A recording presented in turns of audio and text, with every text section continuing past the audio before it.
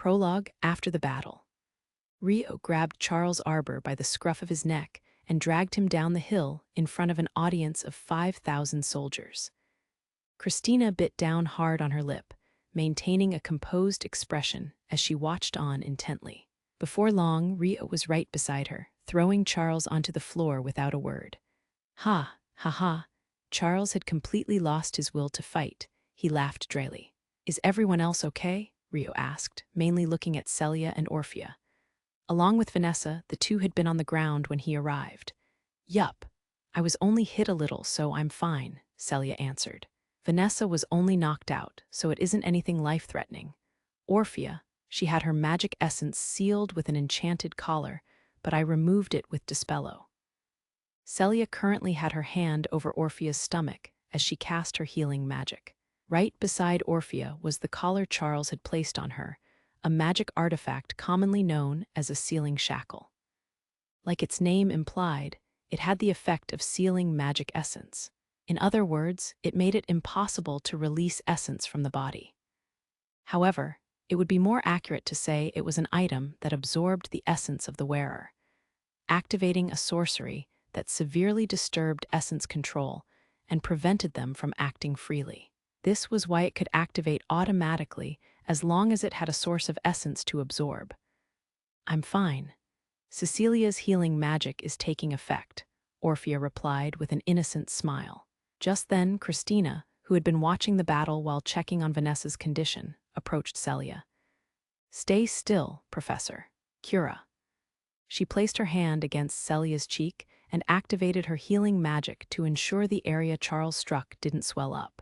Celia had said that she was fine, but that was probably because she had been too focused on treating Orphea to notice the state of her cheek. Thank you very much, Princess Christina. Celia was dazed, as though she hadn't noticed the pain until now. Not at all, Christina replied with a frown. Meanwhile, Rio picked up the sealing shackles that were beside Orphea and approached Charles. Ha ha ha. He clasped them around Charles' neck. Charles showed no resistance, letting him do as he pleased. He merely laughed brokenly, like he was trying to escape from reality. Rio frisked Charles and found 2 more sealing shackles in his possession, confiscating them. There was also a rope suitable for arrest, so he used it to restrain Charles' arms. Sarah, Alma, Rio called out. Yes, the two replied. Could the 2 of you disarm the people lying around and gather them together? Then tie them up with a rope or something. There may be some who still have the strength to resist, so be careful. Understood. Leave it to us. Sarah and Alma both nodded firmly before moving into action immediately. The enemies that Rio swept earlier were lying all over the place. Ray, Kauta, Rio called out to the 2 boys standing around with nothing to do. Why, yes. Could you also help disarm the enemies and gather all their weapons in one place off to the side? Okay. Kauta and Ray looked a little nervous, but set off right away. After they left, Rio approached Alfred, who was unconscious. I should cuff him twice, just in case.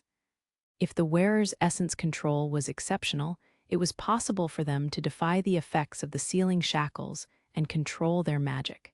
It was difficult to use advanced magic in such a state, but Rio decided to use 2 sealing shackles in consideration of Alfred's abilities. Afterwards, he tied his hands and feet together with rope, retrieved Alfred's enchanted sword that had fallen to the ground, then left him there. As for Rui, Rio walked over to Rui and paused, a troubled look on his face. Should he restrain the hero, a disciple of the 6 wise gods, as a prisoner? He was technically on friendly terms with him. There was something else bothering him, too, the hesitation he felt from Rui during the earlier battle. When they exchanged those last few words before Rio knocked him unconscious, it almost seemed like Rui didn't want to fight. It seemed unlikely that Rui would resist and rage recklessly if he woke up to this decisive scenario. After a brief moment of thought, Rio carefully picked Rui up in his arms. In the end, he decided not to restrain him. If Rui still wanted to fight, he'd have to subdue him. MMGH, Rui regained consciousness, cracking his eyes open. Good morning, Rio greeted a little awkwardly. Haruto. Ah, I see, Rui said, immediately understanding the situation he was in. I don't want to resort to violence, so will you be compliant? Yes, I have no intention of resisting. Rui nodded weakly at Rio's question.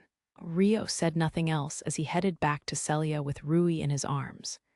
Instead, Rui opened his mouth to say something first, and for some reason, quite happily.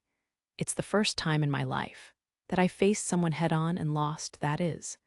I'm sorry. I couldn't control myself and had to knock you unconscious. No, it's strangely refreshing. Come to think of it, it's my first time being carried in a bridal style like this, too. At least from what I can remember. Rui looked up at the radiant sunset and chuckled in delight. I'm sorry. Please don't say that. It's comfortable. Rui's laughter drew Rio into chuckling along with him. I'm glad you were my opponent, Haruto. Truly, Rui mumbled softly, looking up at the sky. Chapter 1: Across the Border. Several minutes later, Rio woke Alfred and brought him over to where Rui and Charles were beside Christina. Celia was still treating Orphea's wound just to be sure she was healed, but Sarah and Alma stood guard near Alfred in case anything happened. Meanwhile, Vanessa had also regained consciousness and was keeping a watchful eye over Charles' subordinates, along with Kauta and Ray. Fortunately, no one that crossed swords with Rio had lost their lives. However, there were a considerable number of people who had been sent flying by his wind spirit arts and landed hard, resulting in severe injuries. Those people had been restrained, and the critically injured ones were allowed to be treated by the sorcerers. You've done it now. Christina glared at Charles bitterly. What are you saying? Those should be my words. I knew you shouldn't have been allowed to attend that banquet. You managed to go behind my back and join forces with such a monster. Charles sneered weakly. His fighting spirit had been completely broken, but he seemed to have regained a little composure and could hold a proper conversation again. He shot a look of detest at Rio. Take back your words and apologize. Sir Amakawa is no monster, Christina ordered with a frown. Ha, ha, ha, ha. Charles cackled wildly, then lowered his voice to an irritated mumble. If only that monster weren't here. He hasn't realized it was Celia who connected Princess Christina to me. Rio brushed off Charles' resentment with a blank expression and made a guess based on his words. Why Rias hadn't explained that to Charles, he had no idea. Christina seemed to be thinking the same thing, showing a glimpse of a doubt for a moment. We're still within the borders of the Beltrum kingdom right now. While we've apprehended the target, it wouldn't be a good idea to linger about while surrounded by the enemy's army. The faster we cross the border, the better, but what would you like to do? Rio asked Christina. He looked between Charles, his subordinates nearby, and the troops waiting on the hill. It was up to Christina to decide how to deal with them and what action to take next. Christina thought for a moment, but quickly made a decision. We'll bring Charles and Alfred with us as prisoners. We'll investigate the details later. Oh, then what will happen to me? Rui asked, shrugging his shoulders in jest. We cannot take the hero around as a prisoner. If you wish to follow us of your own will, that would be another matter. But Christina trailed off, yielding the right to choose to Rui. Taking a hero captive could be seen as a political attack, so she had to take a stance that thoroughly showed her lack of hostility. I see, Rui looked at Kauta's back somewhat sadly as he expressed his intent. I shall return to the capital then. Kauta avoided Rui's gaze by keeping his face forward, never turning back once as he stood watch of their surroundings. Are you sure? Christina confirmed, also looking at Kauta's back. Yes, I have a lover awaiting my return, Rui nodded, answering clearly. NGH, Kauta's back shook slightly. Rio and the others couldn't see his expression from their position, but Ray was sighing in exasperation beside Kauta. Kauta, Rui called. He didn't respond. Rui continued speaking to his back. I knew why you left the castle. I knew, yet I tried to bring you back while dodging the subject, but it really is true that I acted out of concern for you and Seiki. That's why I came after you.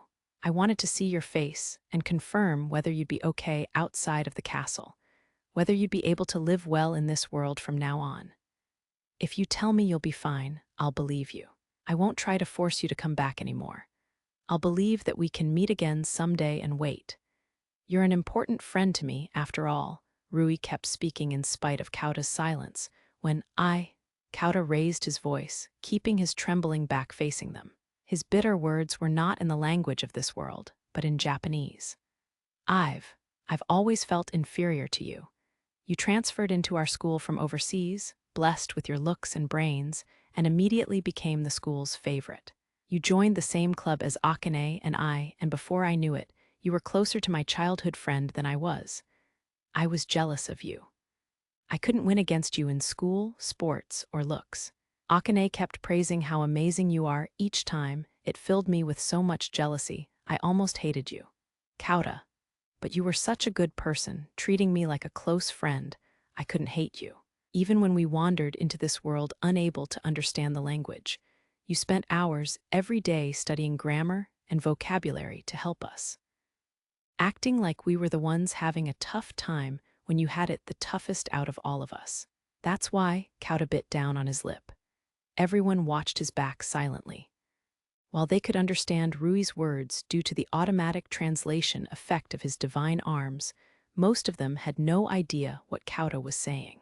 Only Rui and Rei, who were Japanese, and Rio, who had Amakawa Haruto's memories within him, could understand Kauta's words.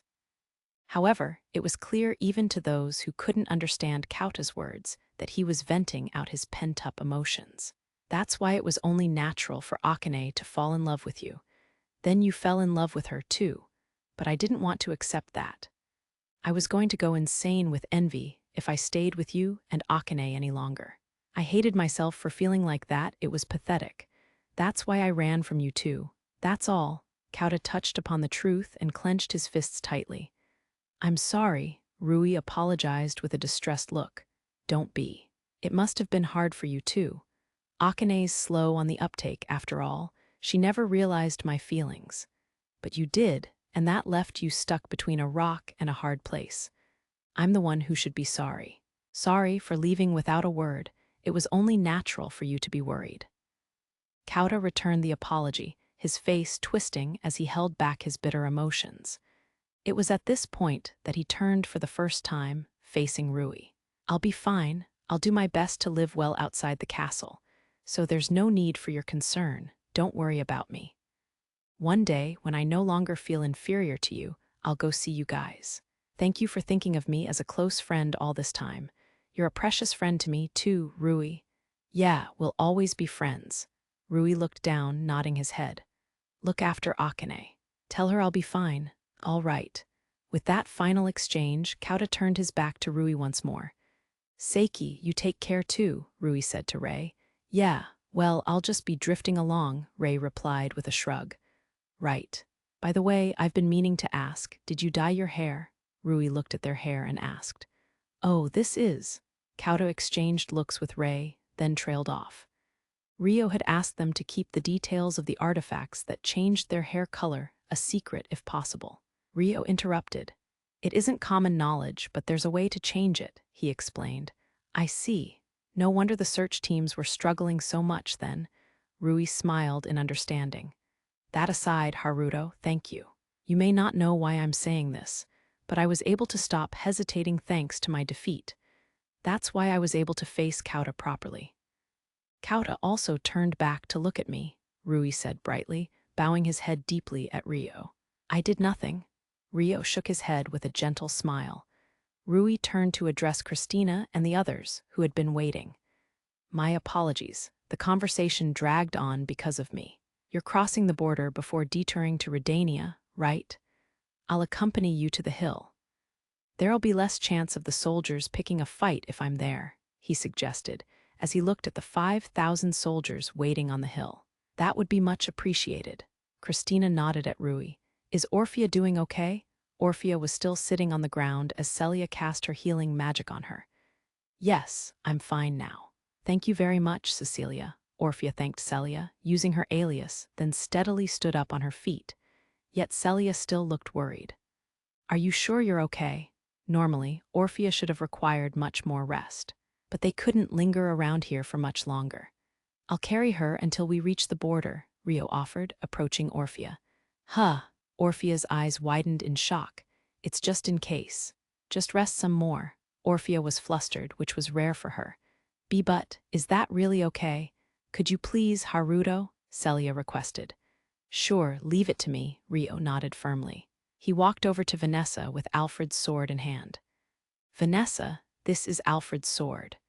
It'd normally be most appropriate to hand it over to Her Highness, but its weight will be a burden while we're moving. Could I ask you to hold on to it? Vanessa stared at Alfred's sword and grasped it tightly.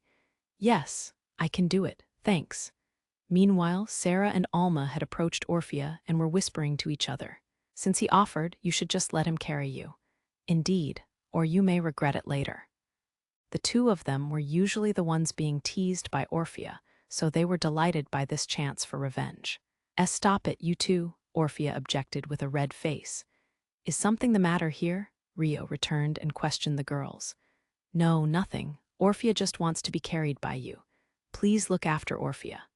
Sarah and Alma showed an impressive display of coordination to set Orphea up. Tea then, if you'd please, Haruto. Orphea blushed shyly, bowing her head at Rio. I understand, then, if you'd excuse me. Rio picked up Orphea with ease, fitting her snugly into his arms. When she thought about it, this would be her first experience being carried by him. She knew Rio had strength enhancements activated to make carrying her simple, but actually having him lift her so easily was a little embarrassing. Orphea ducked her face to hide how red it was. Let us depart then, Rio said to Christina. They left the knights and sorcerers disarmed and tied up a short distance away and headed for the hill towards Galarc's border. Rio's group had reached the top of the hill. There were 5,000 soldiers before them, but they were clearly uncertain about how to deal with their approach.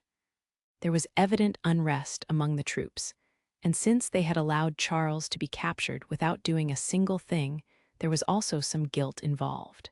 Looking at them now, there really are a lot of them, Christina said as she looked around at the mass of troops. They were currently at the border of the Galarc kingdom, with which their alliance had gone completely cold. It was also relatively close to Marquis Rodden's domain, which Duke Huguenot's faction was using as their headquarters. It was necessary to allocate an appropriate amount of military force for defense, so it was easy to surmise that a fair number of soldiers had been stationed nearby to begin with. They deployed as many of the search party as they could on enchanted ships. Then they mobilized the majority of the troops in the walled cities. There's approximately 5,000 of them, Rui said. Indeed, if they used enchanted ships, then it was possible to move several hundred people from Clea in a day. I see. Still, I'm surprised there's so much military force allocated towards the border. They must be aware that it looks like an act of provocation to Galarc. Christina turned her cold gaze to Charles. It'd be one thing if they had just stationed troops in the walled cities, but having such a large army at the border would unmistakably be seen as provocation. Anyone would assume that they were preparing to invade the other kingdom. They would have given the Galarc kingdom some explanation when they mobilized all the troops, but there was no one foolish enough to believe anything under these circumstances. Moving the soldiers on this side of the border would cause Galarc to gather the troops on their side. So they had to make the soldiers retreat as soon as possible to clear up the misunderstanding. On top of that, they would need to meet with a representative of Galarc, explain everything, and apologize. You're far too late for that. The relationship between Beltrum and Galarc became non-existent long ago, and it was because of that strategy that we were able to catch your highness off guard. Charles sneered, looking just a little bit smug about himself. Indeed, common sense would normally cause them to remove that option from consideration, which was why taking said option had allowed Charles to outwit Christina. In that regard, it was a bold and daring and cunningly effective strategy. The temperature in Christina's gaze dropped even further. The cold relations between Beltrum and Galarc was caused by none other than the Arbor faction's measures. You seem to be feeling rather smug, but the one who devised that strategy wasn't yourself, but Rius. No, Rio suddenly pointed out.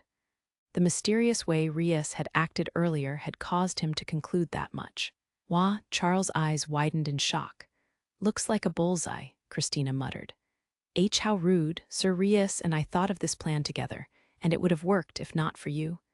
Charles wailed with a red face, glaring at Rio. I see, to the ambassador of the Proxia Empire, Beltrum and Galarc's relationship souring would only be in their favor. That's why he didn't care about the outcome. You were just being used this entire time, huh? Rio said calmly, specifically choosing his words in order to provoke Charles. Charles was stunned speechless, but soon flew into a rage. What? What did you just say, you? However, for a brief moment, there was an uncertain expression in his eyes. I was hoping to figure out Ria's objective, but judging from his reaction, Charles won't know anything useful either, thought Rio. He had left Rias behind earlier because he didn't have a second to lose, but there was no way he could turn back now, not that Rias would still be there if he did. His only source of information was Charles, but it didn't seem like he would be of much help. That means Rias offered himself as a diversion while planning for his own defeat from the beginning. It's irritating how he has a mark on our movements when we don't have a mark on his. He's clearly ahead of us in stealth and scouting. If there was one thing that hadn't gone as Rias planned, then it was Charles' failure to capture Christina while he had been acting as a decoy. Or was it possible that Rias had predicted Charles' defeat as well? I apologize for interrupting, Rio said to Christina, dismissing the issue as hopeless. No, I was getting a little heated as well. I've calmed down thanks to you. We should hurry and have the soldiers return to their cities. Then I shall go and talk to the soldiers, Rui offered. That would be great. You have my gratitude, Christina said in thanks. While they could probably do something about the soldiers by threatening the commanding officer Charles, there was no telling whether they would all be cooperative. There was a fear things could grow complicated if they said or demanded anything inappropriate. In that respect, Rui was not a commander, but a hero. As long as the 6 wise gods were being politically used as the state religion, there was no way for the soldiers to make light of the words of a disciple of God. He had far more influence than their order to pursue Christina. I'll be off then. Rui walked the last several dozen meters to the army waiting ahead. Once he was within 10 meters, a high-ranking officer rushed out from the middle of the troops to speak to Rui. Rui looked back to point at Rio and the others as he explained things to the officer. Namely, that they had been completely defeated and Charles and Alfred had been taken prisoner. They had no choice but to see Christina and her party off, so the troops should retreat here as well. A single swordsman had wiped out the elite knights and sorcerers, overwhelmed the kingdom's strongest swordsman and hero, and left 5,000 soldiers in awe, unable to do anything as they watched their commander-in-chief be taken away. Finally accepting the unprecedented defeat as a reality, the officer began to bite down on his lip. His head would definitely go flying at this rate. However, several minutes after that, Rui turned on his heel and returned to Rio. The officer was also gathering together the soldiers around him. Then, the troops blocking the road suddenly started swarming to the sides, creating a path down the middle. Please go ahead. Rui gestured to the hill once he returned, encouraging them to depart. Thank you very much, Christina said respectfully. Don't worry about it, Rui shook his head, then called out the names of the 2 prisoners. Charles, Alfred. Unable to say anything from his bitterness, Charles merely looked at Rui. Yes, Alfred replied calmly. I don't know how much I'll be able to do, but you can leave the rest to me. I'll make sure to report to those in the capital about what happened here. I swear I won't allow anyone to take responsibility with their lives, Rui said to the 2 of them. Charles grimaced. Please do so, Alfred bowed his head deeply. I will. I'll pray that we may meet again someday. Farewell, Rui said to Alfred. Now go, Vanessa pressed Alfred and Charles. All right, Alfred nodded and started walking. Charles looked unhappy about being ordered around, but begrudgingly started walking after Vanessa poked him in the back with her scabbard. The 2 of them had their magic essence sealed and hands cuffed, so they couldn't resist. The soldiers that had stepped aside for them were watching them, making their shame even more apparent. There was nothing more humiliating to Charles, who had a lot of pride. Damn it all, Charles muttered, looking around at the soldiers that didn't save him before ducking his head. He increased his pace, fearfully avoiding their gazes. Sarah, Christina, Celia, Kauta, and Ray followed behind him. "See you, Kauta, you take care too, Seiki. Let's meet again," Rui called out to Kauta and Ray. "Yeah," Kauta nodded, giving a short reply. "Later," Ray said, waving his hand lightly before following Christina and the others. Rui then called out to Rio, who was behind Kauta and Ray. "Haruto, yes, do you remember what I said to you when we parted in Galarc? Yes. In the garden, right?" Rio recalled his farewell with Rui at the Galarc castle. Rui looked directly at Rio. "If we have a chance to meet again, I'd like to talk to you as friends. We weren't able to fulfill that promise this time, but I hope we'll be able to do so next time." "Yes," Rio acknowledged in agreement. "Hopefully we can avoid meeting on the battlefield again. I don't have enough lives to take you on when you're fighting seriously. If we have to fight, I'd much rather be on the same side." Rui joked a little, but finished off his words seriously. "I wouldn't want to fight you again, either, especially in long-ranged combat. You have a brilliant sniping arm," Rio said in praise. "I wasn't able to land a single shot on you in the end, though. If you were able to fight from a distance without any disturbance, the result may have differed." "I doubt that." Rui closed his eyes, looking unsure. Then he raised his head and looked at the backs of Kauta and Ray. "Haruto, if Kauta and Seiki are ever in trouble, if it's not too much trouble, could you help them out where you can? They're important friends of mine. That's why I'd like to entrust them to you, someone I consider an important friend I made in this world. If you could be there for them when they're in a pinch, that would be enough." "I understand. If they're ever truly in trouble, I shall assist to the best of my ability." "Thank you. While I doubt this'll ever be the case, I swear I'll be there for you if you're ever in trouble as well as your friend." "Then, I too." The two of them exchanged gentle smiles. Rui said nothing more and started in the opposite direction to Rio. "Shall we go?" Rio smiled softly as he spoke to Orphea in his arms and Alma, who was serving as the rear guard. Thus, they set off after Celia and the others. Rio and the others had arrived at a fortress acting as a checkpoint on the Galarc side of the road, connecting Beltrum and Galarc Kingdom. Incidentally, the walled city they last visited on the Beltrum side acted as the final checkpoint for the Beltrum Kingdom. The gate of the fortress that was normally open was firmly shut, and several soldiers were waiting before the gate. "Halt," they yelled, clearly wary of their approach. "Let's stop. I shall handle this." Everyone came to a halt at Rio's order. Incidentally, everyone except Celia had removed their hair-changing artifacts and lowered their hoods on the way here. Now that they had shaken off the search party, there was no need for the disguises anymore. Only Celia's disguise couldn't be removed because her former fiancé, Charles, was right nearby. Even if she were to reveal herself to him someday, doing so now could turn into trouble, so she kept her disguise on. One of the gatekeepers glared at them, asking with a stern glance towards Charles and Alfred, "Who are you people? Those two over there, are they knights of Beltrum? Orphea, may I let you down here?" "Yes." Rio set Orphea down from the bridal carry he had her in. He had secretly been casting healing spirit arts while they were moving, so she had completely healed long ago. But she couldn't find the right opportunity to speak up while they were on the road. When her feet touched the ground for the first time in tens of minutes, she looked a little sad. At any rate, Rio walked towards the soldiers approaching them and revealed his identity. "My name is Haruto Amakawa, honorary knight of the Galarc Kingdom. I'd like to request access to the kingdom through the checkpoint, but I also wish to clarify the situation that occurred at the border with the Beltrum army. May I speak to the person in charge here?" The soldier's expression immediately changed. The honorary knight? Forgive my insolence. May I see some proof of identity?" he asked respectfully. "I have this insignia bestowed upon me by His Majesty." "Will that do?" Rio flipped back his overcoat and moved even closer towards the gatekeepers, showing them the insignia he had attached to his collar. Indeed, this is the crest of the royal family. There's no issue at all. Someone in charge will be out soon, so please wait over here for a moment," the gatekeeper said, gulping nervously. He then turned to his subordinate to give an order.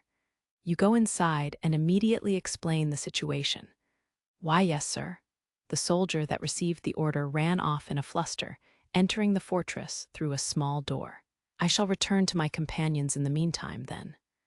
Rio turned on his heel and returned to where Celia and the others were, roughly 10 meters away from the gatekeeper. They waited there for a while. "Hey, is an honorary knight that important?" Captain looked really nervous about it, but how's he any different to a regular knight? "You fool, an honorary knight is equal to an earl in rank. Our heads will go flying if you show any disrespect. Consider them that important." "All right," and so forth, the soldiers whispered to each other. Furthermore, because Celia, Sarah, Orphea, Alma, and Christina, all young and lovely girls, were standing in a row. Say, have you ever seen girls that cute before? Nope, never. They have to be noblewomen, born and raised in different worlds to us. Ha, nobility must be amazing. The soldiers exchanged banter with each other, glancing over with nearly reserved looks of curiosity. Several minutes later, the gate to the fortress slowly started to creak open. "Looks like the talks went well," Rio said as he looked at the gate. The fact it was the gate opening instead of the small door was a good sign. In the end, having a title is kind of convenient, huh? The gate opened enough for the interior of the fortress to be seen. Several people were standing on the other side. It was the daughter of the Count Cratia family and the president of the Ricca Guild, Lysilata Cratia. "Lysilata?" Rio blinked. This location was certainly within the Duke Cratia domain and fairly close to Amend, so it wasn't strange for her to be here, he thought. On top of that, right beside Lysilata was Flora, Duke Huguenot, Rona, and Sakata Hiroaki. Christina spotted Flora as well, her eyes widened faintly, exposing her surprise. The same applied for Flora, and the two of them looked at each other with burning, amethyst-like eyes. "Flora, sister." The two spoke slowly, calling for each other as if to confirm their presence. Thus, the reunion of Beltrum Kingdom's first and second princesses had occurred in an unexpected location. Chapter 2: Reunion. Flora stared at her sister until she was unable to contain herself and broke into a run. Christina also tried to step towards Flora, but she looked a little hesitant and held her ground. She seemed to be feeling guilty for giving her the cold shoulder at the banquet in the Galarc kingdom. However, such matters were apparently trivial to Flora. Once she reached Christina, Flora threw herself around her. "Why are you here? Why are you with Sir Haruto?" Flora cocked her head in confusion at the sight of Christina and Rio together. Then she noticed Charles and Alfred, who were restrained. "And why? How foolish. What were you going to do if I had arrived here to deceive you? Have you forgotten how I treated you at the banquet?" Christina whispered in her ear, looking a little ashamed but happy nevertheless. "Ah," Flora let out an uncertain sound, weakening her grip around her sister. Her body had moved reflexively when she saw Christina together with Rio, but thinking about it calmly, that may have been a rash action. "It's all right. Everything's all right now. I won't leave you alone anymore." Christina hugged her little sister back dearly. That alone was enough to push Flora to the verge of tears. "Christina, it must have been painful for you." "I'm so sorry," Christina shamefully muttered in apology. "No, not at all." Flora wiped her tears with her hands. Everyone else watched on with pleasant smiles, with the exception of one. "Ah, I get that the two of you reuniting is a good thing, but I don't quite get the situation here. Why is Haruto with Christina? And with so many other women?" Hiroaki said. With his position as the hero, he was the only one that could interrupt the reunion of the princesses without any hesitation. His eyes had widened in deep interest at the sight of Sarah and the other girls' faces, but he soon spotted the faces of Kauta and Rei, who were clearly from his homeland, and blinked at them in confusion.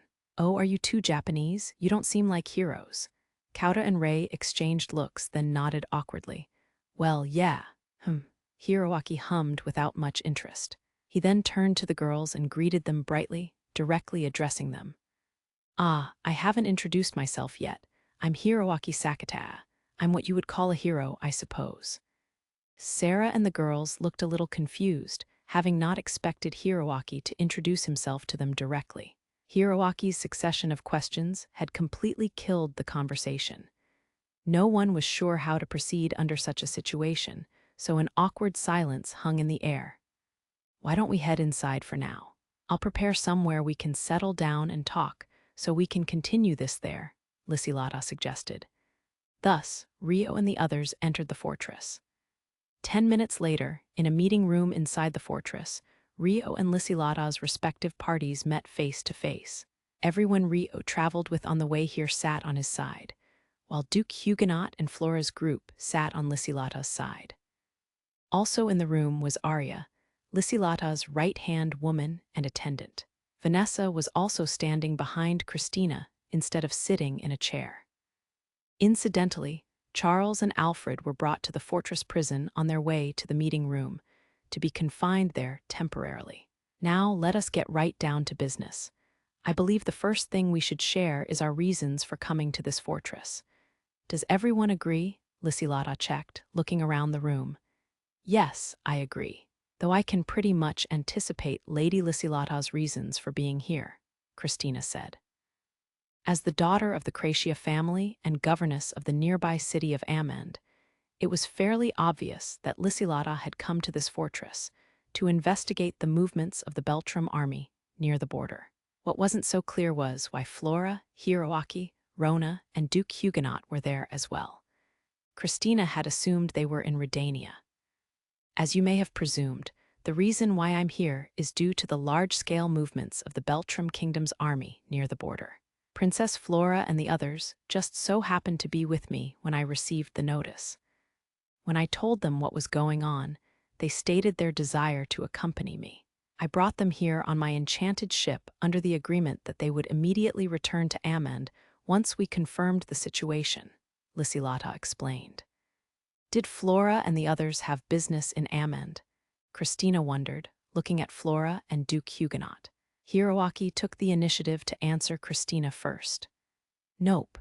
We were confined in Galarc's capital for ages after the end of the banquet, but then we thought we'd greet Lysilata on our way back to Roenia, since we weren't able to say farewell properly at the banquet. Because his goal in visiting Amand was to make a pass at Lysilata and hopefully bring up the topic of engagement, he looked a little guilty about his answer. The Beltrum army appeared as soon as we got to Amand, so I haven't been able to talk to Lysilata properly yet. Can't those guys read the room? Hiroaki thought to himself. I see. I understand your situation now. Then I shall explain why we're here next. Is it all right if I do the talking, Sir Amakawa? Christina asked Rio. The way she checked with him before anything else showed how much respect she had for him. They didn't have any kind of special relationship at the banquet, so those seated opposite them were extremely curious as to how they ended up this way. Yes, of course. Then, I'd like to ask that you all keep what I say here confidential. Of course, I will report to Galarc's King Francois myself at a later date, but the matters do concern the internal affairs of my kingdom, Christina said, mainly looking at Lysilata.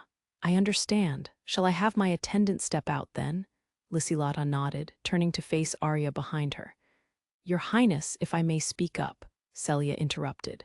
The others could tell she was a young and beautiful woman, even with her hood covering her face. Since she was the only one who was wearing a hood in the room, the attention gathered on her was particularly curious. What is it? It would be more convenient to have her present when you explain my circumstances later. So if I may be so bold as to suggest she remain present. I can explain the situation myself in a moment, Celia said, looking at Arya. I see. In that case, she may remain present, Christina agreed readily. I agree. Arya and Lysilata both looked a little curious at the sudden spotlight on Arya, but they agreed without any particular objection. Then, to get straight to the point, everything started when Vanessa and I fled from Beltrum's capital, with the assistance of Count Claire. We tried to head for Roenia, where Flora was, by enchanted ship. These two boys were stowed away on that ship, their Rei Seiki and Kauta Murakumo, friends of the hero, Sir Rui Shigekura. We ended up taking them along with us, but I'll omit the details of that for now. Christina explained. Thanks to the Count's assistance, we were able to make it to Clea smoothly, but the problems began there. Duke Arbor discovered I had fled and immediately dispatched a search party led by Charles. We were able to quickly conceal ourselves in a secret room in the Count's estate, but our movements from there were sealed. It was only a matter of time before we were discovered, which was when we met Sir Amakawa. Ah, wait, hold on. Isn't that odd? You were blocked from leaving the Clare estate, right? And you were hiding in a secret room to avoid the search party, so how did he end up in that room? Hiroaki interrupted. That's because. May I leave the explanation of that to you? Christina asked, looking at Celia. Yes, Celia nodded, then removed her hood for the first time. She had secretly removed the artifact that changed her hair color in the corridor after Charles and Alfred were taken away. Professor, Celia, sure enough, Flora opened her mouth in shock. Rona, who was also a student of the same academy, had widened eyes too. Even Duke Huguenot was blinking in shock. Hey, who is that? Someone you know, Flora? Hiroaki asked, his eyes sparkling. I'm Celia Clare, daughter of Count Clare and a former instructor to Princess Christina, Princess Flora, and Miss Rona at the academy. Arya over there is an old friend of mine. Celia introduced herself, then looked at Arya as she said her name. As an attendant, Arya didn't say anything, but her wide eyes met Celia's before her mouth tugged upwards in a faint smile. That's a shock, thought Lysilata. Arya had told her of Celia before, so she knew they were friends, but she never imagined they would meet in this way.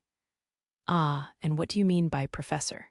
You only look about as old as Flora and Rona, or perhaps even younger, Hiroaki said, staring at Celia closely. Thank you. But I'm 21 years old, Celia said, giving her age a little shyly. What? T21? That's older than me. Are you legal jailbait or something? Hiroaki yelled, standing up and leaning forward spontaneously. Gah! Kauta and Rei looked a little disgusted at Hiroaki's words.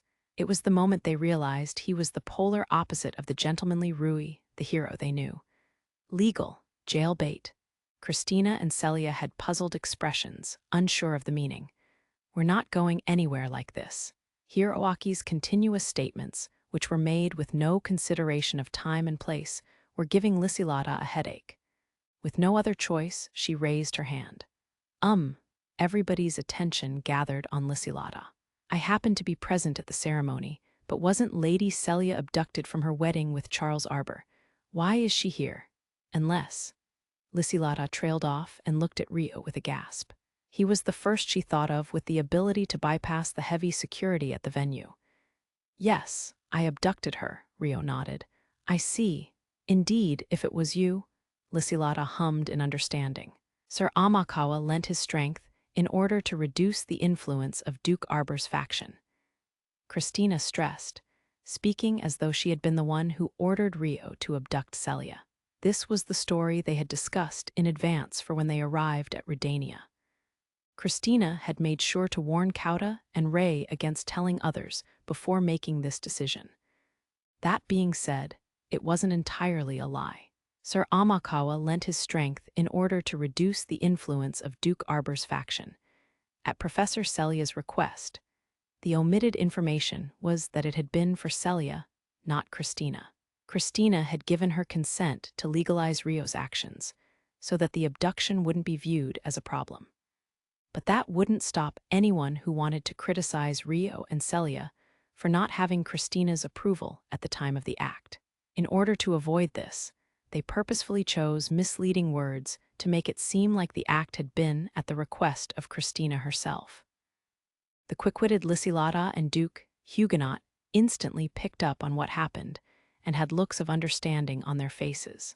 However, only Flora's reaction showed confusion. Is something the matter, Flora? Christina checked. Ah, no, it's just. Were you acquainted with Sir Haruto before, Christina? Flora looked at Rio's expression as she questioned her older sister. Christina paused. We weren't directly acquainted, and there was a fair bit of danger involved in the process, so I'm afraid the events surrounding that are a secret. I can't tell you, she said, dodging the question. I understand. Flora frowned with a frustrated look, staring at Christina. Duke Huguenot took advantage of the lull in conversation to look at Celia and Rio. "If I may confirm, were you with Haruto this entire time, Celia?" he asked. "Yes, she was present during the attack on Amand as well, under the name of Cecilia. Though I tried to avoid bringing her in front of everyone as much as possible," Rio answered. This made Lysilata and Duke Huguenot's eyes widen. Right, she was there at that time. Wait, but her hair's different. Even if she changed her hairstyle by tying it, how did she have blonde hair?" Hiroaki had been staring closely at Celia, but after a pause, he pointed at her in excitement and started ranting. Her presence at Amand seemed to have been the hint that helped him finally remember her. "I used a method to change my hair color." "Hef, well, I'm surprised. It's a pretty dramatic change," Hiroaki said in awe. Right now, Celia didn't have her hair tied up on one side like the last time she had been in Amand. Her hair was down instead. Combined with the different hair color, her impression had changed quite a lot. "We were pretty flustered when the monsters attacked Amand, and I had no choice but to visit Lysilata's estate." Celia looked back on that time and smiled at the memory. "I didn't realize it all," but Flora muttered, looking at Rio as though understanding something. "Neither did I," Rona nodded in amazement. "You didn't notice either, right, Arya?" Lysilata asked Celia's old friend. "Embarrassing as it is to admit, no. I did feel a sense of déjà vu from her when we said our goodbyes, but we didn't see much of each other at the estate, and I never imagined she could change her hair color so naturally. If I had more opportunities to listen to her voice, I may have noticed," Arya replied, analyzing the reasons why she didn't realize it before. "I see, because there's no way to naturally change your hair color, or rather, no way that one would normally think of. It would be an extremely effective form of disguise in a society unaware of that possibility." Lysilata turned to Celia and said with great awe. "Indeed. That's why we ask that you keep the existence of such methods a secret. Since it was an emergency, I had Her Highness and the others change their hair color while we were fleeing Clea. But they don't know the exact details of the method themselves," Rio said, putting a stop to any prying before it could occur. "I see, I'm curious, but it can't be helped." "I shall comply," Lysilata agreed with a wry smile. Like she said, she was curious about it, but instantly determined that it wasn't information worth being unreasonable towards Rio for. Sir Haruto, could you be using that method to change your hair color as well?" Flora asked Rio nervously. "What are you saying, Flora? Were you not listening to the conversation just now?" "We just said that kind of prying was completely forbidden," Christina said, shutting her down bluntly. Flora's face paled, Christina's words making her rethink her impulsive question. "I apologize for her rudeness, Sir Amakawa," Christina said with a sigh. "It's fine, don't let it bother you," Rio said with a soft smile and short shake of his head. "We've derailed off topic, but Sir Amakawa was able to sneak into Count Claire's secret room because Celia was with him, as I'm sure you've all realized now. After that, we were able to escape the search party surrounding the estate and flee from the city with Sir Amakawa's assistance," Christina said, returning the conversation back on topic. So why did you come to this fortress? You were heading for Redania, where you thought Flora was, right?" Hiroaki asked. "We anticipated the shortest route from Clea to Redania would be heavily monitored by the search party. Plus, if we headed for Redania through the Galarc kingdom, we'd be able to shake off the search party as soon as we crossed the border. However, it seemed they were able to pinpoint our escape route through some means, and ambushed us with a huge army right near the border." Christina paused, looking at Rio, Sarah, and the other spirit folk girls. "Thanks to the help of Sir Amakawa and his comrades, we were able to drive away the enemy and capture their commander, Charles, and take Alfred as prisoner." Well, I won't doubt Haruto's strength at this point, but his comrades. You're not talking about those two dull dudes over there, right?" Hiroaki glanced at Kauta and Rei before asking in the direction of Sarah, Orphea, and Alma.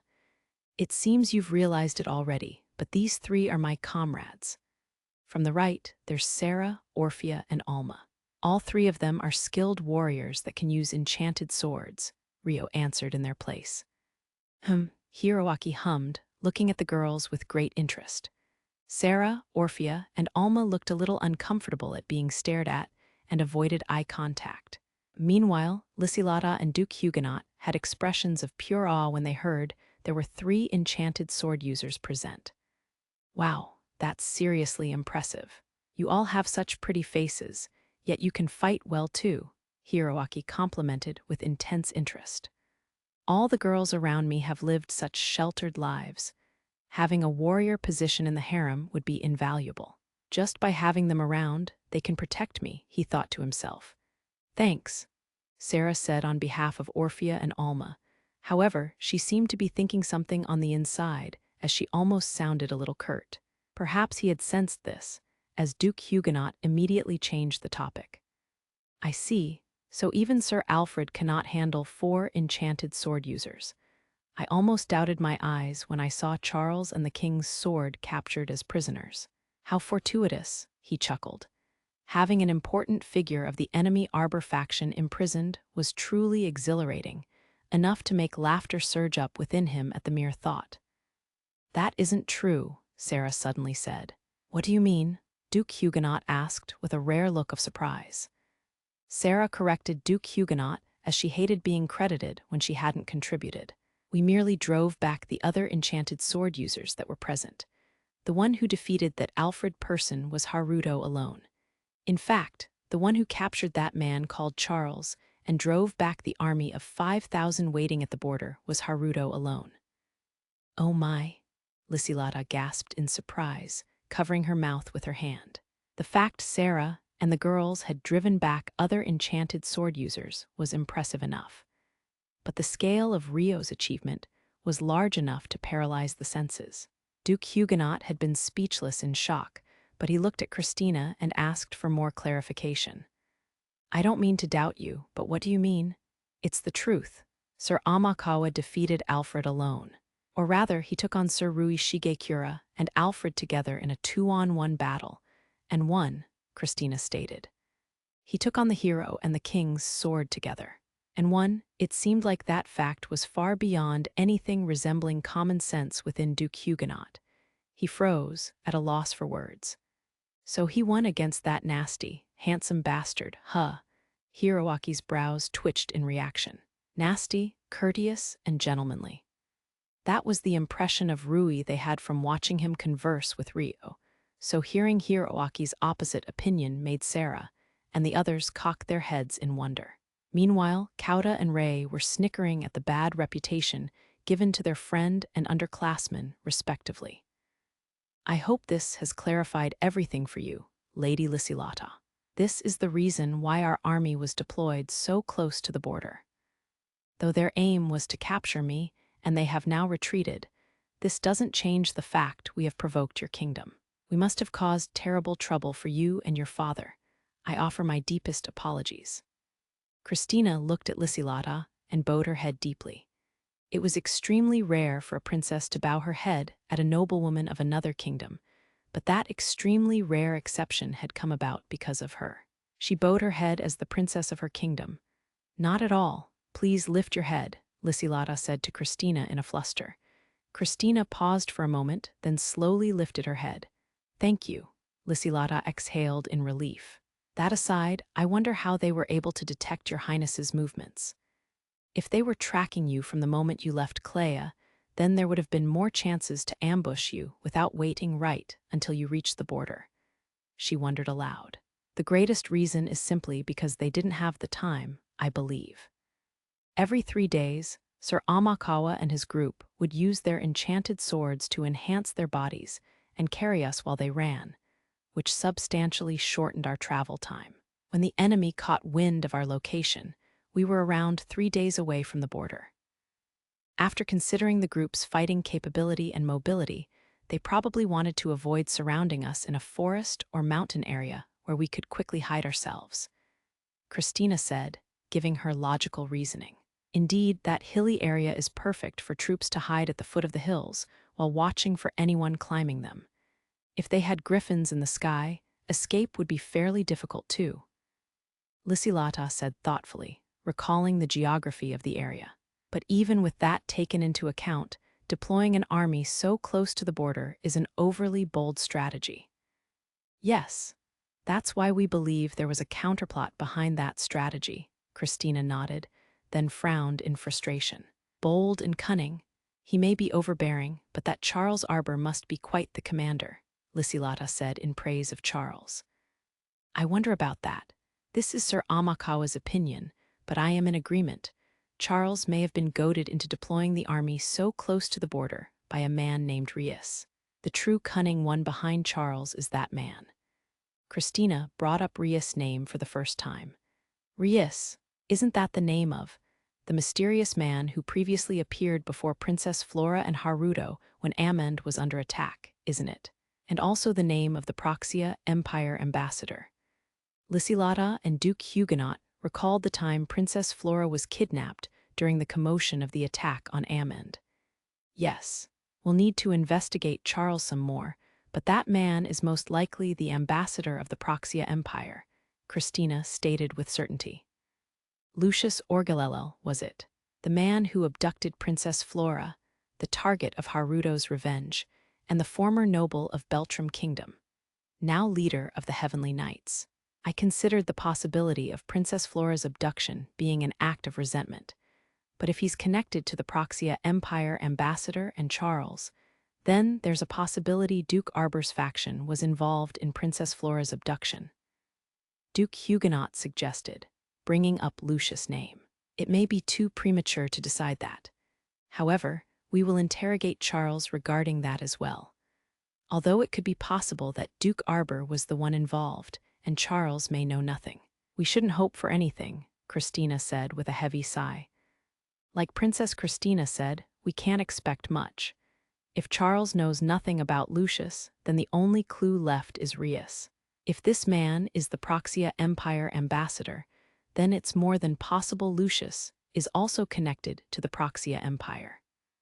Rio turned his head over the whereabouts of his arch-enemy. He couldn't overlook the implication Rius had made that Lucius was still alive. He had to finish him off next time.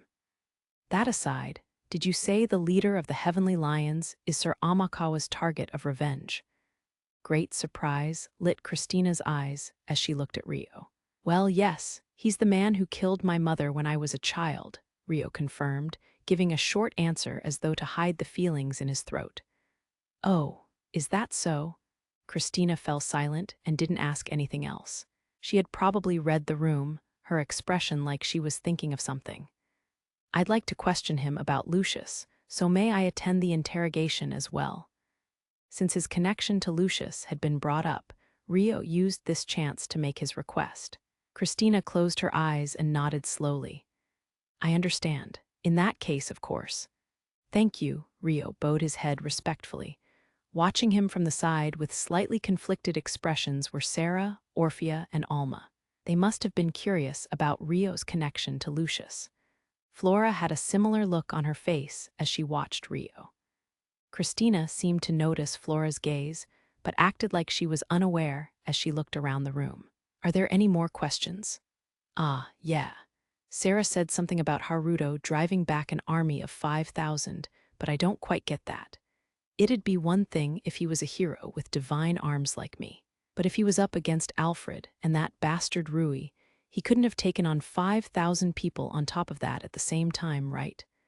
I'm curious about how exactly the battle played out. Hiroaki looked at Sarah and asked about Rio's fighting. The 5,000 soldiers were acting as a human wall before the border. They were only watching quietly as Sir Amakawa fought with Alfred and Sir Rui. When they saw the two get overwhelmed, they knew they wouldn't be able to win against Sir Amakawa, even as a group of 5,000. He was that terrifying to see. Christina began to speak about the earlier fight she witnessed, forcing down the various emotions swirling in her chest. She explained the situation at the time eloquently. After Alfred and Sir Rui were defeated by Sir Amakawa, not a single one of those 5,000 soldiers stepped forward to protect Charles, who fled into their midst. They simply watched on as their commander was dragged away before them.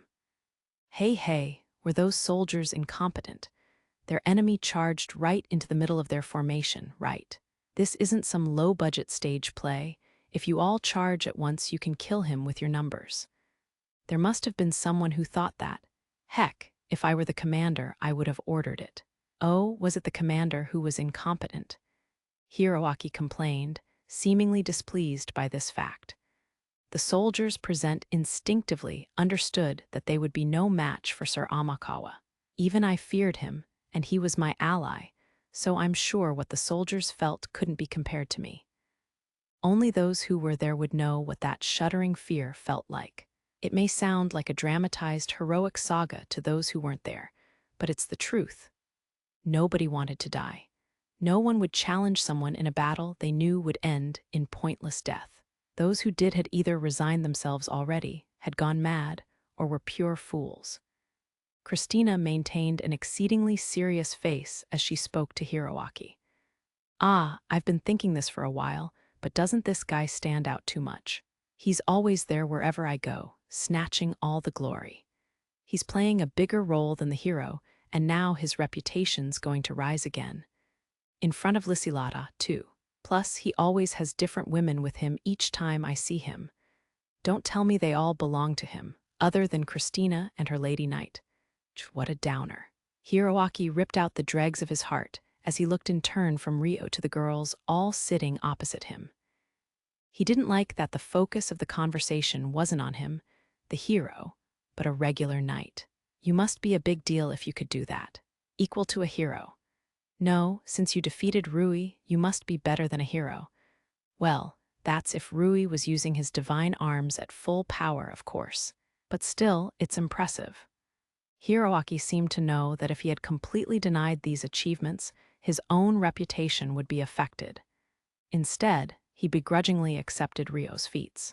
Yes, I think that was a tremendous achievement. In contrast to Hiroaki, Lysilata offered her admiration with no ulterior intentions. I'm honored, Rio replied, dipping his head at the two of them. This is essentially the story of how we arrived here, but there are some explanations I've omitted on purpose. I'd like to properly exchange information for the sake of our relationship with Galarc as well. So would you be willing to engage me in more conversation, Lady Lysilata? Christina asked. Of course, I'll need to make a report to King Francois and Father as well, so that would be most welcome, Lysilata nodded pleasantly. And so, Christina began to share the information she had. Roughly 1 hour later. Let's end the discussions here. What should we do after this? Christina looked around at everyone in the room. The sun's already set, so it'll be difficult to head for Ammon today. How about you all stay at the fortress tonight? It'll take some time to prepare dinner, so if you would like to question the prisoners in that time, you may use an interrogation room. What would you like to do? Lysilata asked. Alfred and Charles will both be expecting an interrogation. We may slip up if we rush into things recklessly, and it would be a problem if that allowed them to regain their composure. Let them stay in the dungeon today. If Charles' pride is wounded, he may be more open to talking, Christina said, taking into account Charles' personality. She wanted to provoke him by delaying the interrogation in order to suggest he was a low priority on her radar. If he refused to speak after that, she would continue to leave him alone until his mental fatigue accumulated. Lysilata understood Christina's intentions. I understand. I shall arrange for the two of them to be given minimal food and no information whatsoever. Thank you. You're welcome. Now that we're done here, please take some time to relax here until dinner. I shall have rooms prepared for you, though they may not be the most elegant. Do you have any requests regarding your accommodations? Lysilata asked. Flora looked at Christina. May I stay in your room tonight? She asked somewhat shyly. Sure, I don't mind, Christina nodded with a soft smile. Then I shall prepare one room for the two of you. I'll also have Vanessa's room assigned next door to make it easier to stand guard, Lysilata said, looking at the royal siblings warmly. Vanessa bowed her head. Thank you. In that case, could we stay in the same room as well? There are some things we need to discuss with each other. Sarah raised her hand and said, looking at Alma and Orphea seated beside her. Understood. Then, how about a 4-person room with Lady Sarah, Lady Orphea, Lady Alma, and Lady Celia? Lysilata asked the four to be roommates. Would that be okay, Celia? Sarah checked. Yes, I don't mind, said Celia. If no one else has any requests, you'll be given a single room. Is that okay? Lysilata confirmed with the others. Yes, that's fine with me. Same here. Duke Huguenot and Rio both replied first. We're okay with that as well. Yeah. Ray and Kauta exchanged looks before replying. Rona hesitated for a brief moment before answering, perhaps out of concern for the hero Hiroaki and the royal siblings Christina and Flora. I'd be satisfied if my room was close to Sir Hiroaki and Her Highness's. Nowadays, she served as a caretaker for Flora and Hiroaki, but with Christina in the picture, she needed to show even more delicate consideration. Hiroaki met Rona's eyes and shrugged. I don't mind. Then I shall show you the way immediately, Lysilata said, standing up and walking towards the door. The others followed her lead and stood up. Arya had gone ahead to open the door when, Excuse me, Lady Lysilata, Celia said. Yes, what is it? With your permission, may I have some time to talk to Arya? Of course. I was going to send Arya over after Sarah, and the others had some time to talk, but would you like to chat with her now? Lysilata replied cheerfully. We can always talk at night, so please go ahead, Celia, Sarah said, Orphea and Alma nodding in agreement. Thank you, then I shall take you up on your offer if you don't mind, Celia asked Lysilata. Got it. Then you may stay in this room and use it. Arya, you're off duty for the rest of today. Take your time and relax with Lady Celia. Thank you very much, Arya said with a faint smile.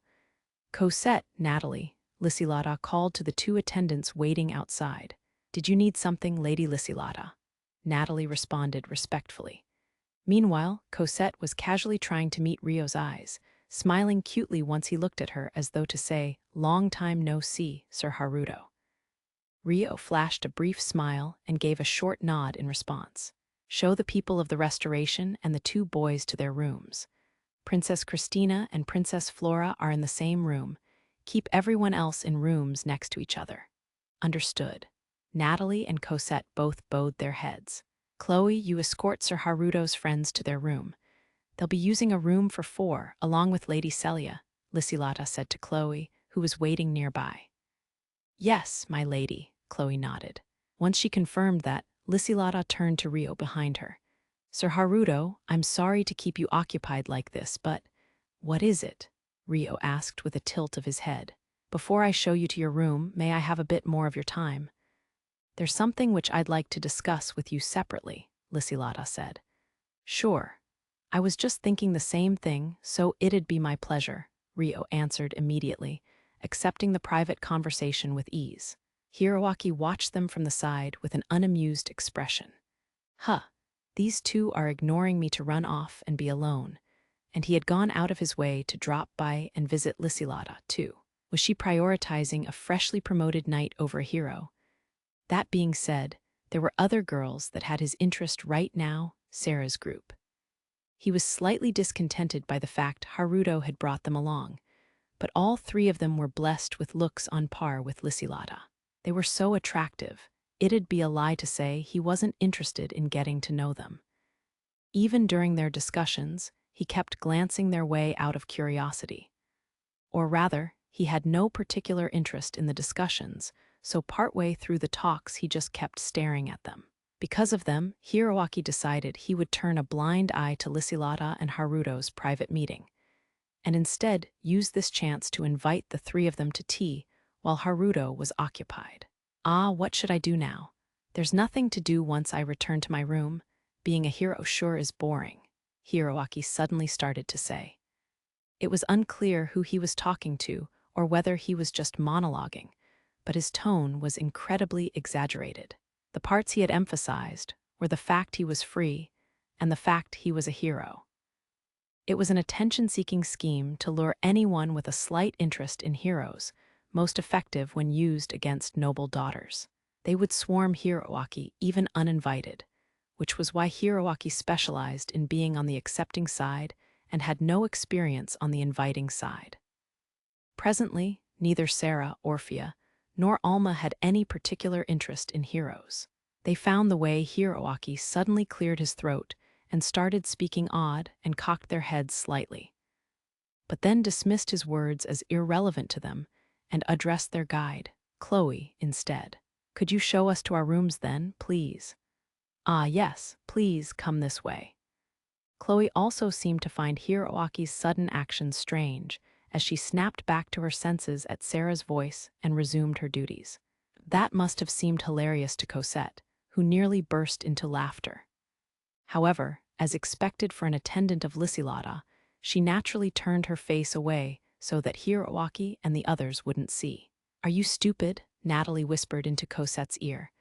"We'll be resting first then, Haruto," Sarah said to Rio in a friendly manner as they left. "Okay. Come to our room when you're done," said Orphea. "Understood. We'll be waiting," said Alma. "I hope you rest well," Rio replied to the three of them as he watched them leave. He then turned around to address Celia before setting off himself.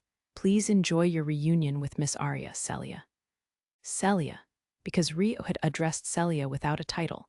Those that hadn't traveled together with them on the way here all looked shocked. That made sense, as there hadn't been a chance for them to call each other by their names during the discussion just now. Flora was particularly shocked, blinking and frozen stiff. "Yup. See you later," Celia replied with a soft smile, after which Rio cheerfully nodded. "We shall excuse ourselves first, then. If you need anything, please ask one of my attendants.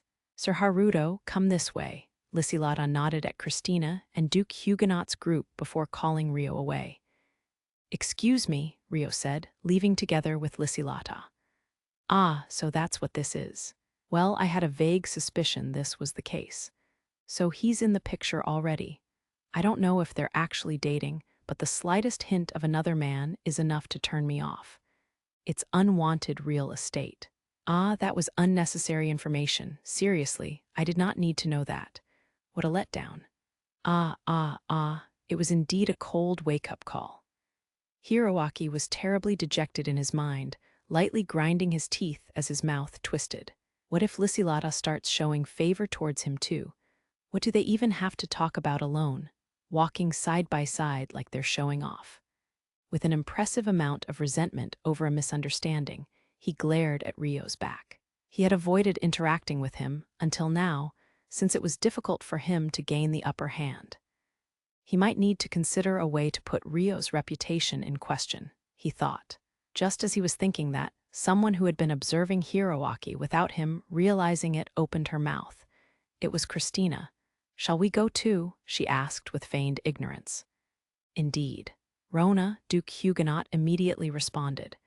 At times like this, Rona was best at cheering Hiroaki up. Sensing Hiroaki's bad mood, he had implicitly requested she take care of him.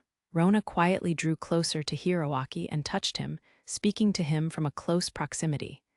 "Yes, let's go, Sir Hiroaki." When he felt her warmth through his clothes, Hiroaki's attention turned to Rona. Rona really is great at things like this. And yet, Lysilata, what a shame, she's acting like such a tease. He had gone out of his way to visit her, yet she wouldn't prioritize him. Displeased with this, Hiroaki sighed tiredly as though he was expelling all his rage. "Ah, yeah, there's nothing to do, but I'm a little tired. Let's relax together in my room. Flora and Christina, what will you two do?" He seemed to be in a better mood now, as he grinned while winding his arm around Rona's shoulder before turning to Flora and Christina to invite them along. The brief pause before calling Christina's name was probably because he was unsure of the state of their relationship. "What will you do, Christina?" Flora asked, watching for Christina's reaction. "I have a small matter I'd like to discuss with Duke Huguenot, so you go on ahead. I'll drop by once I'm done." "Is that okay with you?" Christina said, smiling at Hiroaki gracefully. "Well, I'm sure you have more information you want to share now that you've met up. I don't mind. But I want to speak to you as well, so make it sooner rather than later." Hiroaki nodded smugly, making a show of how generous he was. Now that she had joined up with the restoration, Christina was on his side and not a top priority for him to win over. Considering that, his attention was more focused on Lysilata and Sarah's group, whom he didn't know when he would have another chance to interact with, but Christina's smile just now struck him right in the heart. Of course, Christina nodded cordially. Nice. She's got a personality that differs quite a bit from her little sister. A bit like a rose with thorns, but that isn't bad either. Hope we can chat soon. Hiroaki was restless with anticipation. Thanks to that, he was able to drive Haruto out of his mind for now. Then, I'll have Rona and Flora soothe my boredom with some conversation first, Hiroaki said, pulling himself together. If you would like to have a discussion, you may use that open drawing room over there, Natalie suggested to Christina and Duke Huguenot. It seemed the meeting room they had been using until now was right beside another one, on top of another door that had connected to a simple kitchen. Thank you for the consideration. We shall gratefully accept, Christina said warmly. Her elegance was enough to enchant even those of the same gender. Then I shall prepare tea and snacks for you. Cosette, please show everyone else the way. Natalie entrusted Hiroaki and the others to Cosette before heading into the meeting room first. Sure, no problem, Cosette hummed, seeing Natalie off. I'll see you later then, Christina, Flora said reluctantly. Your Highness, words cannot describe how honored I am to be in your presence once again. I look forward to our next opportunity to speak together. Rona bowed her head low, expressing her respect for Christina. You've done well supporting Flora. Please tell me about everything that happened in my absence later. Of course, Rona replied, happy to receive Christina's appreciation. Then she turned to Celia. Professor Celia, I'm so glad to see you again too. I hope we can speak a lot later on as well. Yes, it's been a while, Rona. I'm glad to see you again too. Princess Flora, long time no see, Celia replied, beaming. Indeed, Professor Celia. And well, Flora replied to Celia with a fleeting smile, stumbling as though she was searching for the right words. Rather than gauging Celia's reaction, it was more like she wanted to ask something. Celia seemed to realize that and cocked her head curiously. Let's go then. Hiroaki prompted them to move, cutting off the conversation. Flora ended the conversation sadly. Okay, please tell me your story later, Professor Celia. Lead the way, Cosette was it. Hiroaki addressed Cosette as though he had to recall her name.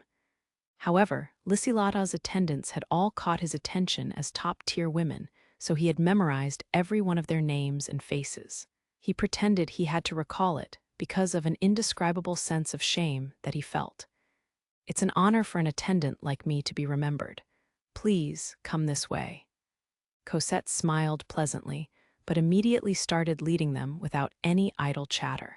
Hiroaki watched her back while humming to himself. Lysilata's attendants sure have a high sense of professionalism. Even when he complimented them, they seemed happy but evaded him with grace and never fell for his attempts to catch their attention. He suspected it was because they were on duty, but thanks to that, he'd had no chance to gather any personal information. Since they rejected him in the name of their work, they were a bad match for Hiroaki's style of waiting for an invitation, which meant Hiroaki had to actively attempt to interact with them. But he hated having others realize he was one-sidedly trying to get in good graces with someone still indifferent to him. He had to be in the superior position at all times, which was why he passively waited for offers. If only I could catch Lysilata, then her army of attendants would come along as a bonus, Hiroaki thought as he walked after Cosette, continuing to watch her back. When he thought of it that way, Lysilata's existence was truly appealing. Remembering that she was with Haruto right now made his resentment return, though. Wait a minute. Could Lysilata's curt attitude also be caused by a professional mindset like her attendants? Maybe she doesn't want to involve her personal feelings when interacting with me during her work. Such a thought suddenly came to Hiroaki's mind. It wasn't impossible, considering how focused her attendants were while they were on duty. Hiroaki's footsteps came to a stop. Rona immediately stopped too, peering at Hiroaki's face beside her. Sir Hiroaki? No, it's nothing.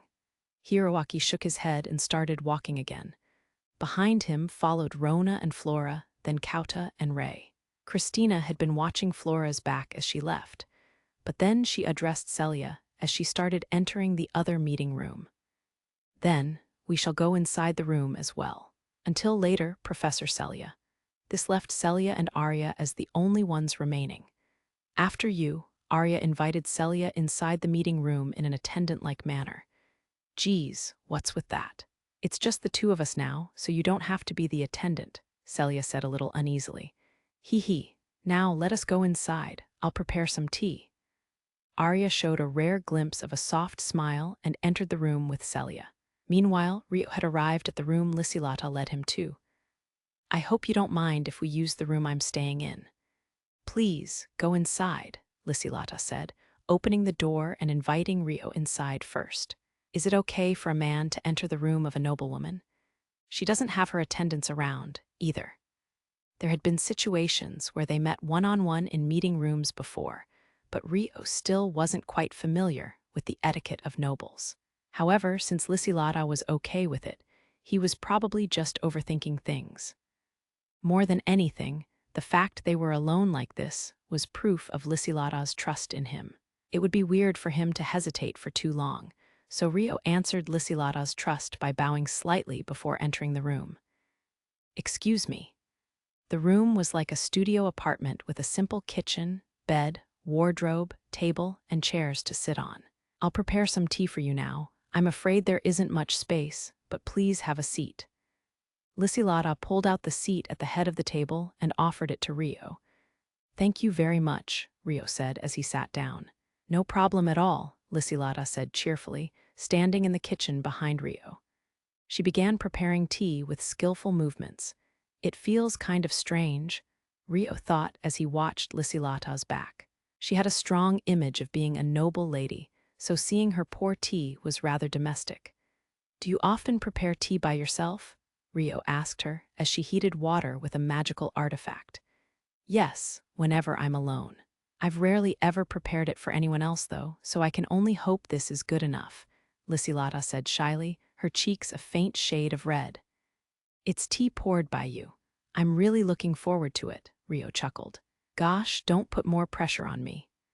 Thus, they chatted idly until she was done and Lysilata returned with a tray in hand. The tea still needed to steep for a while, so they didn't pour it out right away. Now let's get down to business, but first, I'd like to thank you for coming here. Lysilata bowed her head at Rio as a preface. Not at all. Rio returned the bow. Like I said earlier, I had things I wished to discuss with you too, though it's more of a request from Satsuki. Oh my, from Satsuki? Lysilata blinked. Yes. The topic of Japanese food came up at the banquet, if you remember. Naturally, the food would taste better if we all ate together, so I wanted to invite you along, since you were present at the time. It would be my pleasure. If Lysilata had been in the capital before meeting Rio here, she may have met Satsuki and heard already, but apparently that wasn't the case. Lysilata grinned happily. The problem is when, where, and who else to invite along. Rio, Lysilata, Satsuki. The three of them were usually in separate locations, which made it rather difficult to make plans. There weren't any convenient methods of communicating like in modern Japan, where they could just call or text. There were magic artifacts capable of long-distance transmission, but the information would openly leak to anyone else with the same artifact within transmission range, so it couldn't be used for private matters. Codes existed, but communication was limited to those who knew the code, and there was a risk of the messages being deciphered. Highly confidential information was always to be passed through word of mouth. This was general knowledge. If important people were to hold a dinner featuring unusual cuisine, it wouldn't be strange for masses of nobles to hear about it and request their participation, which means the planning will need to be done privately, Lysilata immediately presumed. Yes, I don't want the gathering to be too big, as it would be hard to enjoy the nostalgic tastes while worried about eyes surrounding you. I completely agree, Lysilata nodded firmly. This was her chance to enjoy food she hadn't tasted since her previous life. She wanted to enjoy her fill without worrying about her surroundings. Which means, at the very least, Satsuki and Miharu would be included. Are there any others you would like to invite? Rio asked, starting with the attendees. Let's see. There's no one in particular I'd like to recommend from my acquaintances, but I'd like to talk to your friends more, especially Lady Celia and Lady Asia. They helped out during the attack on Amend, yet I've barely spoken to them at all. Celia and Asia, would that include Sarah and the others too? Yes. I'm sure Satsuki would want to meet them too, if they're friends of Miharu as well. Also, if possible, I'd like to meet the girl who was always riding the bus in our past lives, Lysilata requested. Satsuki has actually met everyone already. During that time, she snuck out of the castle while we were there for the banquet, which only leaves Latifa, but Rio owed Lysilata a lot, and they were at least friends now. He would feel bad if Lysilata was the only one unaware of that fact during their dinner. And above all, he would feel guilty making the others act like they were meeting each other for the first time before Lysilata. It would probably be best to explain things. However, the problem that came to Rio's mind was Latifa. He wasn't certain, but there was a strong possibility the one who sent Latifa to assassinate Rio years ago was Duke Huguenot. Stepping into that territory might bring up traumatic memories for Latifa. So he had purposefully avoided that topic since coming to the Strahl region and becoming acquainted with Duke Huguenot. Until now, she had mostly stayed inside the stone house and hadn't been brought to any events involving nobility, but this may be a good opportunity for her to grow, to erase her past scars. He recalled what Elder Ursula had said at the meeting before coming to Strahl with Latifa. Was it really okay to make her mostly housebound, even though they had come to Strahl? Shouldn't he let Latifa experience more things for the sake of her future? He didn't know what was correct, but if Latifa wanted to meet Lysilata, he wanted to respect that as her older brother. Rio thought about everything carefully before giving a rather optimistic answer. It may not be possible to arrange, but I understand. I'll ask everyone about it. Really? Thank you so much. Lysilata beamed happily. Not at all, actually. That elementary school girl is my little sister, Rio revealed. Are really? Lysilata was shocked.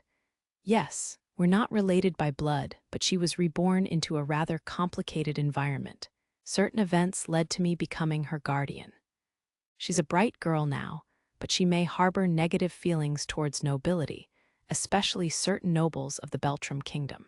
That's why she lives with some close acquaintances most of the time and doesn't go out much, Rio explained to Lysilata, hinting at Latifa's dark past. Oh, however, I want to do whatever I can for her. If she wants to set out into the outside world, then I want to support her.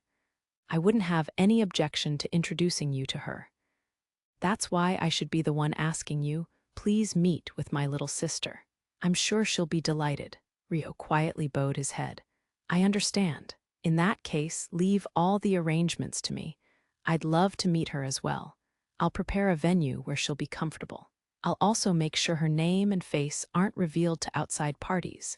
Lysilata nodded firmly, taking on the role of the organizer. That would be very reassuring.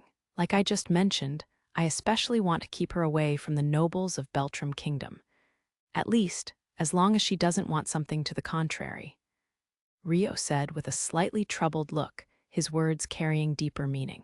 A shadow fell over Lysilata's face. Whatever happened must have been terrible. Yes, I can't say anything, which I am sincerely sorry for. I shall discuss things with her regarding that first, so that she can explain things to you herself if she ends up meeting you in the future. I understand. Then let's limit the participants to Satsuki, your sister, and your friends. That way the only people she would be meeting for the first time are Satsuki and myself. Regarding that, Rio fell silent for a moment before resolutely speaking. There's something I must inform you. It was rather difficult to tell you before, but I believe it is the right thing to do now that we're holding a dinner. If possible, I'd like to keep it between ourselves. Of course. What is it? My friends and Satsuki have already met. Lysilata looked clearly confused. Was there a chance for that to happen somewhere? Yes, secretly. Secretly. So His Majesty was unaware. He is unaware of this fact. Then, when, how did they meet? They met while we were in the capital for the banquet. It was outside of the castle. We snuck out without anyone noticing. How? By flying. I see. Lysilata looked fairly shaken, but accepted his words as reality. I'm sure you're surprised, but you seem to have accepted it rather easily despite that. Flying out of the castle was a concept so ridiculous it would normally be dismissed immediately. It might have been possible if they had left riding griffins, but that wasn't recommended at night and could catch the attention of the guards with the sound of their wings. I heard that you used your enchanted sword to fly when you rescued Lady Miharu from the enchanted ship last time. So you knew already. Yes, although I didn't expect you to sneak out of the castle. My apologies. I attended through your invitation, yet behaved in such a risky manner. Rio bowed his head in such a way as though it was being sucked downwards by gravity. No, I have a guess as to why you did it. But why did you reveal this to me? Lysilata asked, looking at Rio's face. Neither I nor the others are particularly skillful people. I don't believe we would have been able to lie to the face of someone we had grown friendly with. Lysilata paused in wonder. Thank you very much, she said somewhat shyly. Why are you thanking me? Rio blinked. I'm just happy to be told that to my face. At any rate, I'm now aware of the situation. If that's the case, how about we hold it in my house in Amend? At your estate. Satsuki will be there, right?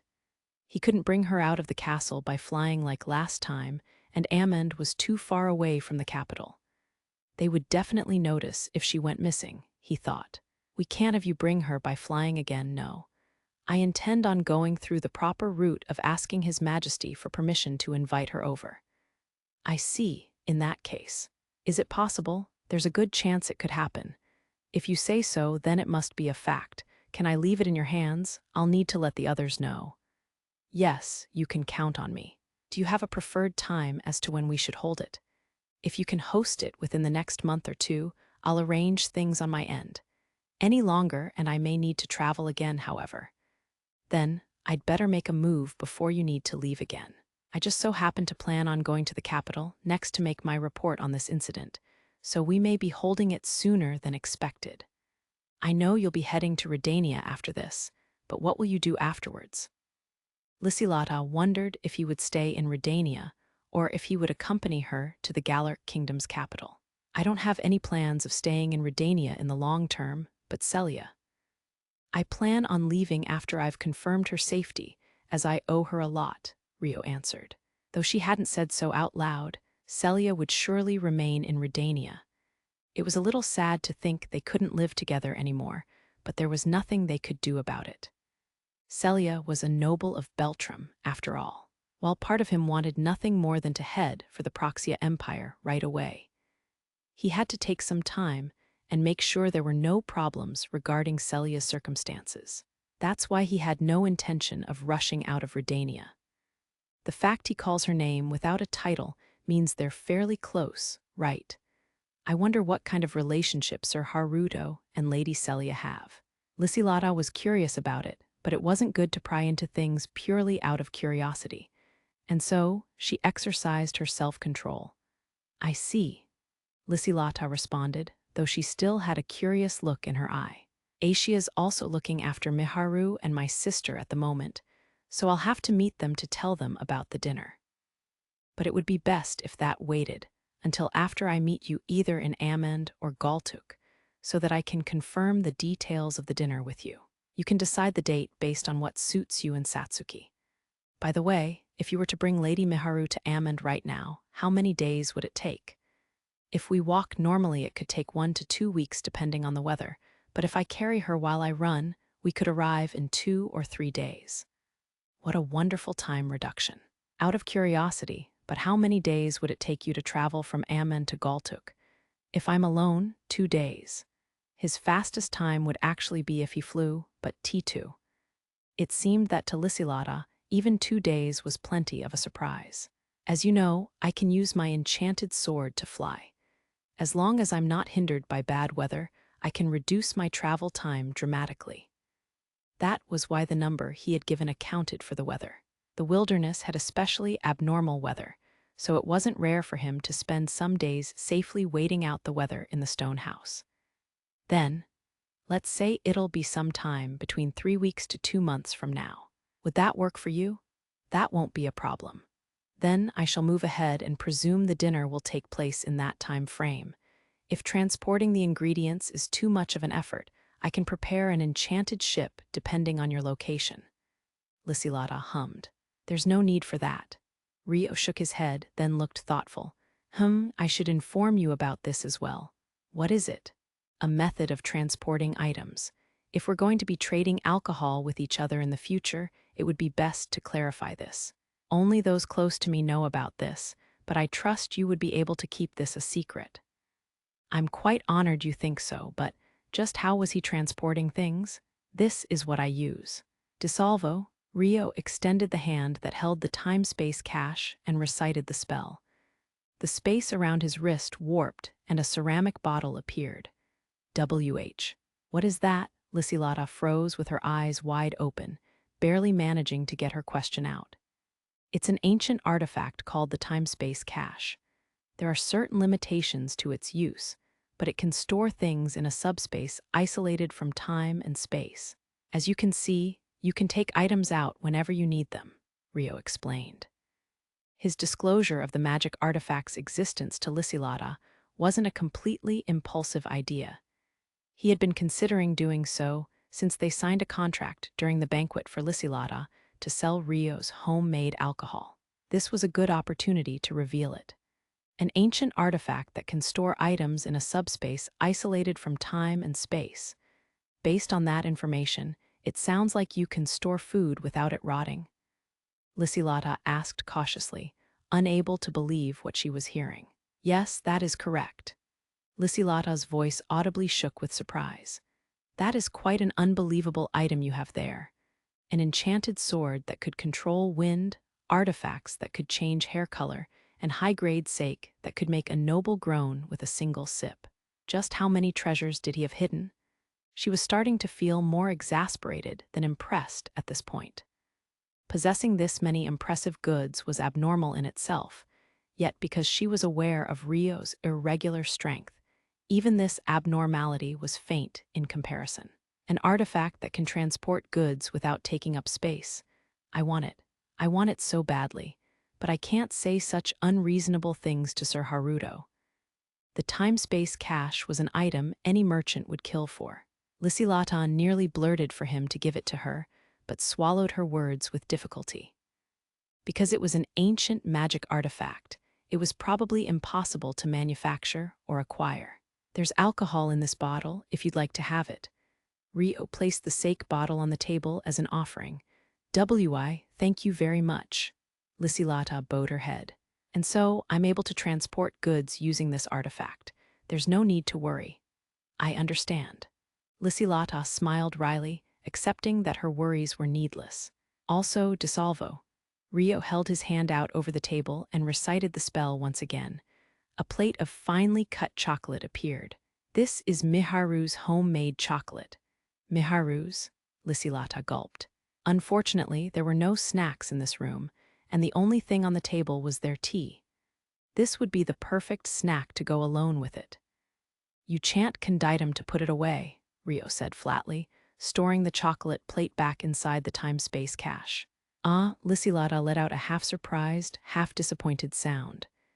Dissolvo, please have it with your tea if you'd like, Rio chuckled as he brought out the plate again.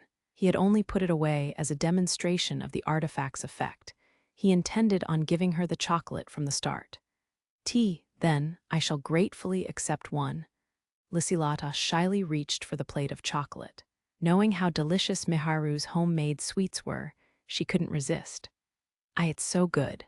Rio also reached for one so that Lysilata wouldn't feel self-conscious while she ate.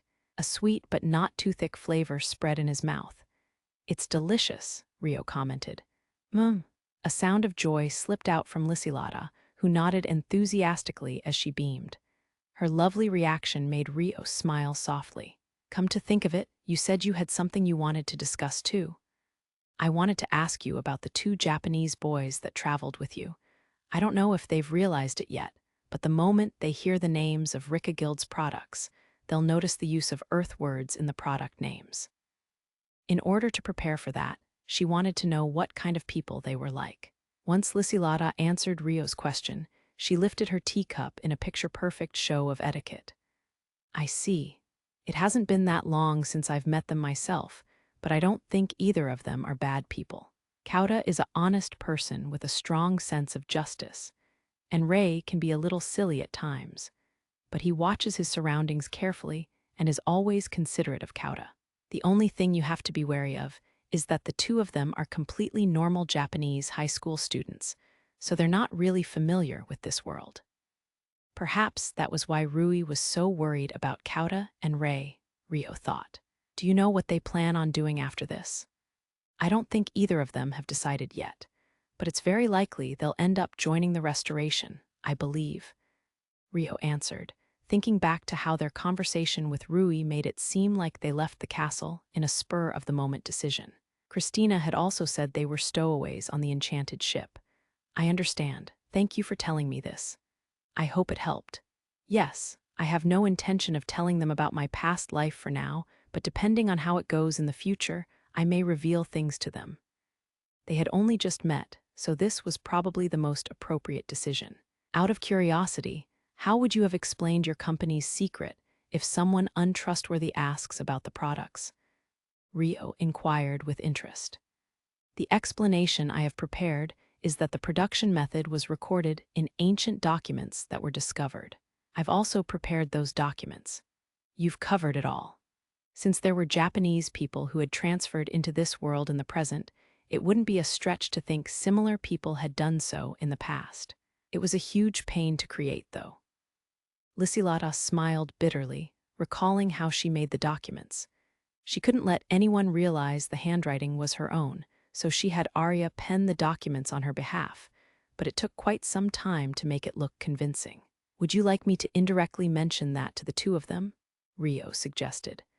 I appreciate the concern, but I want to try talking to them myself. I'll see if I can arrange some time to have a chat with them. Lysilata shook her head, turning down Rio's offer. After that, they continued their conversation for a little longer. A few minutes later, they finished their chat, and Rio left the room to find Cosette and Chloe waiting in front of Lysilata's room. Hello, the two of you are here as well, he called out to them. Good day, Sir Haruto. We were waiting for you. None of us recalled showing you to your room, and we couldn't find you anywhere in the fortress, so we were wondering if you were with our master, Cosette answered with a cheerful grin pasted on her face. Why was Sir Haruto in Lady Lysilata's room? With just the two of them. She looked at her master with an expression of protest. Oh, good timing. Chloe, show Sir Haruto to his room, Lysilata said, smoothly ignoring Cosette's gaze. Yes, ma'am, Sir Haruto, please come this way.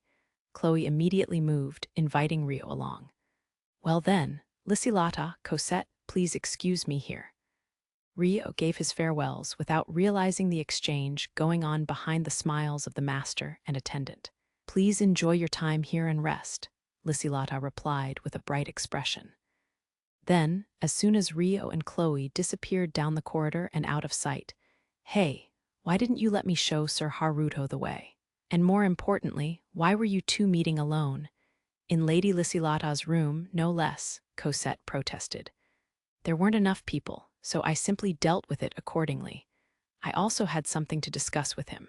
You knew that too, which is why you were waiting in front of my room, no. HMPH.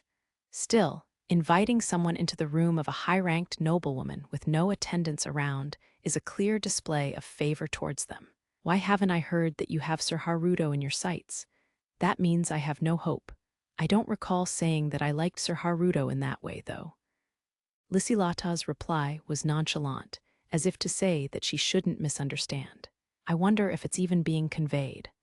My favor? She questioned, evading Cosette's gaze. She had been raised with zero experience in love in both her previous and present life, so she lacked knowledge in that area. I know you don't recall saying it. We don't recall hearing it either, after all. The problem is whether you favor him or not, Cosette pressed Lysilata forcefully. Enough of this, we're going. I want to see the two boys that arrived with Sir Haruto. You come along. Lysilata started walking briskly, a faint blush on her cheeks. Cosette puffed up her cheeks with a HMPH and followed after her. Around the time Rio arrived at Lysilata's room, Christina and Duke Huguenot were meeting in a drawing room for Charles and Sir Emarl to be taken prisoner. Princess Christina sure obtained some outrageous souvenirs. Princess Flora is easier to deal with, and the way she sits still without moving is truly convenient, but her demerits have enough merits to overlook. The problem is the amount of power she's given. Duke Huguenot thought in the time before the conversation started. I shall now excuse myself here. If you need anything, I will be waiting outside the room.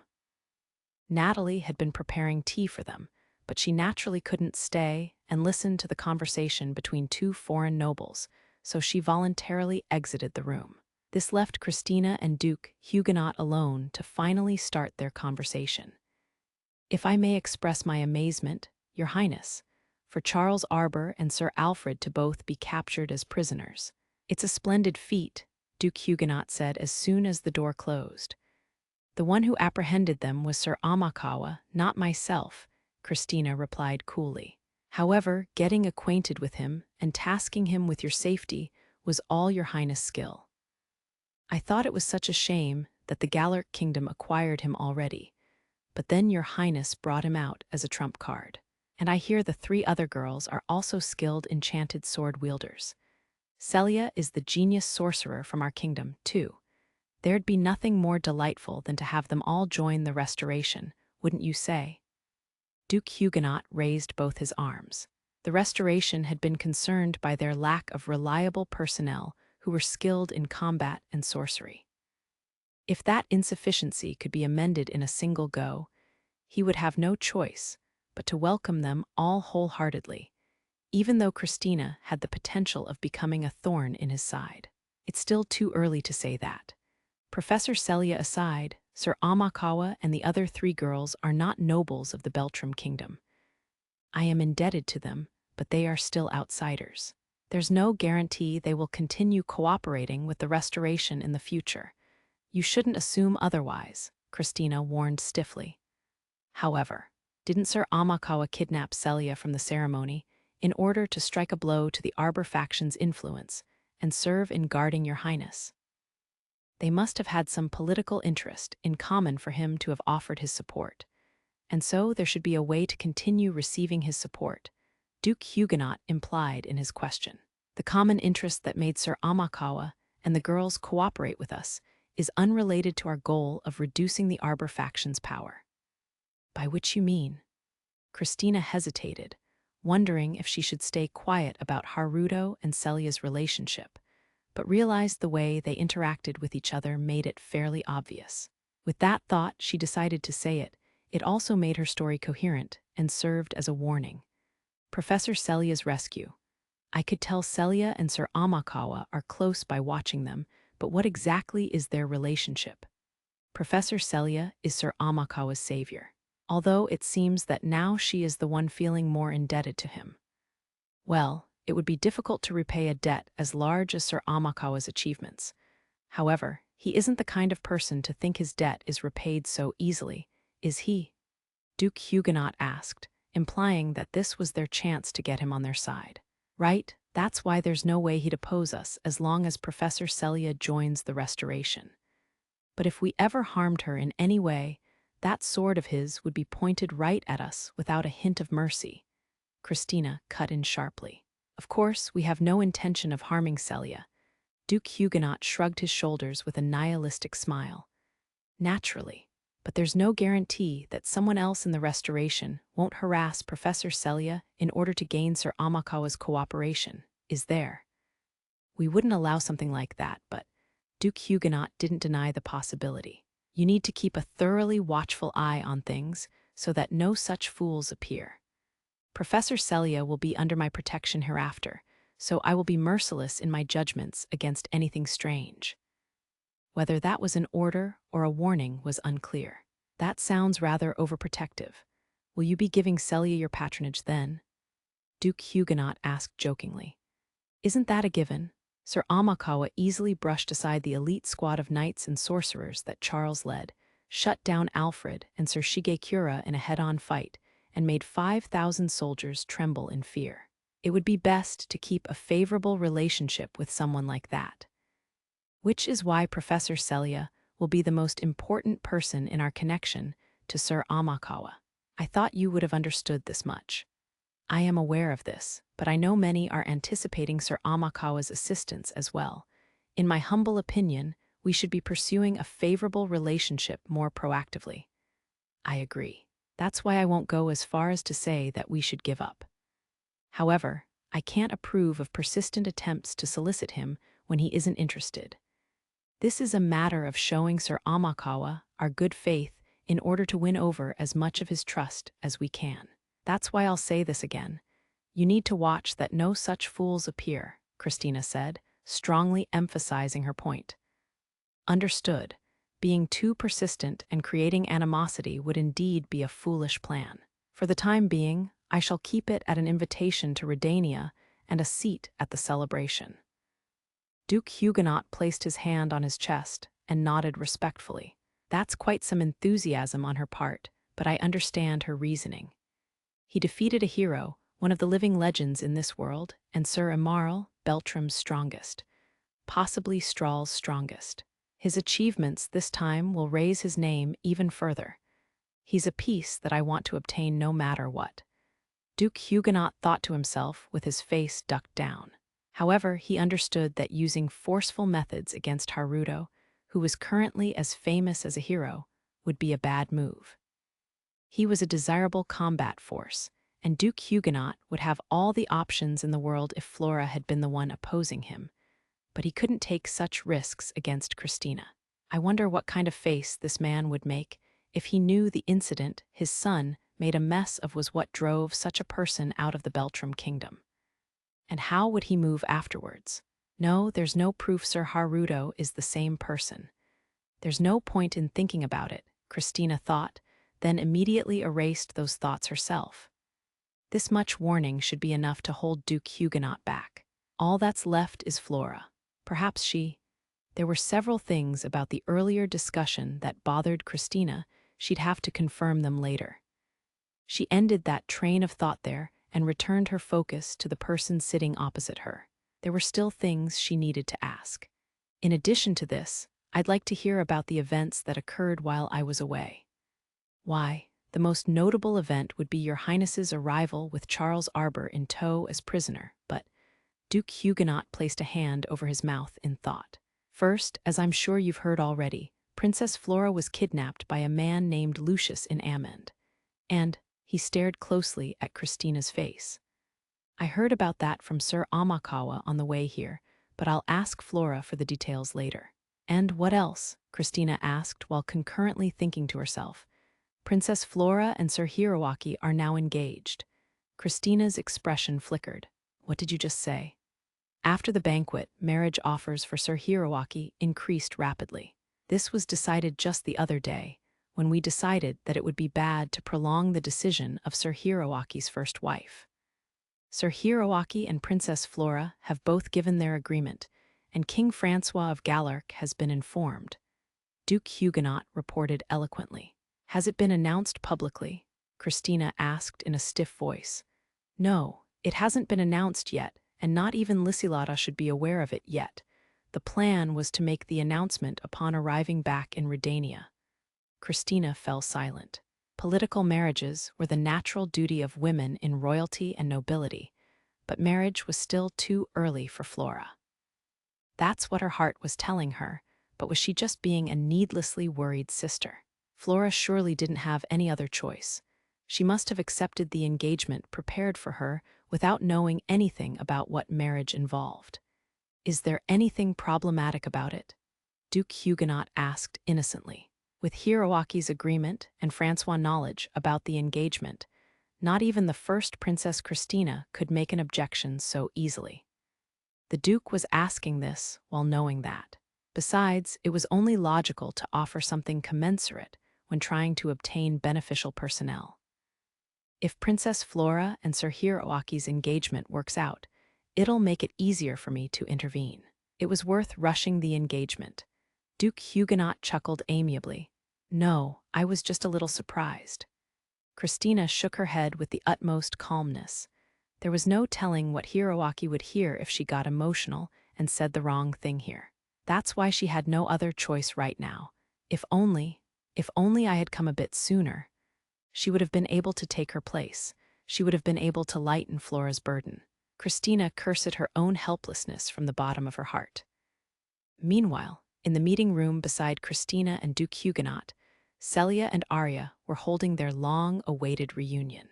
I feared for you when you were abducted from your wedding ceremony, but I'm so glad to see you safe and sound. Though I never imagined we would reunite in such a way.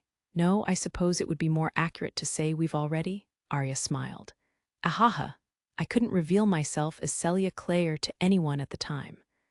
I'm sorry, Celia apologized, feeling ashamed for deceiving her old friend. There's no need to apologize. If anything, I should be the one thanking you. You helped Amand when we were being attacked, even at the risk of revealing yourself. I only did what was right, and the one who decided to help was Haruto. You should thank him, not me. Sir Amakawa isn't someone I can casually request a meeting with, but if I ever have a chance to speak with him privately, I shall do exactly that. Arya nodded her head deeply, agreeing. Ah, right, he's really that remarkable now. Then I'll mention it to him too, Celia mumbled earnestly, pressing her hand against her chin in thought. Then she giggled as though she felt pride in that fact. Yes, please do. You know, you look really happy when you talk about him, Arya pointed out with a chuckle. Really? Celia was taken aback, blushing faintly. Are you unaware of it? I'm the same as always, totally normal. It's only natural to be happy when someone close to you is being acknowledged. Celia feigned a prim face as she spoke to a somewhat exasperated Arya. If I may be so bold to ask, are you and Sir Amakawa in love with each other? I in love? Celia suddenly turned bright red. It seems complicated circumstances are involved in the sequence of events where Sir Amakawa saved you, so naturally, there's no need to answer if you cannot. However, as an old friend, I cannot help but feel curious about those circumstances. Haruto and I aren't like that. We're not in love or anything, Celia said, trailing off in embarrassment. I see. His feelings aside, it seems you have feelings for him. I said you're wrong. Right, Arya chuckled in understanding. What about you, then? Celia pouted her lips and probed into her old friend's love affairs. Unfortunately, my job is too busy and leaves me no time for love. But your job gives you plenty of opportunities to meet men, right? I won't deny that, but good matches are practically non-existent. In any case, I'm not working in order to meet men in the first place. In reality, she had received many offers from men, but Arya's resolve was strong, and she turned aside all kinds of invitations in the name of social politeness. You haven't changed at all.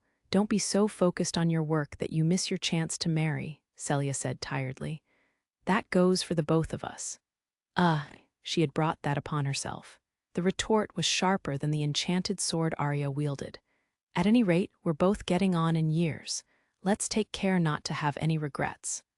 All right, Celia mumbled, nodding in agreement. Chapter 3, Jealousy. Around the time Rio was finishing up his discussion with Lysilata, Hiroaki had been led to a guest room by Cosette and invited Flora and Rona inside to soothe his boredom. Generally, Rona would bring up a topic. Hiroaki would rattle on about it. Rona would ask a question that was easy for Hiroaki to answer with a boast, and Hiroaki would continue the conversation from there. Rona was a responsive conversation partner that reacted in a way that made the speaker feel good. So she truly was a comfortable person for Hiroaki to converse with. I used to think my sense of personal space was on the bigger side, but I guess you never really know, Hiroaki said, while sitting down on the narrow three-seater sofa. Flora and Rona sat on either side of him while he had his arms spread. Normally, they would either all sit on individual sofas or comfortably share a three-seater between two of them, while the third sat on an individual sofa. But the guest rooms in the fortress only had the bare minimum in the way of furnishings. Well, sit down, Hiroaki had said, having positioned himself in the center of the sofa and beckoned Flora and Rona over, resulting in the three of them sitting together. Personal space? Rona reacted to Hiroaki's words, inclining her head. Ah, it's the distance where other people are too close for comfort. The closer you are to the other person, the shorter this distance is, and the less acquainted you are, the wider it is. You wouldn't want to sit here with a random old man, right? Indeed, I would prefer to decline such a thing. But I have no opposition to the current arrangement, Rona said, bringing herself closer to Hiroaki's shoulder. Meanwhile, Flora maintained a shy distance that avoided contact with Hiroaki's body. My personal space used to be so big, I found it annoying when someone entered an empty restaurant after me and sat themselves within my field of view. But I don't dislike the current setup, Hiroaki snorted, grabbing Rona's shoulder and holding her closer. Geez, that was because it was a man, wasn't it? Rona asked with a cute pout. Nah, there are some times where I hate it because it's a woman, too, especially when there are other open seats, but they purposefully sit near me. I just want to eat my food in peace, but they start blabbering about dumb topics. What do you mean by that? One might think she was asking if he didn't like her sticking so close at the moment. I wonder, Hiroaki smirked, evading Rona's stare with a laugh. At that moment, he could tell Rona pressed herself even closer. He chuckled smugly. It's a narrow seat, but things like this are nice every once in a while too, no? I don't mind if we're like this all the time, though, Rona answered with a slight pout. Ha ha ha, Hiroaki burst into hearty laughter. Then he sighed and said, Ah, it really is the best to have someone who understands you when you're tired and feeling frayed along the edges. In reality, being with women who are all looks and zero understanding is so irritating. The ones who came to mind were the girls who weren't in this room right now, with the exception of Christina. He was displeased with the fact they hadn't actively tried to involve themselves with him, the hero. Just recalling it made his irritation return. I guess that means I'm an understanding woman then? Rona immediately asked. Nope, Hiroaki shook his head.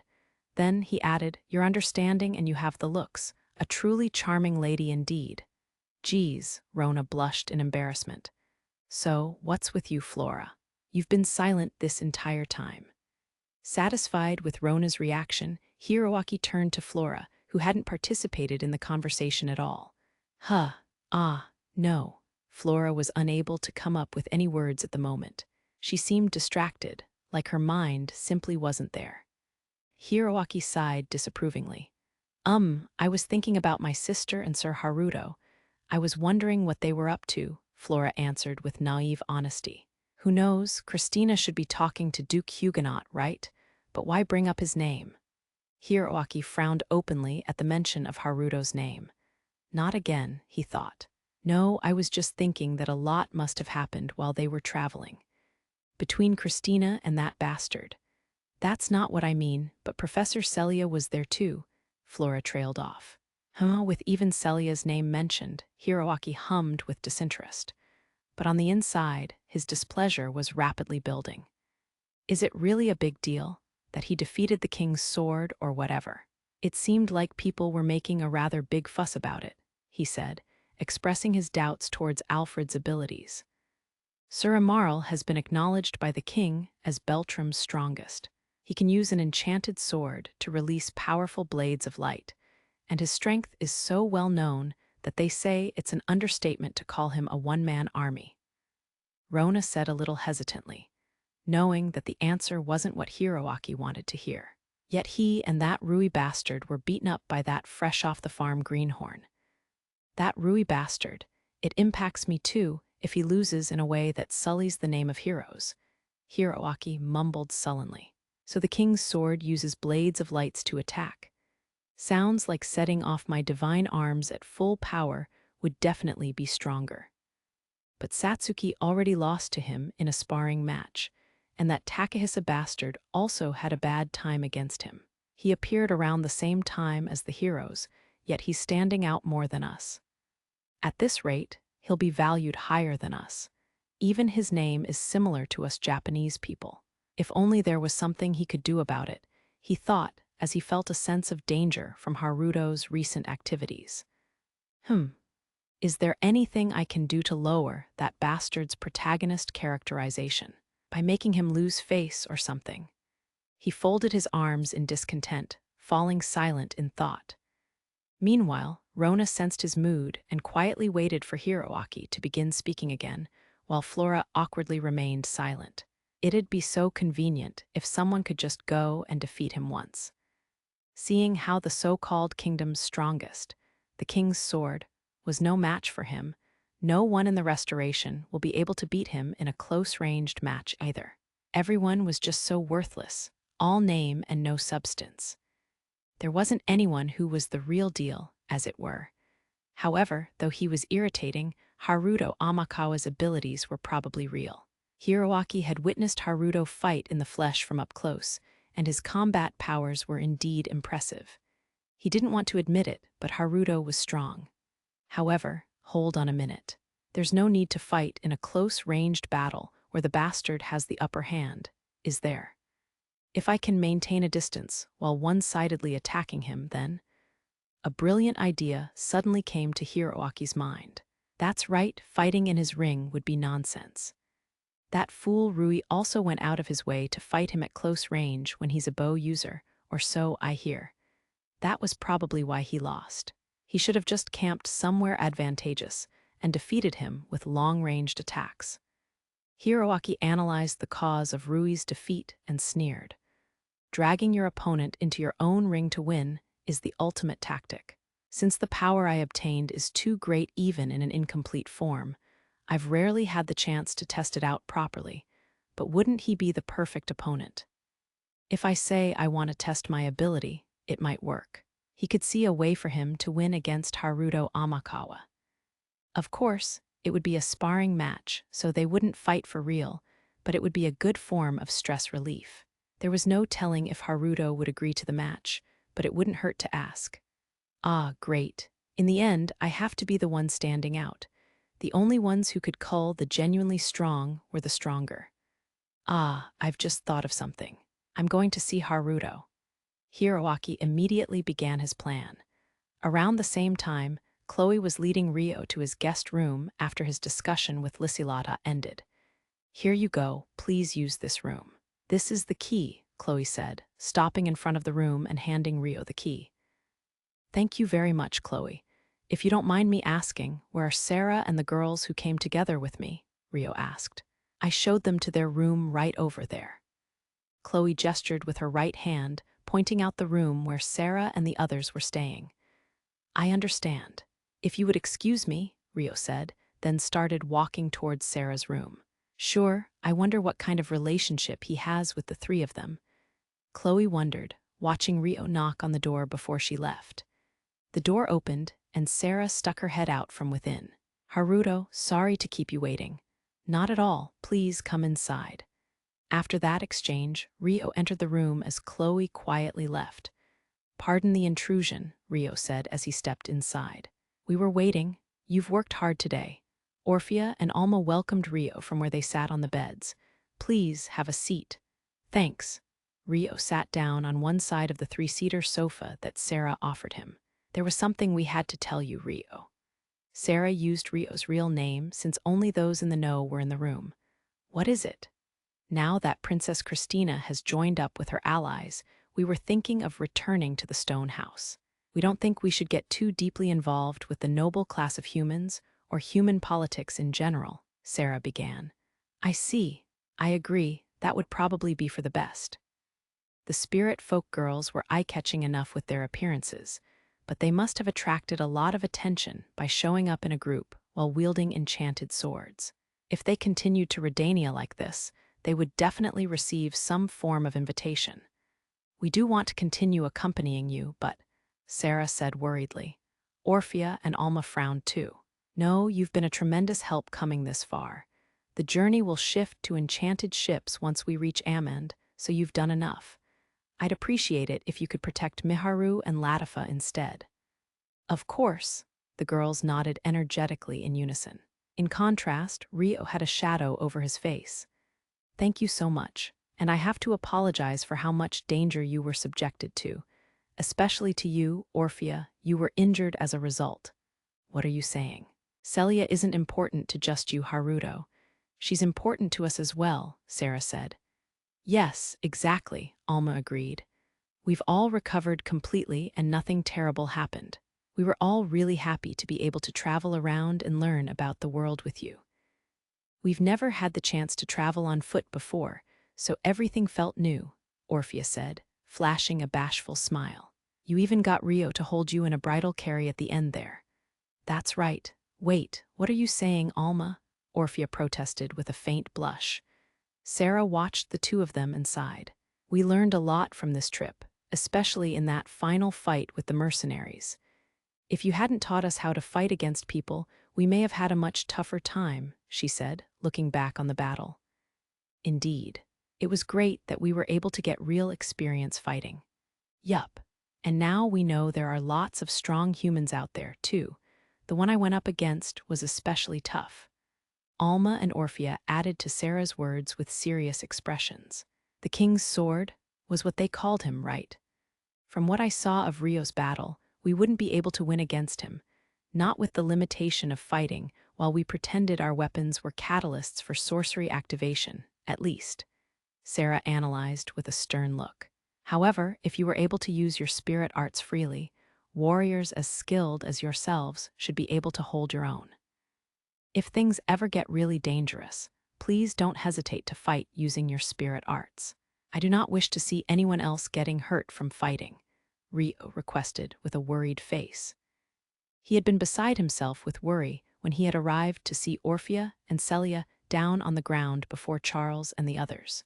The village had placed a rule on them to keep their species and spirit arts hidden as much as possible when they departed. But it wasn't something they needed to worry about protecting at the cost of their lives. At least that was what Rio believed. Thank you very much. Sarah and the others exchanged looks before thanking him with embarrassed joy. They could tell Rio was truly worried about them. There's nothing you should be thanking me for, Rio said with a pained smile. I'm happy that you were angry on behalf of Celia and myself, Orphea said, closing her eyes and placing a hand over her healed stomach. It was the right thing to do, Rio said awkwardly. If possible, he didn't want others to see him being angry and acting violently, since he normally gave off an image of rationality and humanity. He had previously scared Ruri and Seiyu like that too. We saw you in a way we'd never imagined before, but it was a really cool version of you, you know, Orphea said with a grin, staring at Rio's face. Please don't make fun of me. Rio's eyes widened faintly before he ducked his face. He was smiling softly in embarrassment. Orphea's right. It reminded me of when you protected Latifa when the wyvern flock attacked the village. Alma agreed with a giggle. I remember that, Sarah said, keenly recalling those memories. It was a long time ago now. It's been 4 or 5 years since then.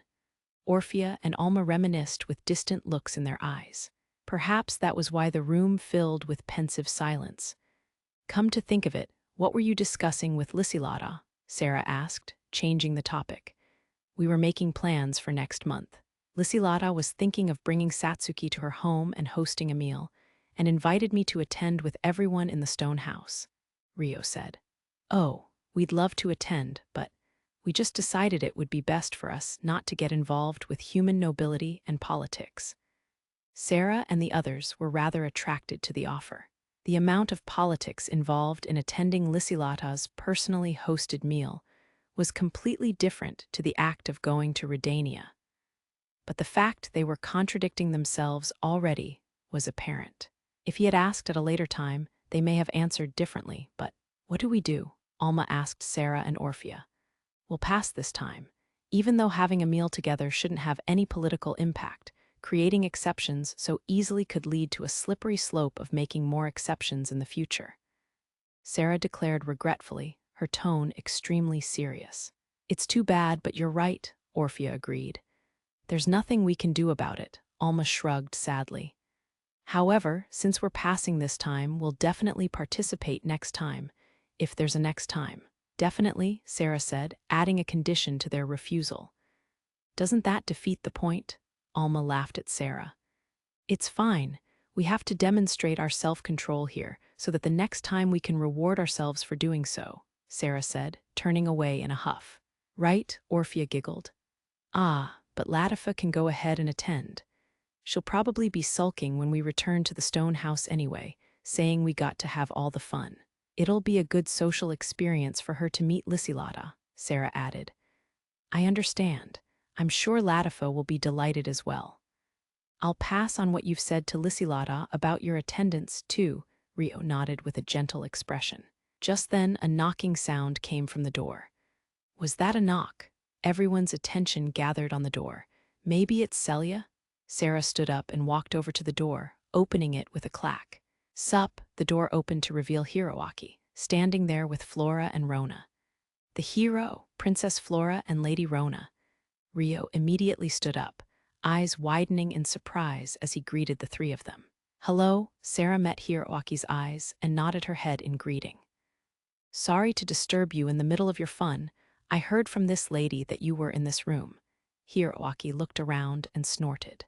Standing on either side of him was a flustered Flora and awkward Rona. Behind him was Chloe, who had probably led them to the room. She looked bored. Did you need something? Rio asked. Oh, it's nothing much. I just had a request for you, considering your abilities.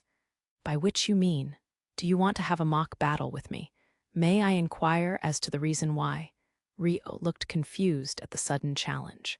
He was unsure if he should readily give his consent to it.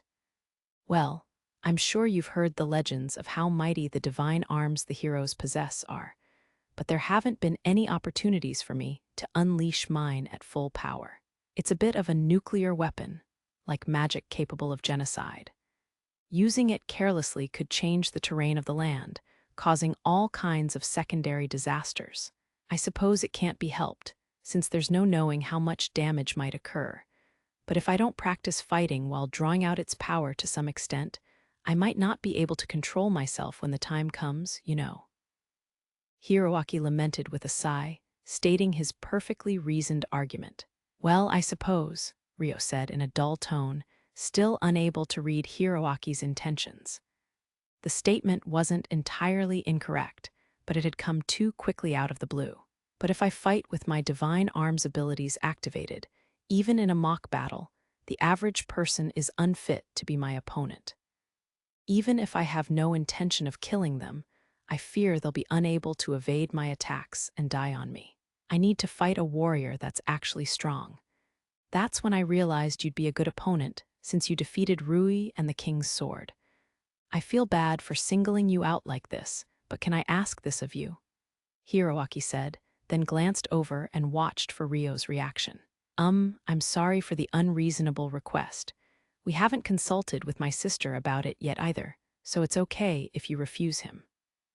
Flora, who had been anxiously listening to Hiroaki talk, was unable to contain herself any longer and spoke up. Hiroaki let out a small noise reflexively. Flora was a coward that normally didn't speak up, yet she had to go and do something unnecessary now. Why did she decide to speak up this time? Because it concerned Haruto. That thought agitated him, I see, so it's just him being selfish. Rio had thought it was strange Christina wasn't here to begin with, but the exchange just now instantly helped him make that guess. I am unworthy of such high praise. However, if you wish to demonstrate the power of your divine arms, the time and location must be selected carefully. It is not something I can lightly accept at my own discretion. Once you obtain Princess Christina's approval, I will gladly accept, Rio said, cheerfully giving his consent with a condition. However, he wasn't saying it as a diplomatic excuse to avoid causing offense through rejection. He really didn't mind fighting as long as the conditions were met. I may potentially fight with other heroes in the future. Rui had held back from the beginning of our fight, and I want to know more about the powers hidden within the divine arms. If his opponent was willing to reveal his own hand, then it wouldn't be a bad idea to accept this opportunity. There was no need for him to actually win, so he could fight with the abilities that people knew he had without showing off anything new.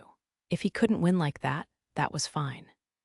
Hiroaki seemed to be displeased by the lack of an immediate acceptance on Haruto's part, as he looked slightly sullen, but he refrained from saying anything more, sensing that it would be too pushy to do so.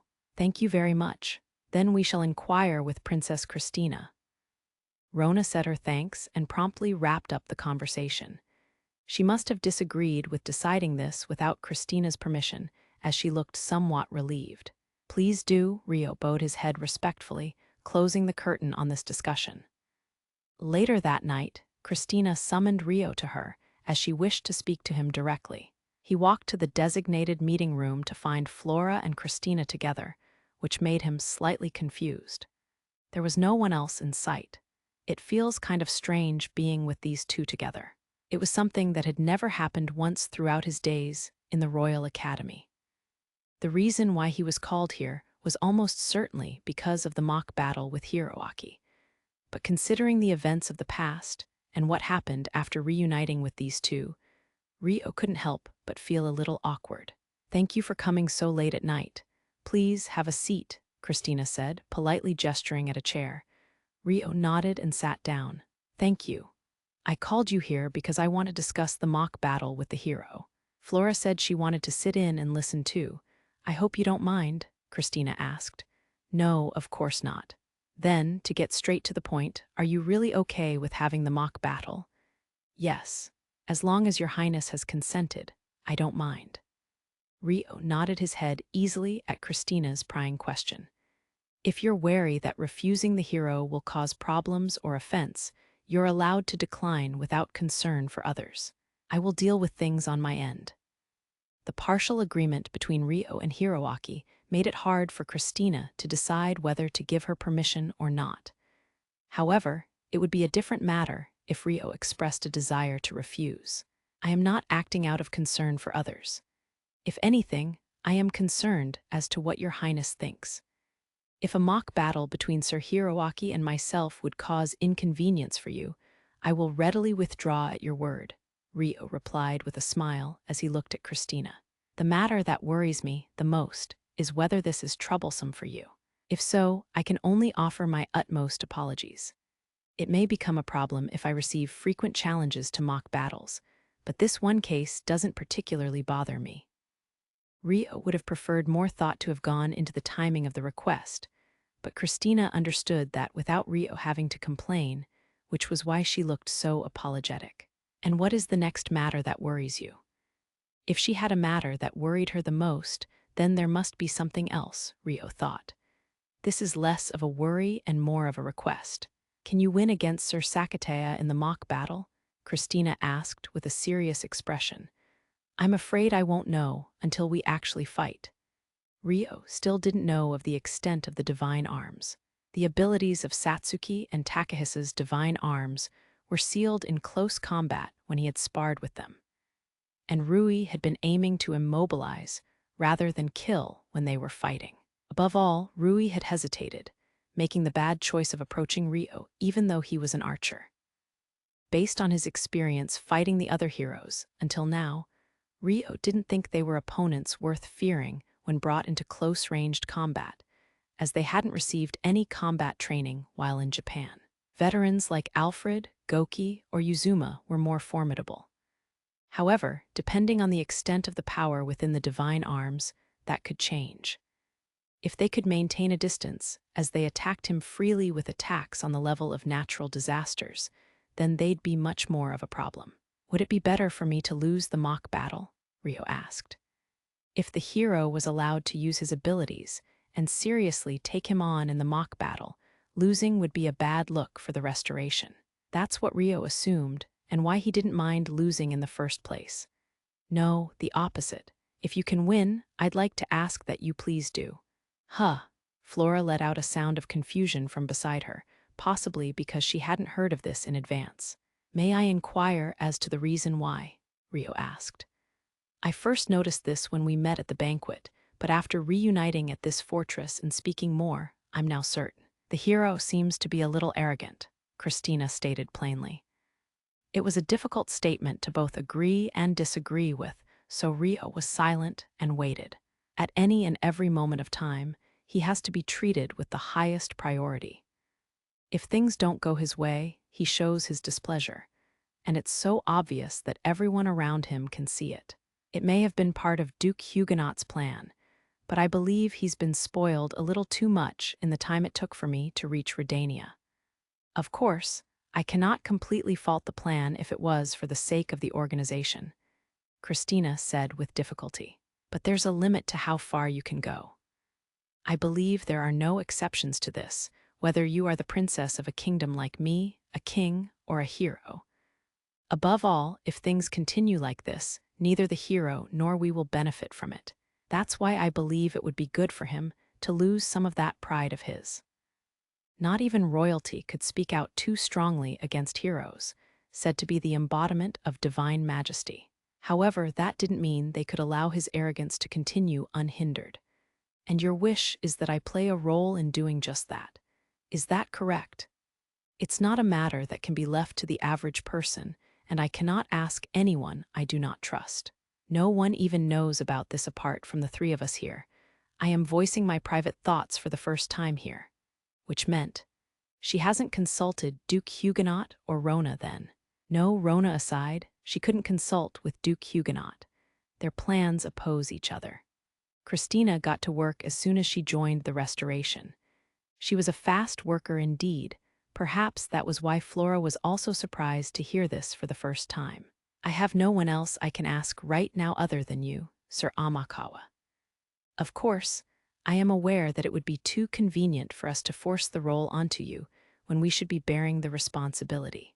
However, if you say that you don't mind facing the hero in a mock battle, could you consider taking on this request at the same time? Christina bowed in request. I don't mind accepting the mock battle and trying to win. However, I'm not sure if simply winning will be enough to fulfill your highness' desires.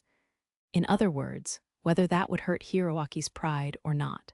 Yes, that is why I would like you to bring out the hero's true strength, then defeat him to make a show of your power difference. Christina described her ideal vision. Not an instant defeat, but not a drawn-out struggle either. Essentially, she wanted him to fight squarely and force Hiroaki to yield. That's a rather unreasonable request. Ryo couldn't help but chuckle. My apologies. Of course, I vow that no backlash will fall upon you for your victory, and I shall reward you separately with regards to the escorting matter. You are also free to decline if it is unfeasible, but if you could give it your consideration. Christina bowed her head broodingly. I accept, thank you very much. Please raise your head.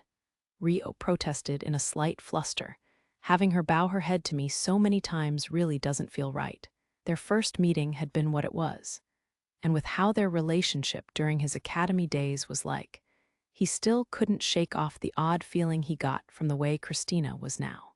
But what will you do about the time and place? Ryo asked, changing the topic. I'd like this mock battle to be held privately. I apologize for the rush, but we'll hold it in a discreet location tomorrow before departing for Amend. Lady Lysilata has the perfect place in mind and will show us the way there. If they sparred after returning to Redania, they would attract too much attention from the nobles of the Restoration and leave a bad impression. That was probably why she had gone to Lysilata. It was likely that Lysilata wanted to witness the power of the divine arms too. I understand. That won't be a problem. Thus, the date of Ryo and Hiroaki's mock battle was officially decided. Then, if you would excuse me. Ryo left the room with those words, leaving Christina and Flora alone in the room. We finally have time to talk alone, Christina said first. After her conversation with Duke Huguenot, word of Hiroaki's mock battle reached her ears, so she had to make adjustments for that. Hiroaki and Rona were present for dinner afterwards, so they hadn't had any time alone until now. Yes, Flora said, quietly watching her sister's face beside her. Suddenly, Christina turned her body to face Flora, staring at her closely. So, don't you have something to tell me? About Sir Amakawa? Huh. Christina's abrupt question made Flora tremble in alarm. You've been overly aware of him ever since we arrived at this fortress, and you insisted on following me here like this when I said I was going to speak to him. I thought you had something to say to him, but you barely said a word. That's why it must be me you want to talk to, and it must be something about him. Am I wrong? What? I haven't been cognizant of him at all. Flora awkwardly struggled for words, having been completely seen through. So, you're engaged now, Christina suddenly mentioned.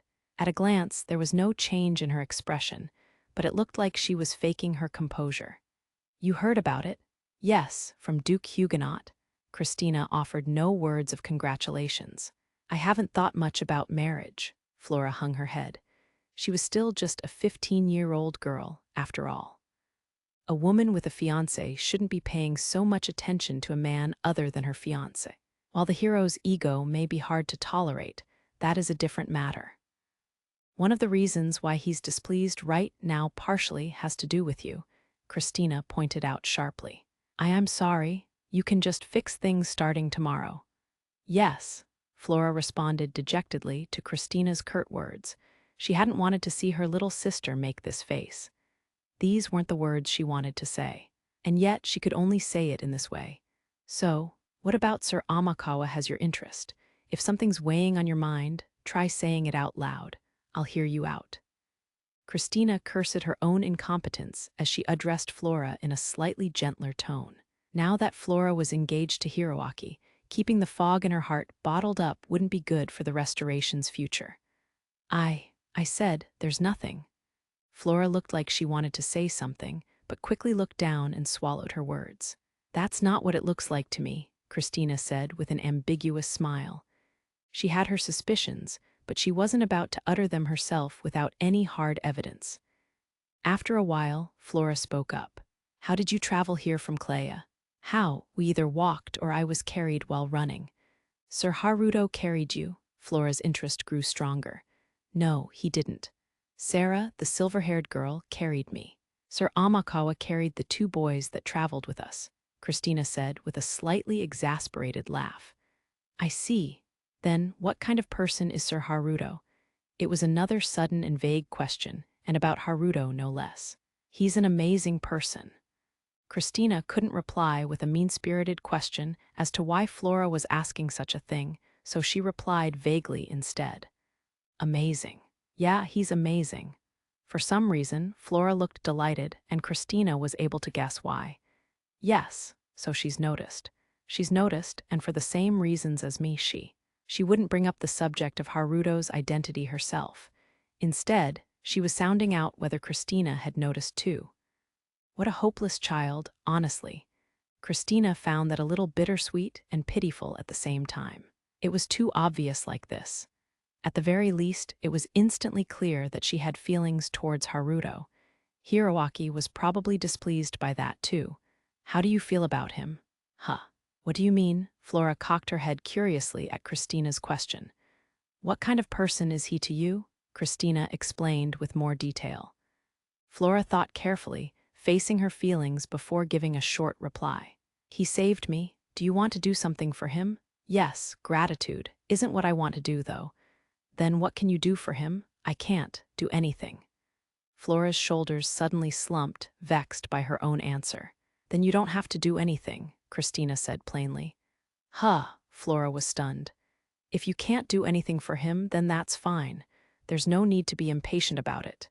If you force yourself to do something for him, you might end up creating a problem for him instead, no. Right. If you're still pained by the fact you can't do anything, come talk to me. I'll be beside you from now on, so you can vent to me. Christina nervously moved her hand and patted Flora on the shoulder. Flora had been alone. Her position as a princess meant she couldn't confide in anyone, so she was isolated the whole time in the restoration. When Christina realized that, she wanted to touch her, to tell her that she wasn't alone anymore. Can I really? Flora asked, looking at Christina's face. Yes, what do you think I came all the way here for? For the kingdom, Flora answered timidly. As a princess, yes, but that isn't all. I came as your older sister in order to lessen your burden and protect you, though I may not be very dependable. That's not true. You're amazing. Flora suddenly hugged Christina with a fleeting smile. Really? Christina gently caught her little sister's body, mouth loosening into a soft smile. Yes, you seem to know everything about me. Know about everything around you. Flora praised her sister while clinging to her adoringly.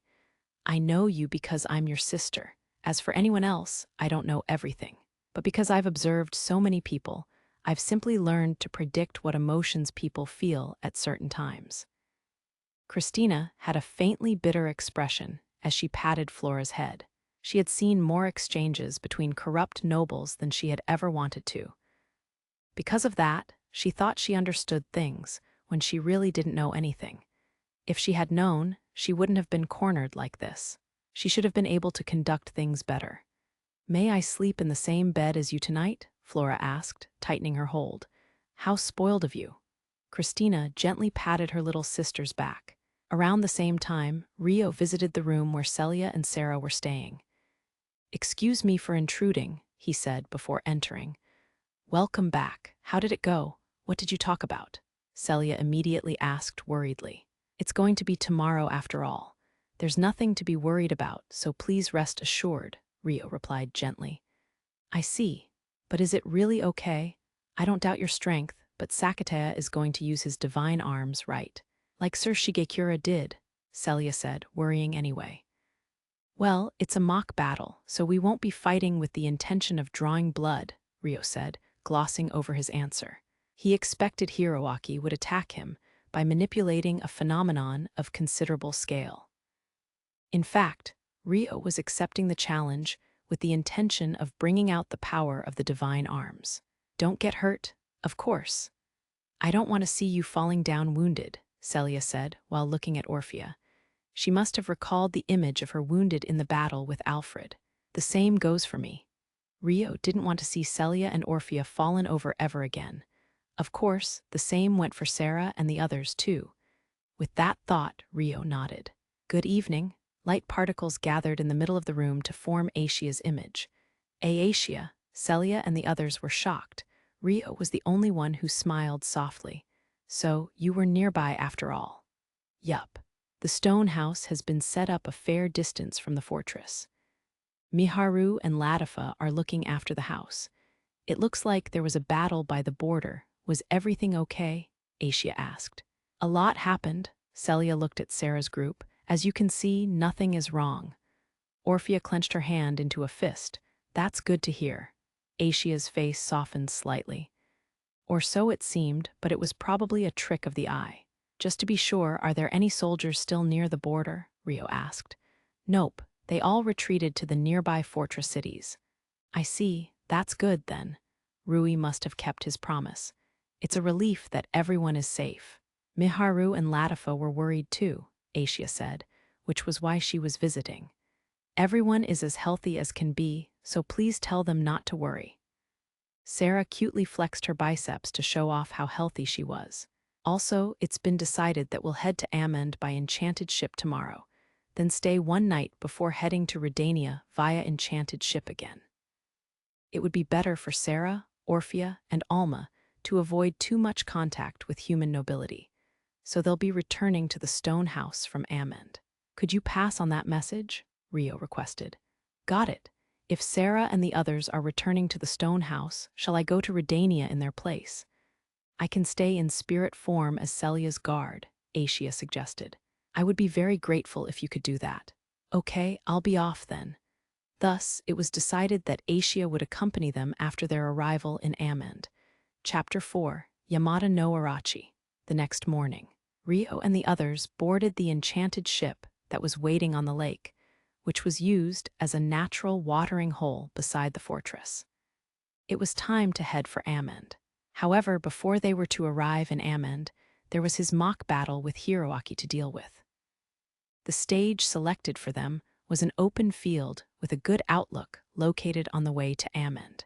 Lysilata knew there was a lake right before the road stretched into the forest, so they landed there. This area was one of the lands that the Galarc kingdom anticipated to become a battlefield in the event of an invasion. There were no sources of water before the forest other than the lake, so it was the perfect location to lay siege and aim for a water shortage for the enemy forces. For that reason, there was a bit of a fortress city built along the lakeside. Once they anchored the enchanted ship, several people were quickly sent out to the city. "This should be a good area," Hiroaki suggested once they strayed far enough from the main road that the city was no longer visible. The gallery contained a little over 10 people. Kauta and Rei were excluded as they currently weren't members of the Restoration. The rest included Celia, Sarah, Orphea, Alma, Lysilata, and several of Lysilata's attendants, as well as Christina, Flora, their bodyguard Vanessa, Rona, and Duke Huguenot. After the spectators backed away a far enough distance to watch over the battle, Rio and Hiroaki faced each other. Lysilata's subordinate, Arya, was acting as a neutral third-party judge. "That is all for the rules. Does anyone have any questions?" she asked the two of them. A situation the judge would deem as victorious was the way to win. The only prohibited action was to kill the opponent. It was a rather dangerous setup for a mock battle, but it was an agreement reached by Rio accepting Hiroaki's request to exercise the power of his divine arms. "I don't have any," Rio answered first. "Ah, this is less of a question and more of a suggestion. But can we add a rule to decide the outcome if anyone flees to the safe zone when they realize that they can't win against the other person, and so they accept the loss? In short, the addition of a defeat condition," Hiroaki proposed. "What do you think?" Arya placed a hand against her mouth in thought and asked Rio. "I don't mind," Rio agreed easily. "Ah, the reason I suggested such a condition is so that you can surrender without reserve once you witness my attack in terror. Well, if you're scared, you can just flee as soon as we begin. There's nothing to be ashamed of," Hiroaki added, explaining his intentions behind the additional rule. This rule wasn't for his sake, but Rio's. "Thank you very much for your consideration." Rio bowed his head. "Ever the prim bastard, I see. Whatever. The audience is small, but this time it's quality before quantity. I'll shock him with my opening blow and show them all how pathetic he is." Hiroaki sneered viciously, his will to fight intensifying. "Now that the rules are confirmed, I will signal the start of the match. The trip to Amen still has to be made after the mock battle, after all." "Yeah." Hiroaki nodded smugly at Arya's statement. "Then please distance yourselves as far as you feel appropriate and wait. Once I've judged that you're both ready, I will fire magic into the sky. That shall be the signal to begin the mock battle." "Understood. Got it." Rio and Hiroaki departed to prepare for the start of the mock battle. This might end up like a battle between a hunter and a beast. Though the scale of the fight could end up quite large, Arya thought as she alternately watched the two of them take their leave. Then, to prevent herself from getting dragged into their battle, she drew the enchanted sword at her waist and retreated to a position where she could see the two of them clearly. Not long after that, Rio came to a stop first, followed by Hiroaki, who widened the distance more before stopping as well. There was 100 meters between the two of them. Rio drew the sword at his waist, while Hiroaki called forth his divine arm's longsword. He seems fairly cautious of letting Sir Amakawa get too close. Well, his abilities as a swordsman are still amateurish, so that's understandable. Based on the statements he made when adding to the rules, he must intend on devoting everything to a long-distance opening shot. I sympathize with Sir Amakawa for having to distance himself while knowing that. Arya analyzed that much based on their positions and the earlier conversation, but she had to remain neutral as a judge. She kept that thought in mind as she raised a hand in the air. When Hiroaki spotted that, he tightened his grip on his longsword. In contrast, Rio remained in a purely natural stance. "Magici Displodo," Arya recited. Immediately following, a huge magic circle of several meters in diameter appeared in the sky above her. The time it took for the magic to activate after this step varied from individual to individual based on their ability and the difficulty of the spell. But for this intermediate-level spell, 5 seconds was considered quick. Arya activated hers in 3 seconds. The light of the magic circle compressed, gathering to a point above her hand before blasting like a cannon towards the uninhabited sky. It was the sign for the mock battle to finally begin. "I've been waiting for this moment. I'll have you fleeing in one shot with Yamata no Urachi."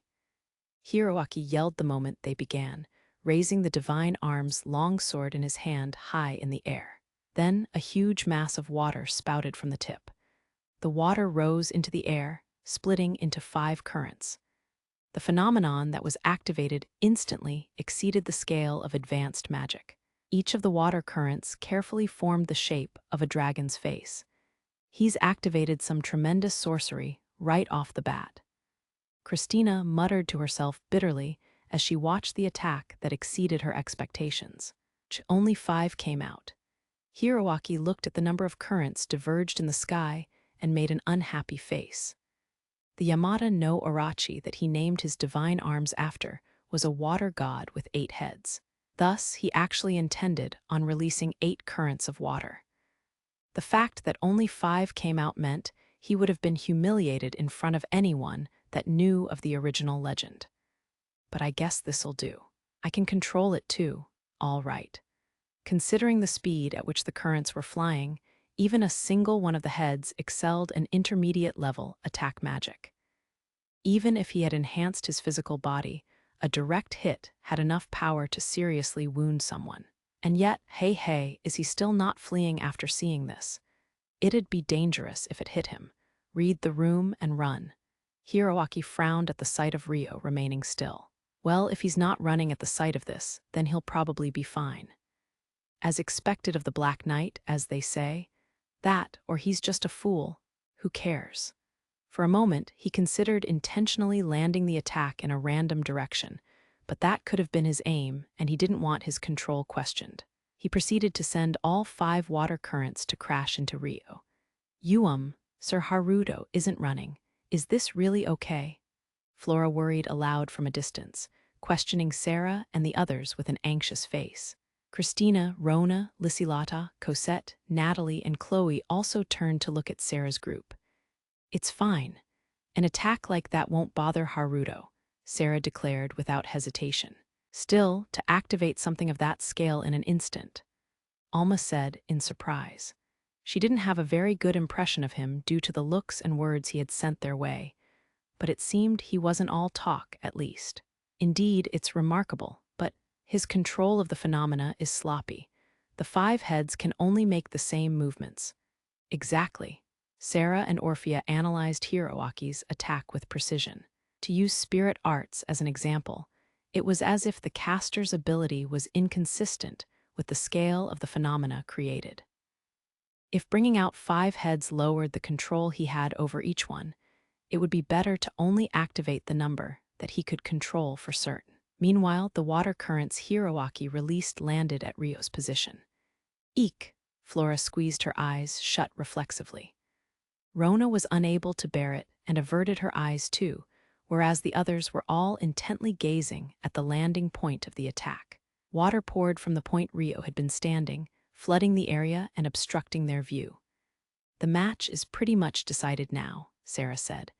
We have to save Sir Haruto. Flora paled and tried to run out onto the battlefield, but Sarah stopped her by pointing close to where Hiroaki stood. You've got it all wrong. Haruto will be the victor. Look over there. What? It was Ryo, racing along with his sword braced. His speed was restrained a fair bit, but still fast enough to run through 100 meters in a matter of seconds, closing the distance to Hiroaki and on the verge of attacking him. What the? Hiroaki's reaction was delayed, but he managed to stop Ryo's attack with the powerful physical body enhancement hidden in the divine arms. When you manipulate a large-scale phenomenon like that, you tend to create more blind spots for yourself. It's a bad idea to let your guard down and forget to stay alert, Ryo advised. Why you? What are you doing? You dare to assist your opponent mid-fight? He was underestimating me. Hiroaki swung his longsword using all his rage, and Ryo used that strength to lightly step backwards. It was bothering me a little, so I couldn't help myself.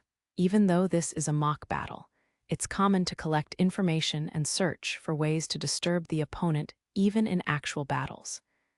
If the opponent gets shaken easily, then that would be ideal.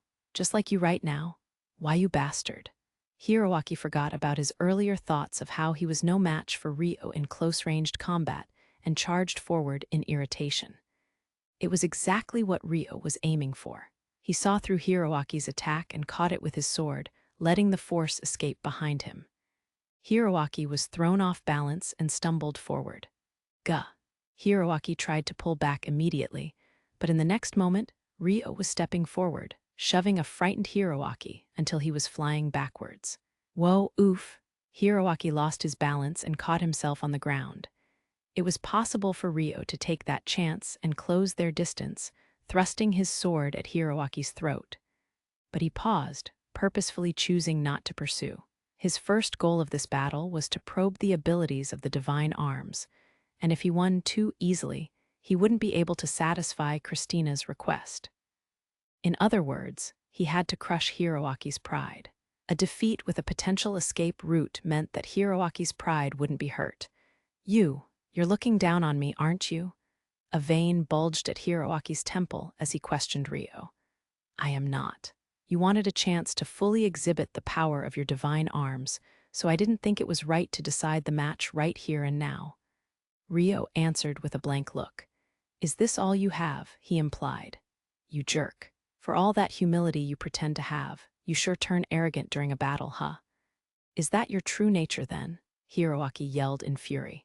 Fighting is one of the most arrogant actions a human can conduct. If there was something you wanted someone to listen to no matter what, if there was a goal you had to achieve, if there was something you couldn't give up, you fought for it. Thus, that action in itself was pure arrogance, and those that stood on the battlefield had to be arrogant to do so. If someone was humble enough to hand over their life to their opponent, there wouldn't be a fight in the first place. You sure don't know when to shut up. Hiroaki charged at Ryo once again. He clutched his longsword in a low position, as though crawling along the ground before swinging with all his might. However, Hiroaki's longsword was easily deflected by Ryo's sword. The sound of heavy metal clashing echoed in the air. Arrgh! Hiroaki didn't back down. He poured his strength into the hand, clutching his longsword, and began swinging it with everything he had. The speed of his swings was too fast to follow with the eyes. They appeared as multiple flashes of light closing in on Ryo. However, Ryo saw through all of Hiroaki's attacks, countering by indifferently swinging his sword to deflect the slashes. The sound of metal clashing echoed intermittently. Amazing, Lysilata muttered. She had been aware of his strength, but even she could tell Hiroaki was being toyed with this entire time. But why is he holding back so much? Is he dragging it out to save the hero from losing face in an instant defeat? Or maybe he's trying to respond to the request for the hero to demonstrate the power of his divine arms, but is having a problem with it because of how weak the hero is. But dragging it out for too long may end up angering the hero. In fact, he looks pretty angry already.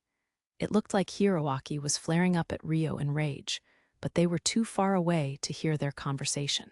Come to think of it, Princess Christina requested permission to use a meeting room yesterday to talk to Sir Haruto.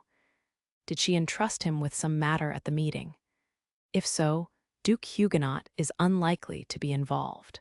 Lysilata thought, considering the possibility Christina had requested him to fight that way. She shot a sidelong glance at Christina and Duke Huguenot to read their expressions, but they were watching the battle without any notable reaction. Well, neither of them are the type to express their thoughts on their faces, Lysilata thought, returning her attention to Ryo and Hiroaki in the distance. Arrgh! Hiroaki was swinging his longsword with determination, but none of the countless slashes reached Ryo. Ryo remained in the same place as he parried him. He was like a brick wall, building a barrier of swords to prevent Hiroaki's longsword from invading. His movements are quick, but that's all they are. Ryo evaluated Hiroaki's swordcraft with disinterest. A longsword was hard enough for amateurs to handle, yet he was swinging his unthinkingly, relying entirely on brute force. His speed was impressive, but his techniques were not quite there yet. A stereotypical example of a warrior who had obtained more physical prowess than they could handle. This should be enough provocation for now. He still hadn't seen the true potential of the divine arms, and defeating Hiroaki like this wouldn't crush his pride. Ryo considered how to end the sparring match at this point. If you're holding back out of concern for my safety, I'm fine, Ryo said. Gah! Hiroaki's face twisted with humiliation. He then distanced himself from Ryo and paused, speaking with fury overflowing from under his smile. It seems like holding back like this isn't going to work. I didn't expect you to be able to dodge a wide-ranged attack in close combat.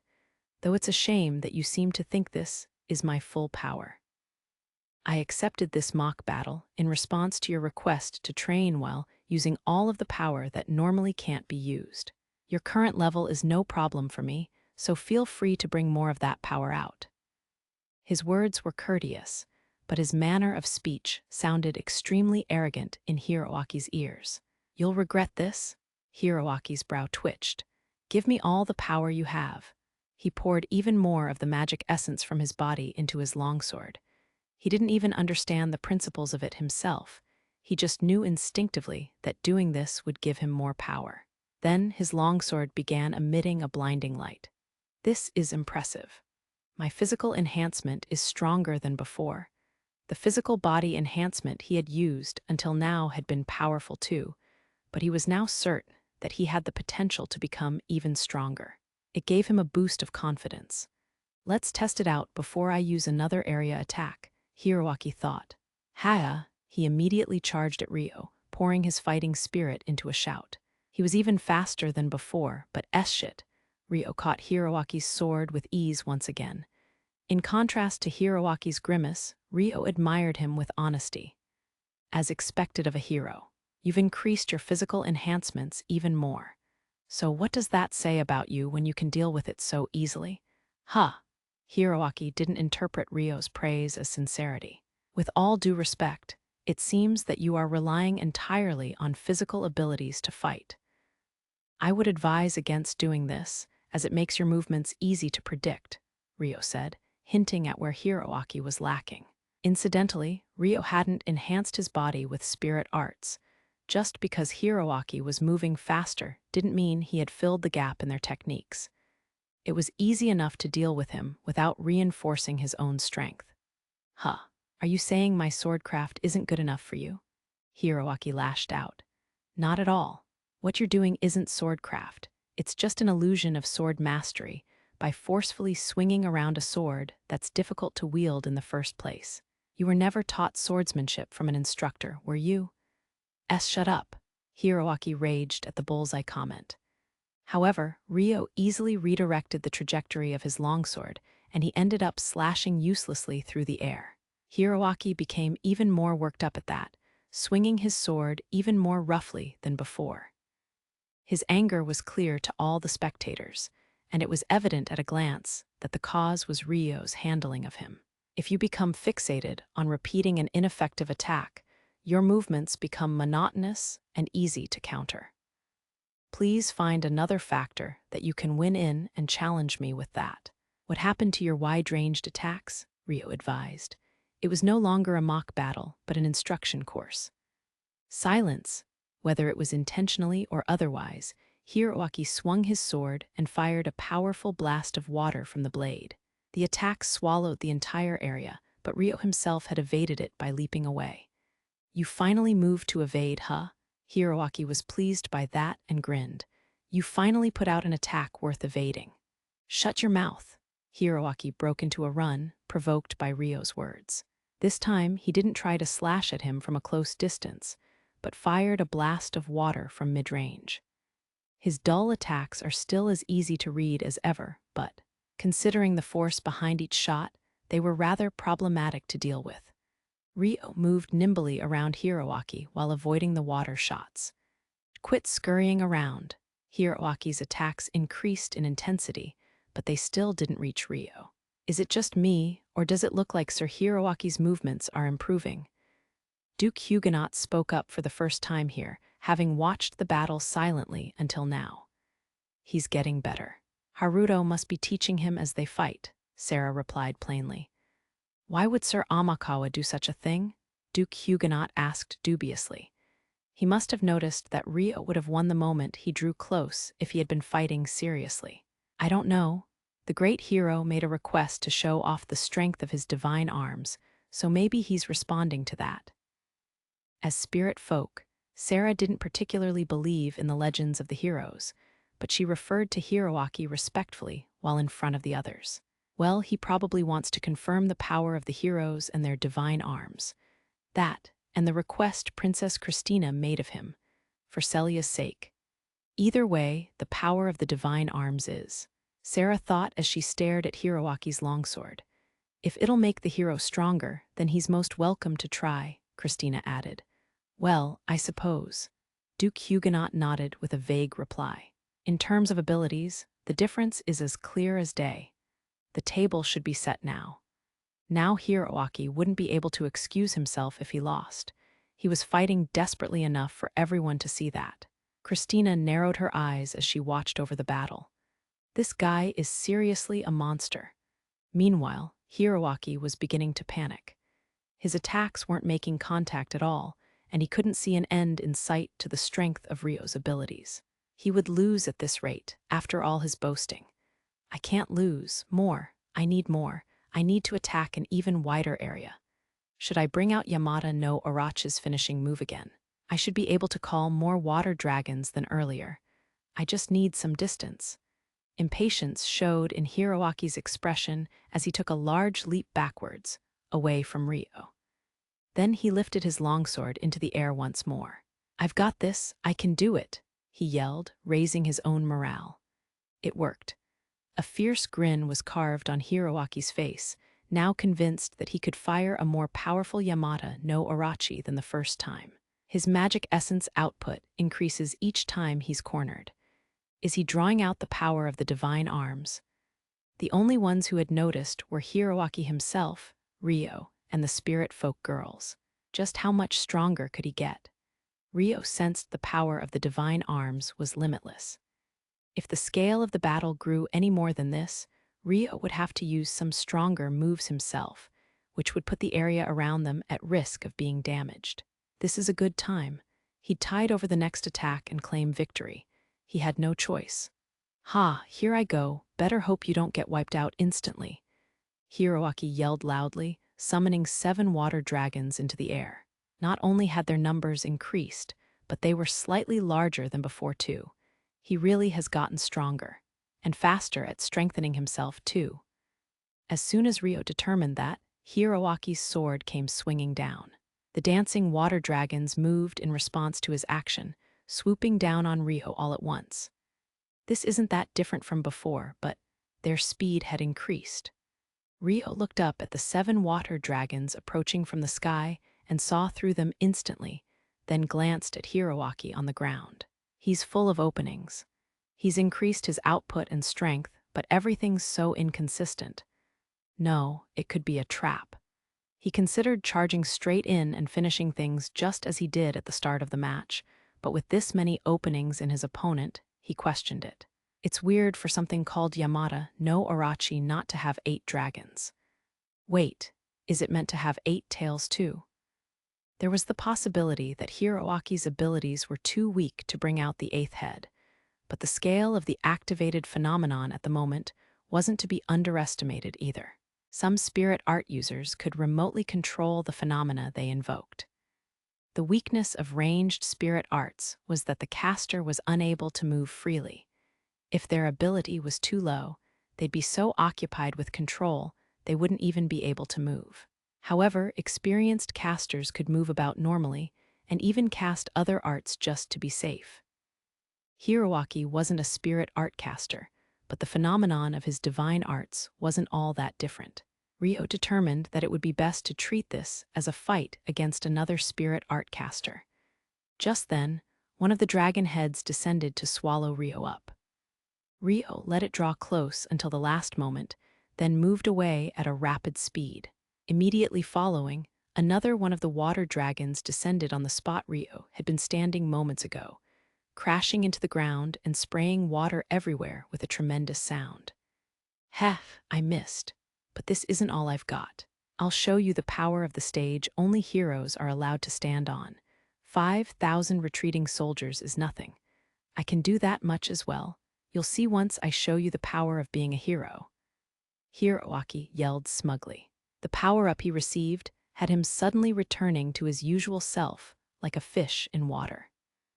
The 2 water dragons that crashed into the ground had also returned to their soaring forms in the air. Indeed, if he could invoke a phenomenon like this, it would be possible to suppress an army with the sheer scale of the phenomena. What a troublesome person. Instead of his pride being crushed, it was growing more impudent. He always seemed so sensitive to the slightest things. It was surprising to see him this resilient. However, that just meant Rio didn't have to hold back when making him lose. Ha ha ha, are you sure you want to leap like that? My Arachi will swallow you up. Down on the ground, Hiroaki raised his sword and controlled two of the remaining water dragons to aim for Rio, who had leapt several meters into the air. However, at this point, Rio activated his physical body enhancement through his enchanted sword for the first time. In other words, a forced acceleration with wind spirit arts. Rio zoomed straight to the ground, letting Hiroaki's two water dragons pass him overhead. Wah! Hiroaki's eyes widened as Rio started running to finish the match. What, did you think that would shock me? Take this, he yelled, redirecting the two dragons that had just missed.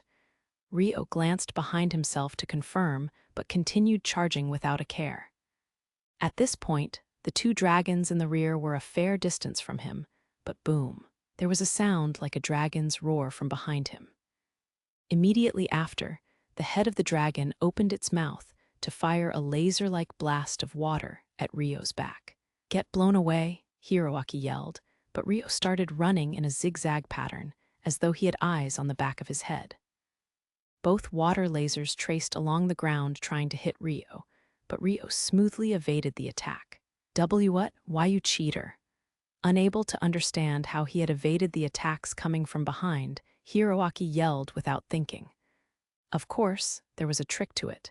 Rio was sensing the change of mana in the air that preceded the phenomena, similar to how electricity sent an advanced discharge down the path it would travel through.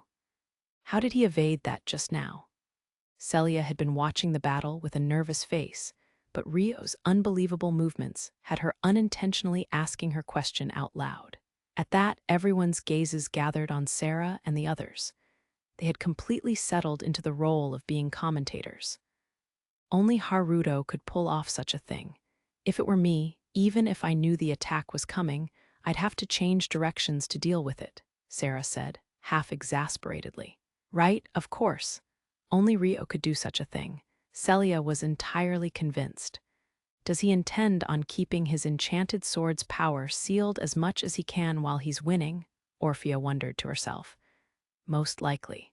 The hero's fighting style is so bland. Haruto can just devote himself to evading while he approaches, Alma said, describing what he was doing at that very moment. Gah.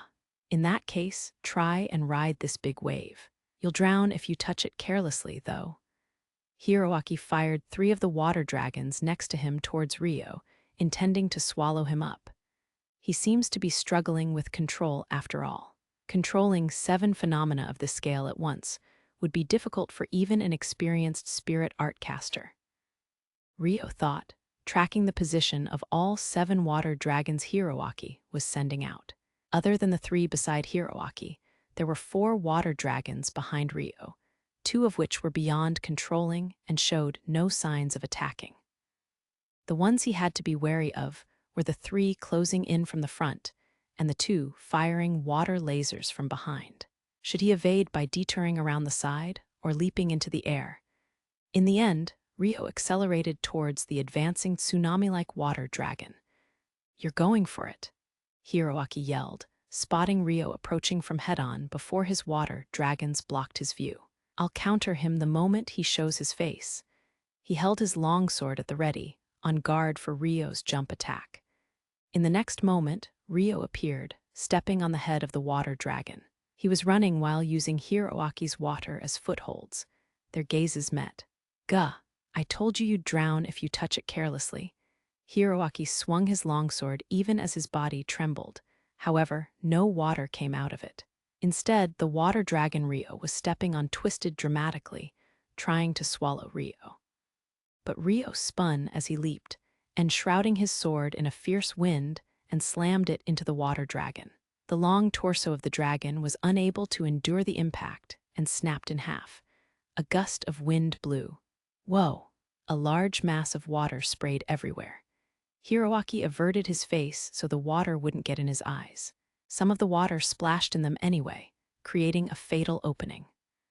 Rio had already landed after leaping over the water. Dragon Hiroaki released, drawing near to close their distance. Hiroaki controlled his water dragon in a fluster, directing it to obstruct Rio's approach. Too slow. At this range, he should have grabbed his longsword and charged instead. Damn it. The impudence? Hiroaki swung his sword roughly, trying to land an attack using area rather than a point, firing a straight shot of water from the tip. The sound of water splashing could be heard. "Did I get him?" Hiroaki yelled, his vision obscured. If anyone else had yelled that during battle, he would have lectured them against using such foreshadowing clichés, but even he couldn't help it at a moment like this. An arm stretched out from behind him, pointing a naked blade at his throat. A cold chill ran down Hiroaki's spine, making him freeze. Using such large-scale attacks creates more blind spots, so you shouldn't fire them in succession. Your opponent will start to remember the move and learn to deal with it, which could end up being used against you, Rio whispered indifferently into Hiroaki's ear. Did you make the wind at the end? If so, just how experienced in battle was he? Hiroaki clenched his teeth with a look of disgrace. The water droplets blown by that wind were what had obstructed his vision. No matter how he looked at it, this was a decisive loss for him. And yet, his heart was refusing to accept such a thing.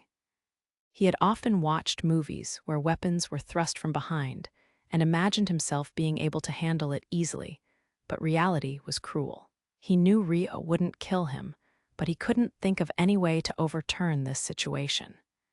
Even if his heart refused to lose, his body had accepted his defeat. Anger and frustration suddenly welled up in him until his mind was a confused mess. He wanted nothing more than to throw a tantrum, but the blade pressed against his neck wouldn't allow it. "You half-assed bastard," he cursed instead. "Half-assed?" Rio cocked his head, unsure of the meaning of the words.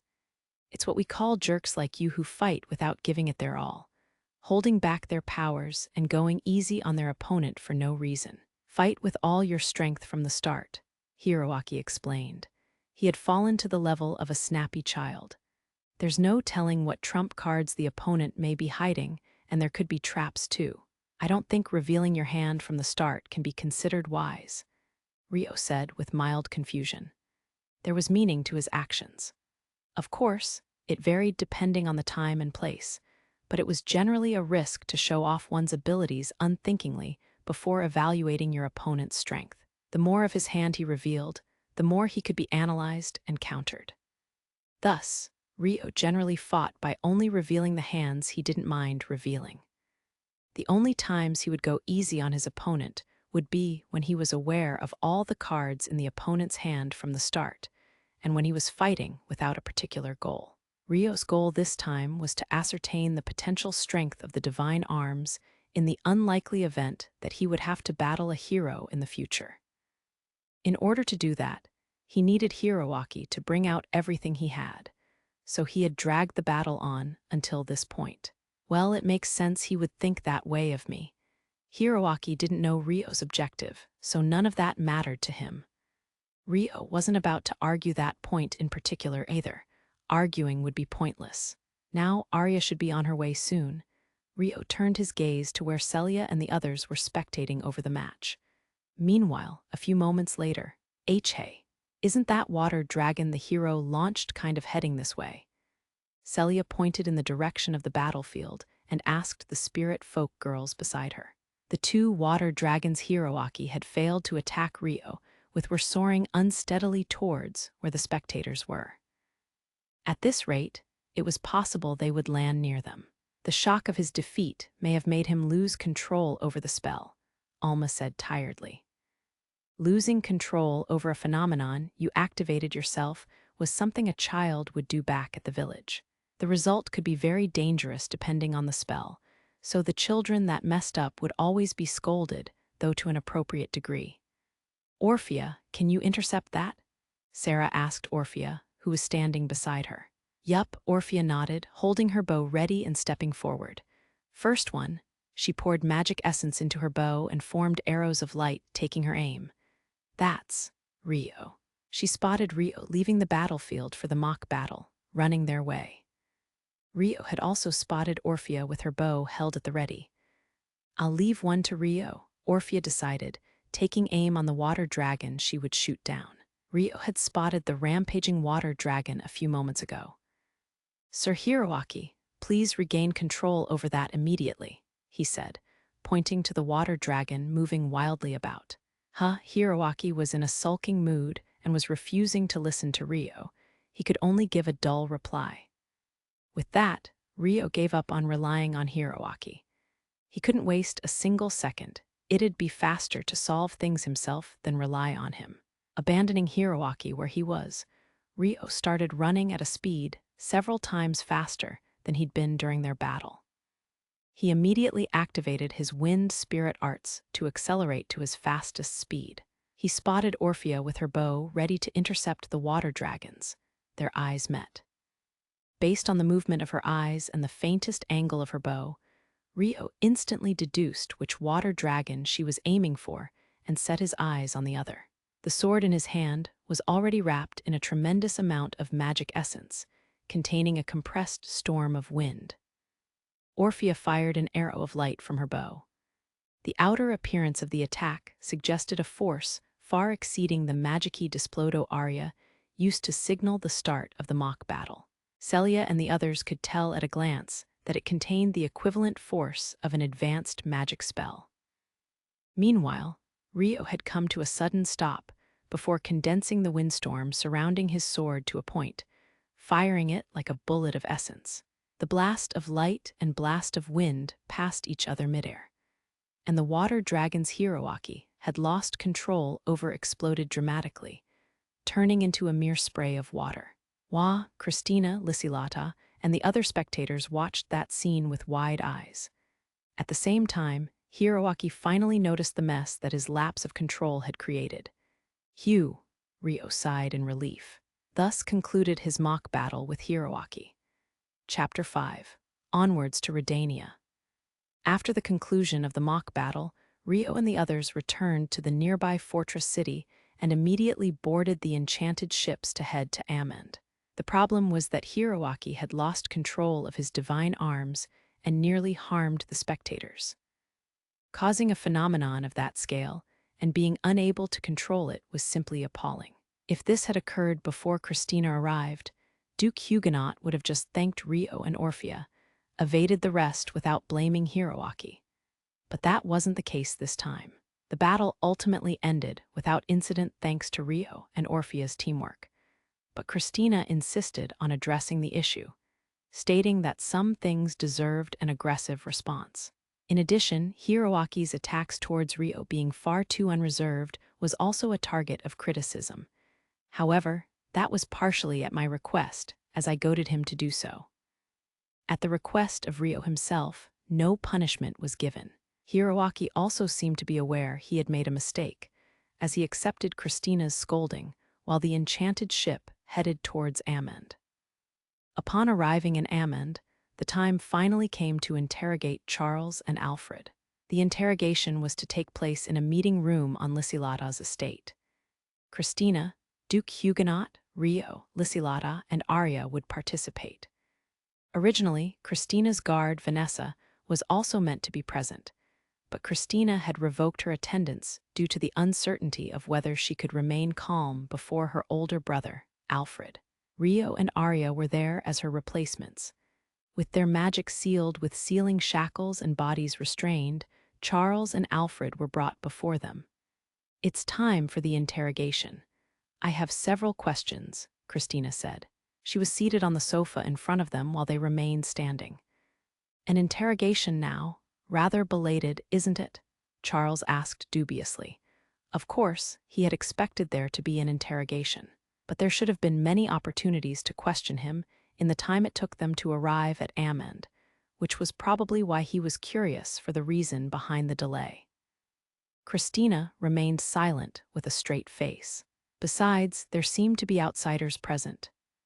Charles looked at Lysilata, followed by a glance at Rio and Arya, then questioned whether Christina intended on conducting an interrogation where their kingdom's secrets could leak out. "As the princess, I'm the one asking the questions here, but, well, fine, I'll answer you." The answer to your first question is because I know you won't have any particularly useful information to begin with. There was no need to interrogate you in a hurry. What did you say? Charles frowned at Christina's scornful answer. It seemed like his pride was hurt. Meanwhile, there was no change in Alfred's expression beside him. The answer to your second question is because you've provoked the Galarc kingdom by deploying such a large army right beside the border. Lady Lysilata has a right to be here on behalf of Duke Cratia, who was entrusted with the defense of the kingdom's border. I am also obligated to explain the details of what happened to the Galarc kingdom. It's only natural for her to be present as a concerned party, Christina explained. It was as though she was questioning Charles' understanding. And NGH, right now, he was clearly being looked down upon. Charles realized that and gritted his teeth in frustration. Now, it's time for my questions. And you think I'll answer them? Charles immediately snapped at Christina with a defiant look. Who knows? I'm just asking the questions. It's up to you to think them over and decide whether to answer or not, correct? Or are you incapable of making your own judgments without the orders of Duke Arbor and Rius? Did you want me to command you to answer, then?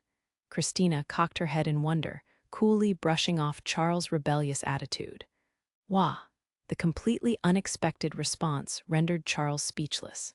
However, he seemed to realize he was being mocked, as his humiliation was evident on his face.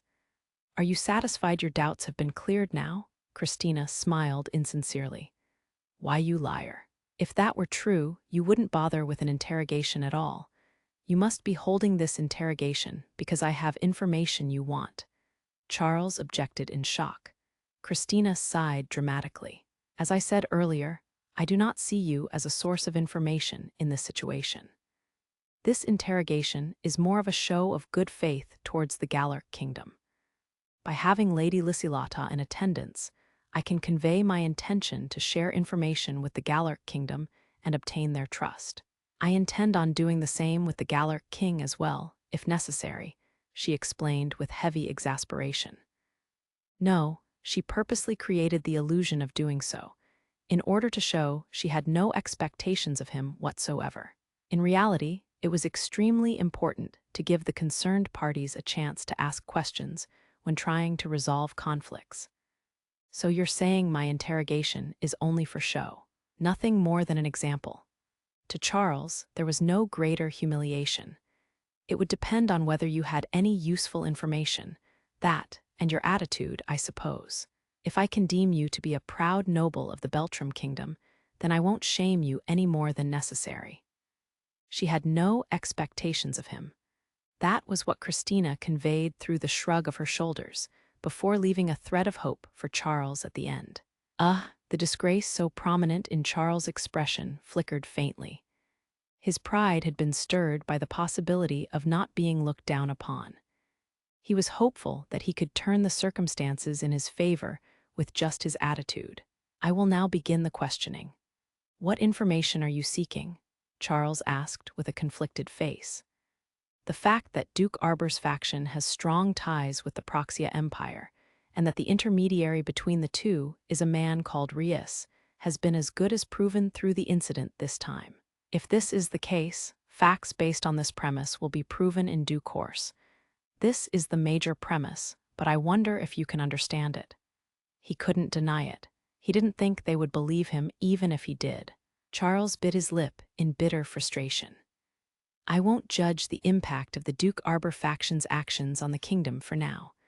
What we want to know isn't Duke Arbor's goal, but rather the Proxia Empire's goal. That and what their ambassador, Rius, was scheming by approaching you people. We made contact during the incident where the kingdom lost one of its territories to the sudden raid of the Empire. This blunder was made by none other than His Majesty and Duke Huguenot's weak political measures towards the Empire. Our Arbor faction were the ones who prevented more territories from being taken. The goals of the Proxia Empire, they were beyond their knowledge. There was no way everything would be disclosed to them.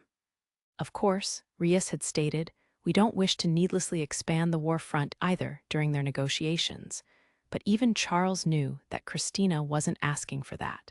I know you must have joined hands because the superficial intentions of the other party aligned with your interests, but there's no telling what they were thinking in the shadows. Did you not consider that? Of course we considered it. Are you aware that Flora was abducted during her visit to Amend when the city was under attack? I received word of that, yes. Was that relevant right now? Then did you know Rias Wolf was one of the abductors? What? Did you know the perpetrator of the abduction was Lucius Orgelelel, a former noble of the Beltrum kingdom? That's absurd. Why, Lucius. Why would that man's name come up here? Charles was completely baffled by Christina's consecutive questions. Even Alfred, whose expression hadn't changed until now, widened his eyes greatly. The Arbor faction collaborated with the Proxia Empire's ambassador Rias and mercenary Lucius to plot Flora's abduction. If that truth was made public, I'm sure it would be quite the scandal for Duke Arbor's faction. Do you have anything to say for yourself? I don't know. I know nothing about this. I've heard nothing. Father may know something. Charles shook his head furiously. Well, I figured as much. That's why I had no expectations to begin with. But your reaction implies you know of Lucius. Does he have some kind of relation to the Arbor faction? Christina asked. And none, he definitely doesn't. That would be impossible. How can you be so certain? That's because, Charles stumbled for words, his expression suddenly pained. In contrast, Christina merely remained calm as she questioned him. Because his house fell to ruin, he may harbor resentment towards our family because of it. Charles looked terribly shifty. Just what did you people do?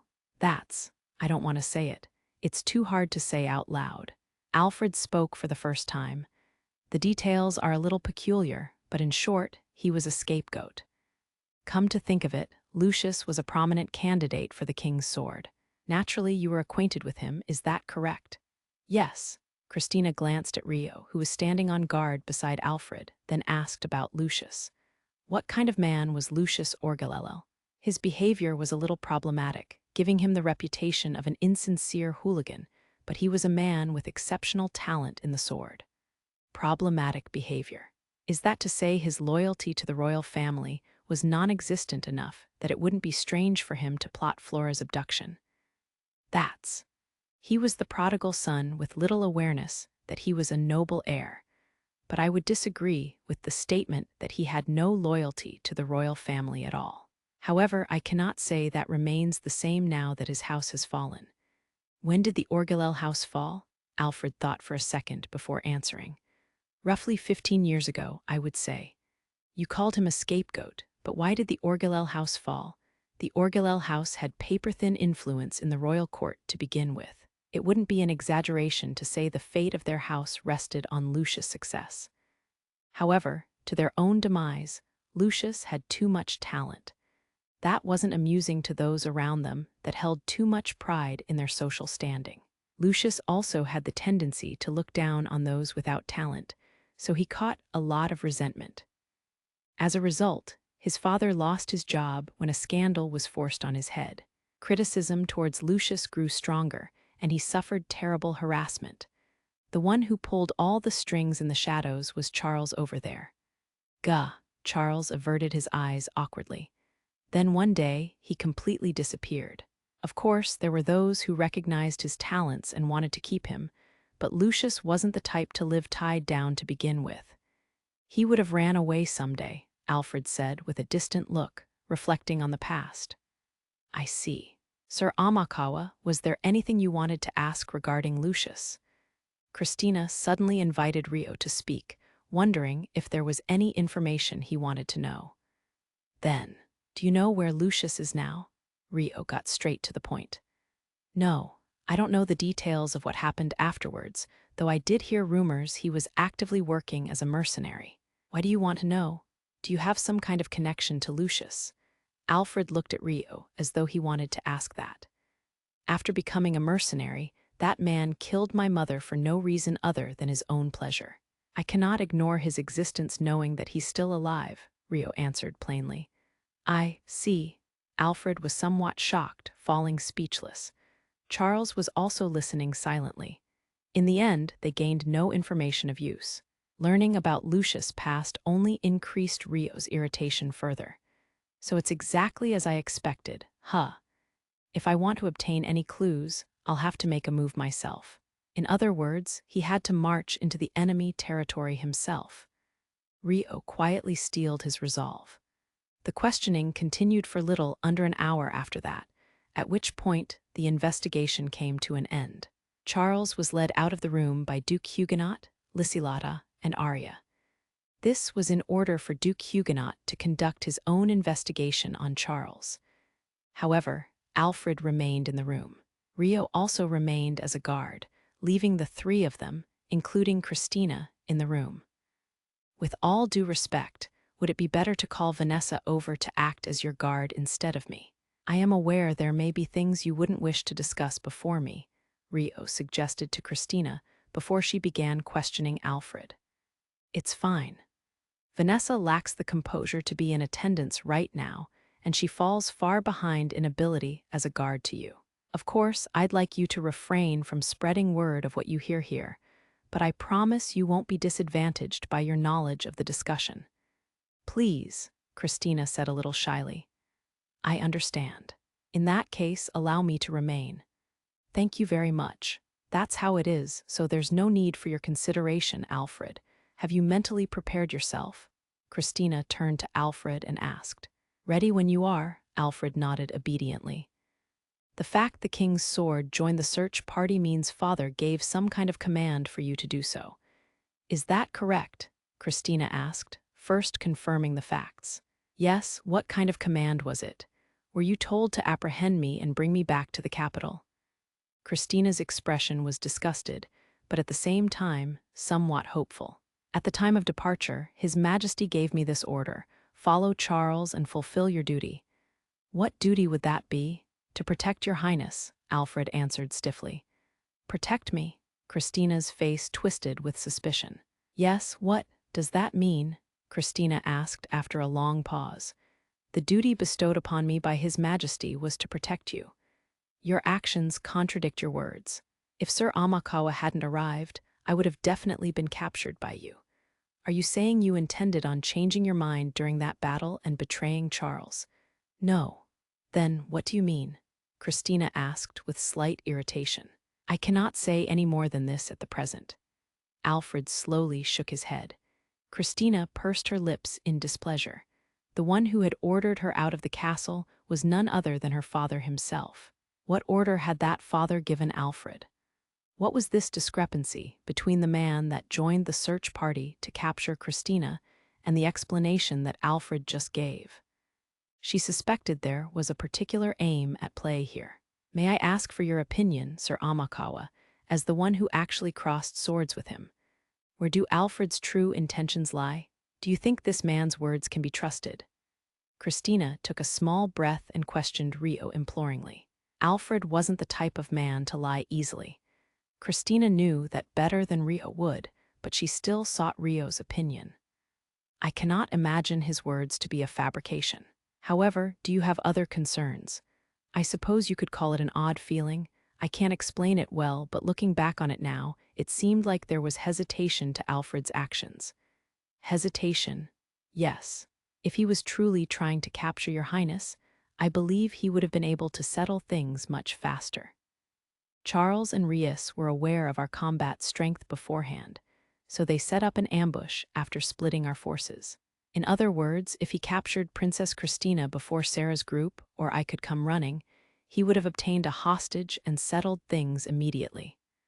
However, from what I heard from Orphea afterwards, he didn't seem too interested in battling, and it seemed like he was holding back. That's why something felt odd. Alfred hadn't devoted himself completely to capturing Christina. Even if it hadn't been Christina, the situation would have changed if he had taken a single hostage, so it was hard to imagine his true intention was to capture her. Although, by the time Rio crossed swords with him, he had been trying to settle things at the fastest speed without holding back, so there wasn't any hesitation to be felt from him. Is it possible that Alfred was trying to carry out the order from His Majesty, from the position he was placed in? He needed to act like he was following Charles' orders in order to protect his target. but doing so would increase Her Highness' chance of escape, so he could only act so leniently without Charles noticing. Perhaps I'm overthinking things. If that were true, it was a rather clumsy attempt.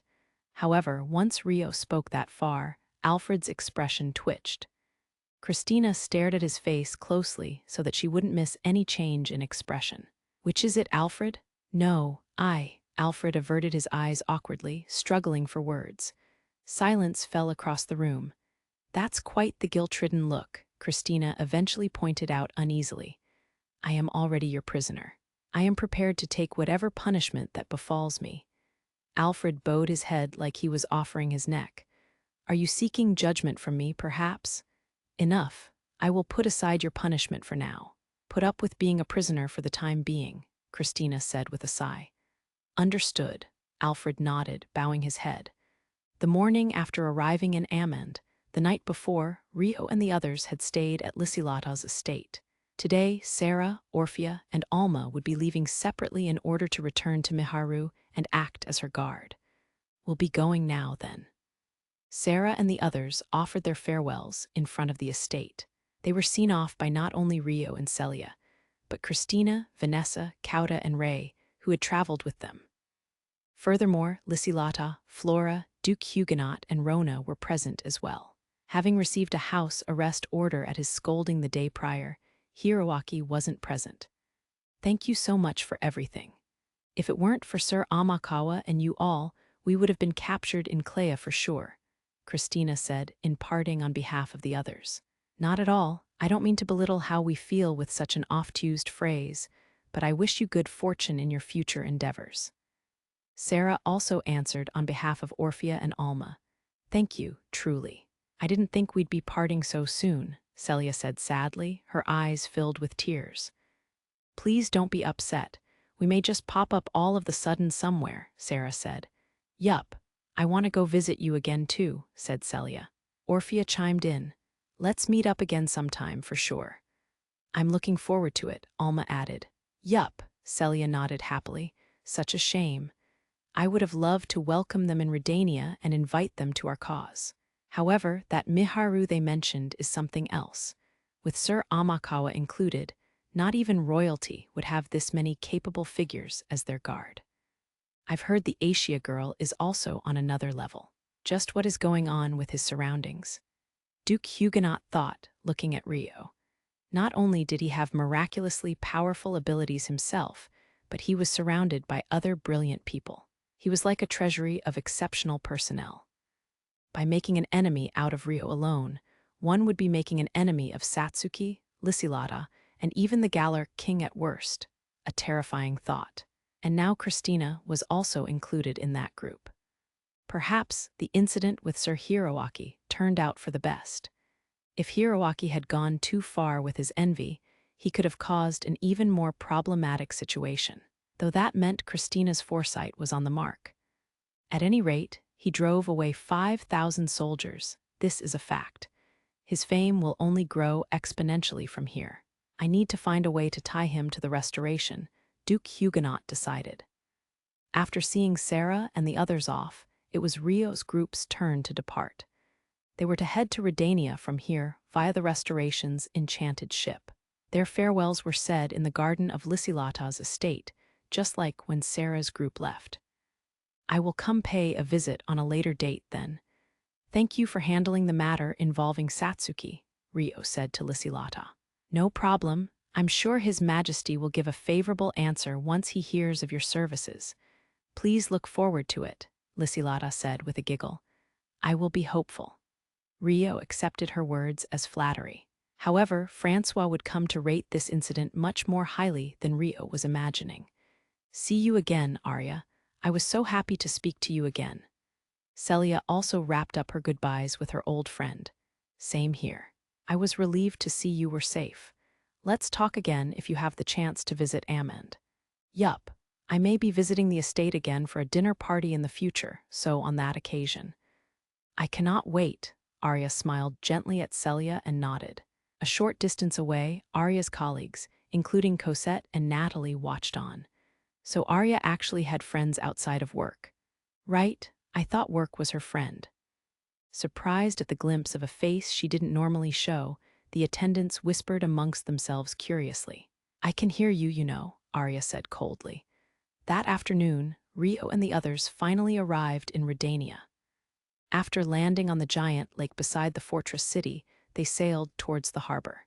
The crew swiftly prepared for them to get off the ship, and they finally disembarked. First went the royal siblings, Christina and Flora, escorted by Vanessa across the ramp connecting to the harbor. They were followed by Rio, a hooded Celia hiding her face, Kauta and Ray, then Duke Huguenot, Rona, and Hiroaki. Celia was hiding her face with a hood because Charles was still unaware that she was traveling together with them. Charles was to disembark after them, and it wouldn't be good if he realized Celia was here and made a commotion on his way to the prison. So they decided to hide her face for the time being. An enchanted ship had been sent in advance to send word of Christina's arrival, so the high-ranked nobles of the Restoration were all lined in a row in the harbor. When they spotted Christina behind Vanessa, they all placed their hand over their chests and bowed their heads in a show of respect. Whoa, that's incredible. Kauta and Ray were overwhelmed by that sight. The princess was the one being shown respect, but it gave them the illusion that they had become important people too. Hiroaki must have been shown this respect since he arrived in this world as a hero, so his arrogance suddenly made sense. Though he was rather quiet for the time being.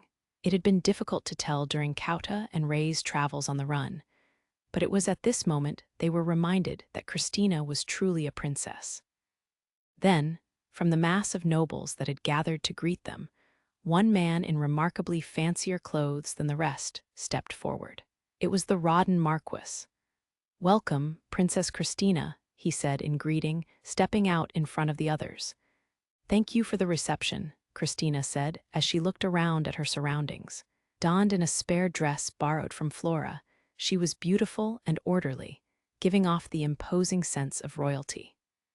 She wasn't particularly lavishing her charms about, but the younger male nobles were all captivated by her beauty. "I am unworthy of such words.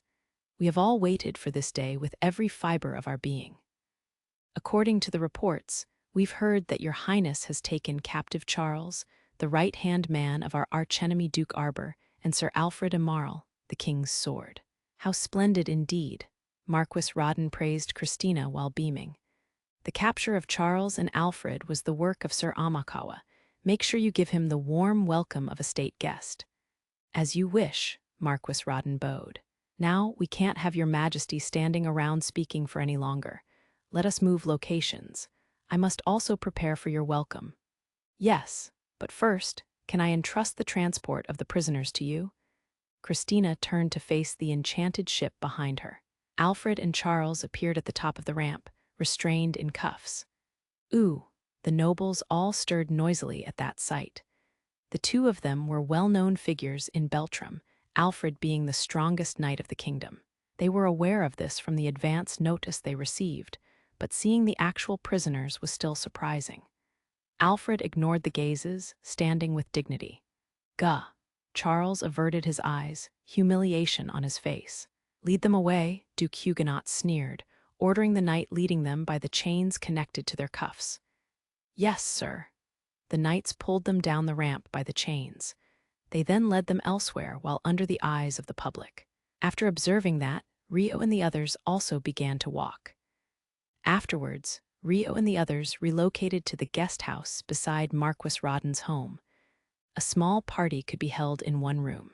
It was still afternoon, but after taking into consideration their fatigue from traveling, it was decided the welcome party would be held without waiting for the night hours.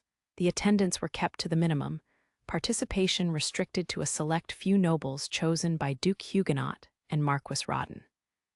However, even then there were over 100 nobles in the venue, as well as chefs, maids, and musicians, so the venue was bustling with people. The format of the party was that of a stand-up buffet, so people were constantly moving and holding conversations all over the room. At the very back of the venue were Christina, Flora, and Celia, as well as Duke Huguenot and Marquis Rodden. Incidentally, Hiroaki's absence from the feast had been explained as him feeling unwell, and Rona was keeping him company. However, I never imagined your highness would be accompanied by Lady Celia, and with her fiancé Charles Arbor in tow, Marquis Rawdon said with a curious look in his eye. The events of her rescue were explained to him as they had been to Duke Huguenot, but he was understandably intrigued by the circumstances. Professor Celia is too good to be married to a man like that, Christina said. Ha ha ha, indeed, Lady Celia is a genius far better than he deserves. Marquis Rawdon laughed heartily, but the strong-willed curiosity in his eyes didn't fade. We cannot inconvenience Count Clare, who is still affiliated with the main government, so Professor Celia's affiliation with us shall be kept as secret as possible for the time being. It may be difficult to hide internally, but it could also interfere with the investigations. Ensure that no word of this reaches Charles' ears, Christina warned. There were probably spies among them, so Christina didn't think they could prevent word of Celia's presence in the Restoration from reaching the main government. But whether that fact was announced publicly or not changed the circumstances. Besides, with Charles as a hostage, nothing would happen to Count Clare. I am aware, you can count on it, Marquis Rawdon agreed. Everyone present here has received an explanation and shares the same understanding. Sir Amakawa's great efforts have also been widespread, making him the center of attention, Duke Huguenot said, looking at Rio, who was surrounded by young noblewomen a short distance away. You were the one who tempted the ladies towards him, and you have the nerve to say that. Christina thought with a small sigh. Banquets like this were a place for nobles to meet new people, so as long as the inconvenience caused no real harm, not even she could make direct criticism. However, the seductive techniques of such ladies would probably have little effect on him, as he was normally surrounded by young women like Celia and Sarah. In fact, Rio was responding in a friendly manner, but seemed a little uncomfortable. It wasn't just Christina's imagination. HMPH, Celia puffed up her cheeks in a slight pout. Meanwhile, elsewhere at the party venue, Kauta and Ray were reaching for the extravagant dishes on the tables. The food's good. But there's still a discrepancy here, Kauta, Ray said, watching Rio be surrounded by women. Well, it's only natural for Haruto to be popular. He's as cool as Rui. He's strong and as high-ranking as a noble. He was perfect with no faults, Kauta explained. Stop it, you're just making us seem more pitiful. You started it. Anyway, we've followed them all the way here, but what do we do now? Princess Christina said she'd look after our living necessities if we stay here, but, ooh, this meat is good. Ray stuffed his cheeks with a steak that had been neatly sliced on a plate. Talk or eat, pick one, Kauta said tiredly. We're finally able to eat a warm meal, and I don't want to let it get cold. So, what do we do? If they'll let us live here, then we'll be okay for now, at least. If we're going to live here, then I'd like to have some kind of job, personally. I don't just want to be looked after. I want to be able to stand independently, Kauta said with a hint of ardor. You've grown, Kauta, Ray said earnestly. He believed Kauta wouldn't have been able to sound so reliable if he were still bothered by Rui and Akane's relationship. Don't make fun of me. What do you want to do, then? Kauta turned away in embarrassment and asked Ray. What do I want? I want to live an easy life, Ray said honestly. The words of a useless human. Rude. Everyone thinks like that at least a little. Anyway, with all this, I could probably keep living here. The food's good and I'm getting full. I see. Indeed, living here would be the safe option.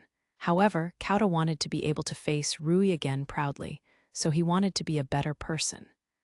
Would that be fulfilled by living a carefree life here? He wondered to himself. Unrelated, but don't you find that these buffet-style meals tend to fill you up faster than normal? How strange.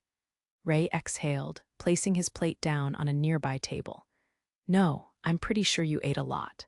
You probably didn't notice because you were trying all kinds of dishes a little at a time, Kauta answered in exasperation.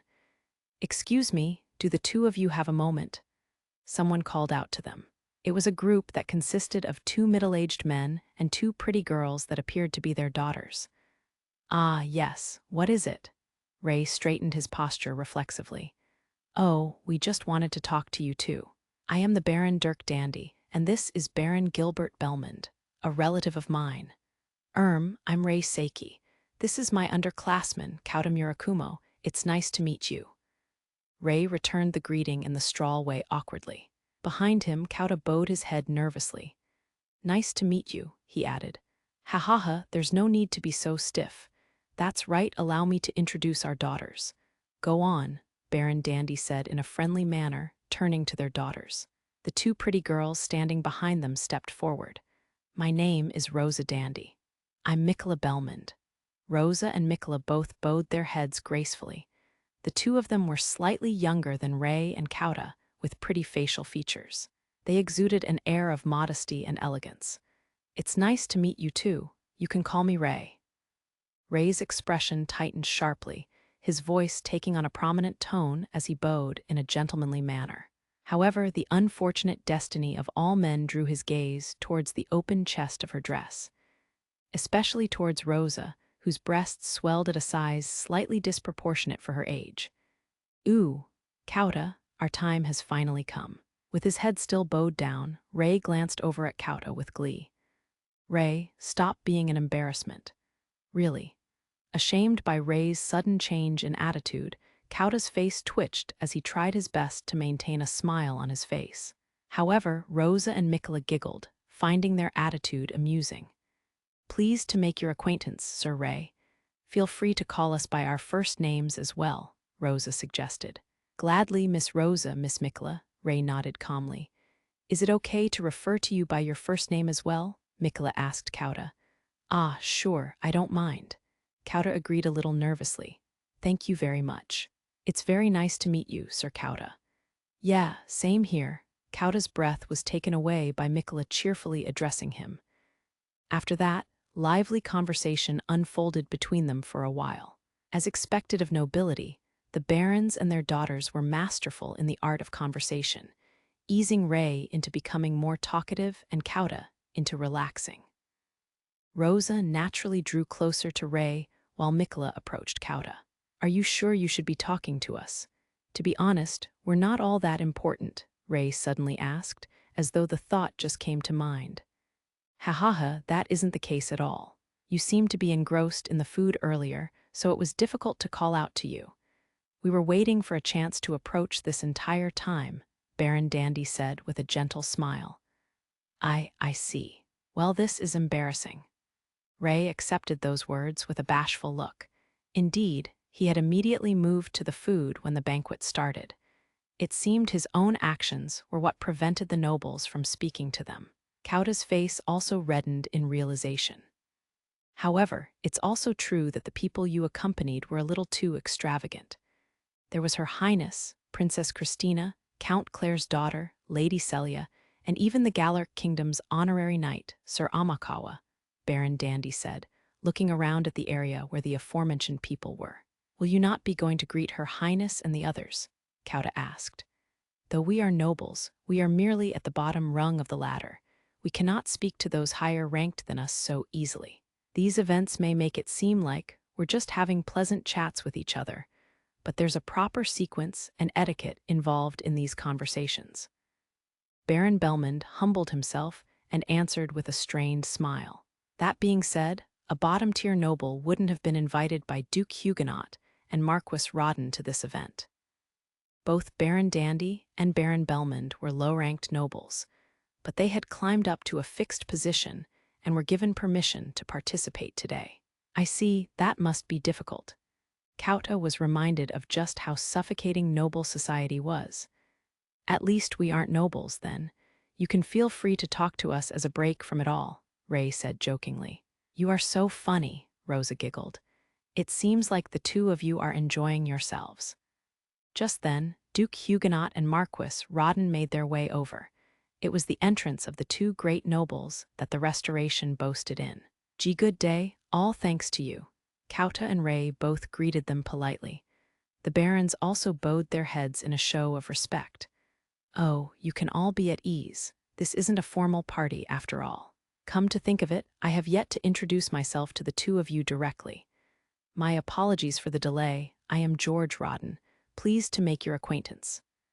Marquis Rodden introduced himself to Kauta and Ray with a friendly smile. "We were the ones who were late to introduce ourselves. I apologize for being rude. My name is Ray Seiki," Ray said immediately. "I'm Kauta Murakumo. It's nice to meet you," Kauta added quickly. "MHMM. It's an honor to meet the two who were summoned alongside the great hero. Indeed, I've heard the two of them are also quite talented." Marquis Rodden and Duke Huguenot immediately complimented Kauta and Ray.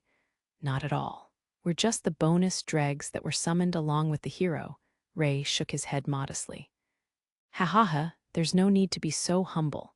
I've heard that the two of you were highly educated where you came from," Marquis Rodden said. "Ah well, it's no big deal." Ray and Kauta exchanged frowns. The two of them knew they were nothing more than regular high school students in Japan. Compulsory education didn't exist in this world, so they indeed had a little more knowledge compared to the boys and girls here. But that was because the bar was low when it came to their surroundings, and not because they were superior. They were aware of this. Besides, they had met plenty of people from this world that were smarter than them. They had even traveled with them.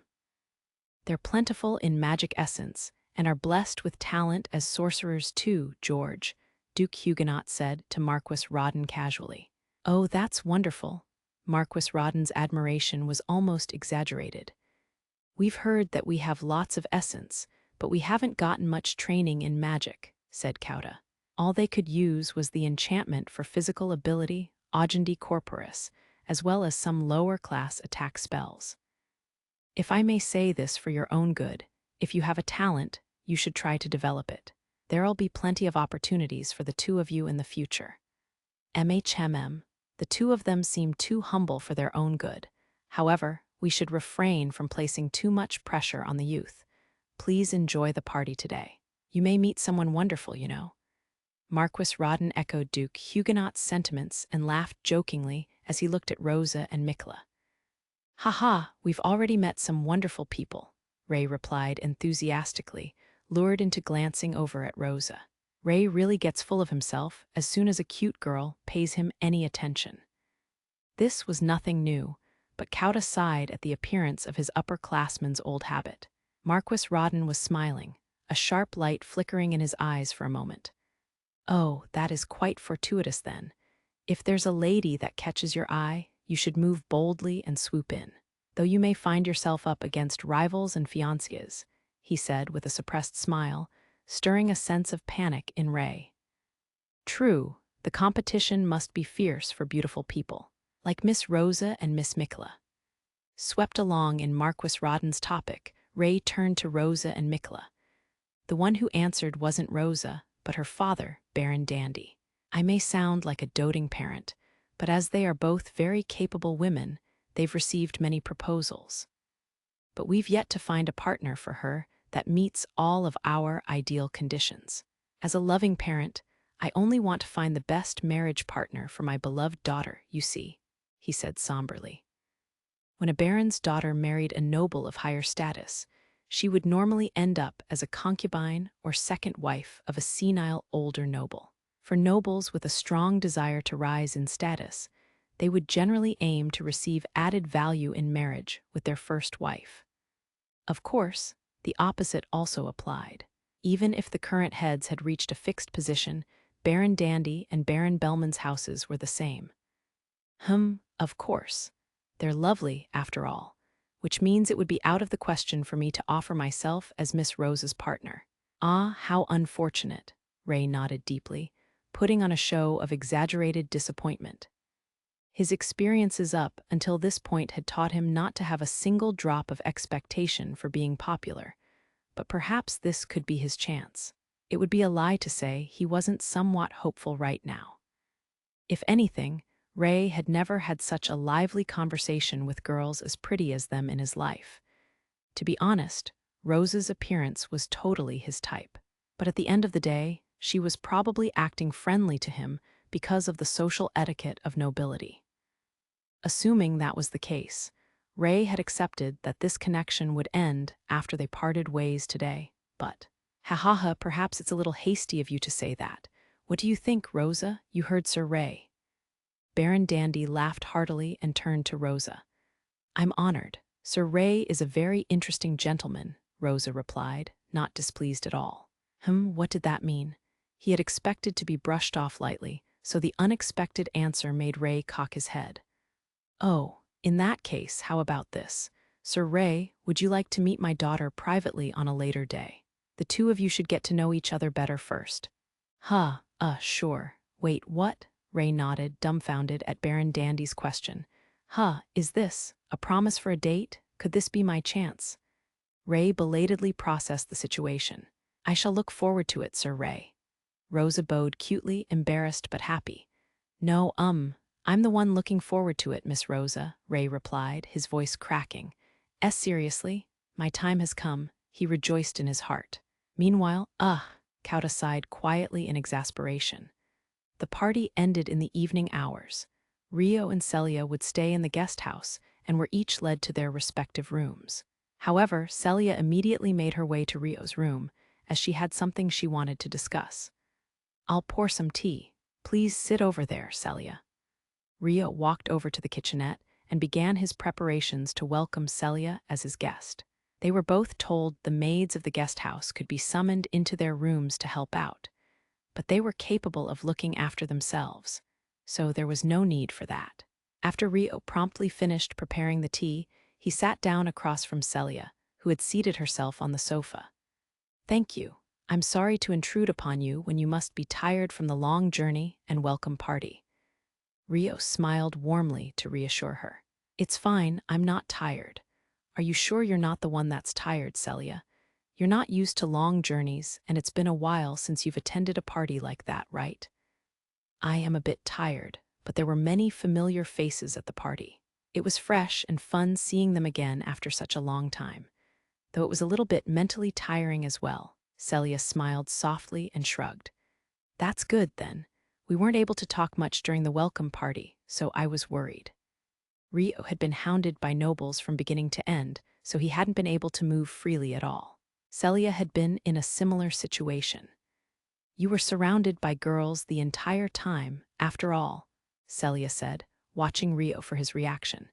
She must have been watching Rio carefully during the party as well. Yes, but I couldn't take my eyes off of you out of worry, Rio replied with a somewhat lonely smile. I see, ahaha. Celia was taken aback, her voice rising an octave.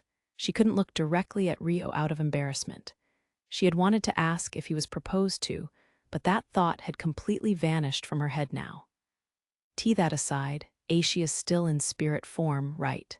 It's just us here, so you should have her come out, Celia said hastily, changing the topic in a fluster.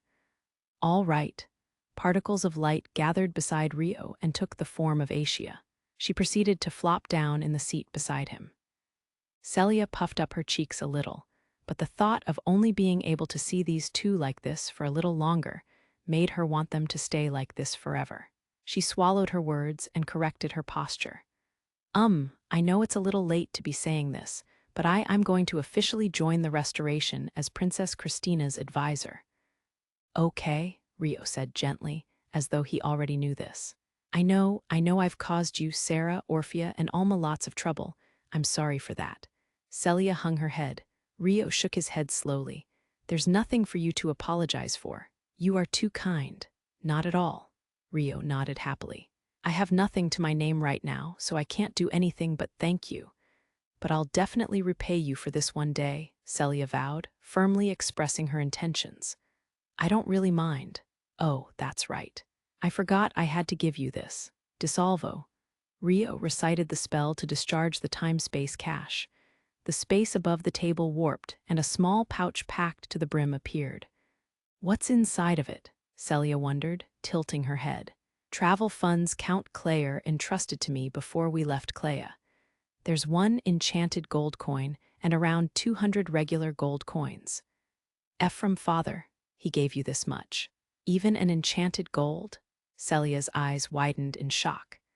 Enchanted gold coins were rare coins said to have the value of 100 gold coins.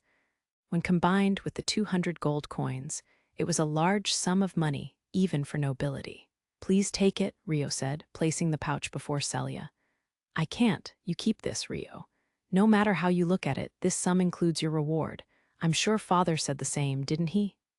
Celia shook her head and pushed the pouch packed with coins back towards Rio. Did he? I can't quite seem to recall. I accepted it in the name of travel expenses, but at any rate, I have no need for this money. It originally belonged to your father, and you'll need it to pay for various things for a while, right? You should just accept it and use it. In reality, Rio had received it with the agreement that the excess from their travel fees would be his reward, and quite a few extra golds had been added because of that. But Rio pretended not to know anything about it. I'm definitely going to confirm this with father the next time we meet. Celia glared at Rio for a long moment.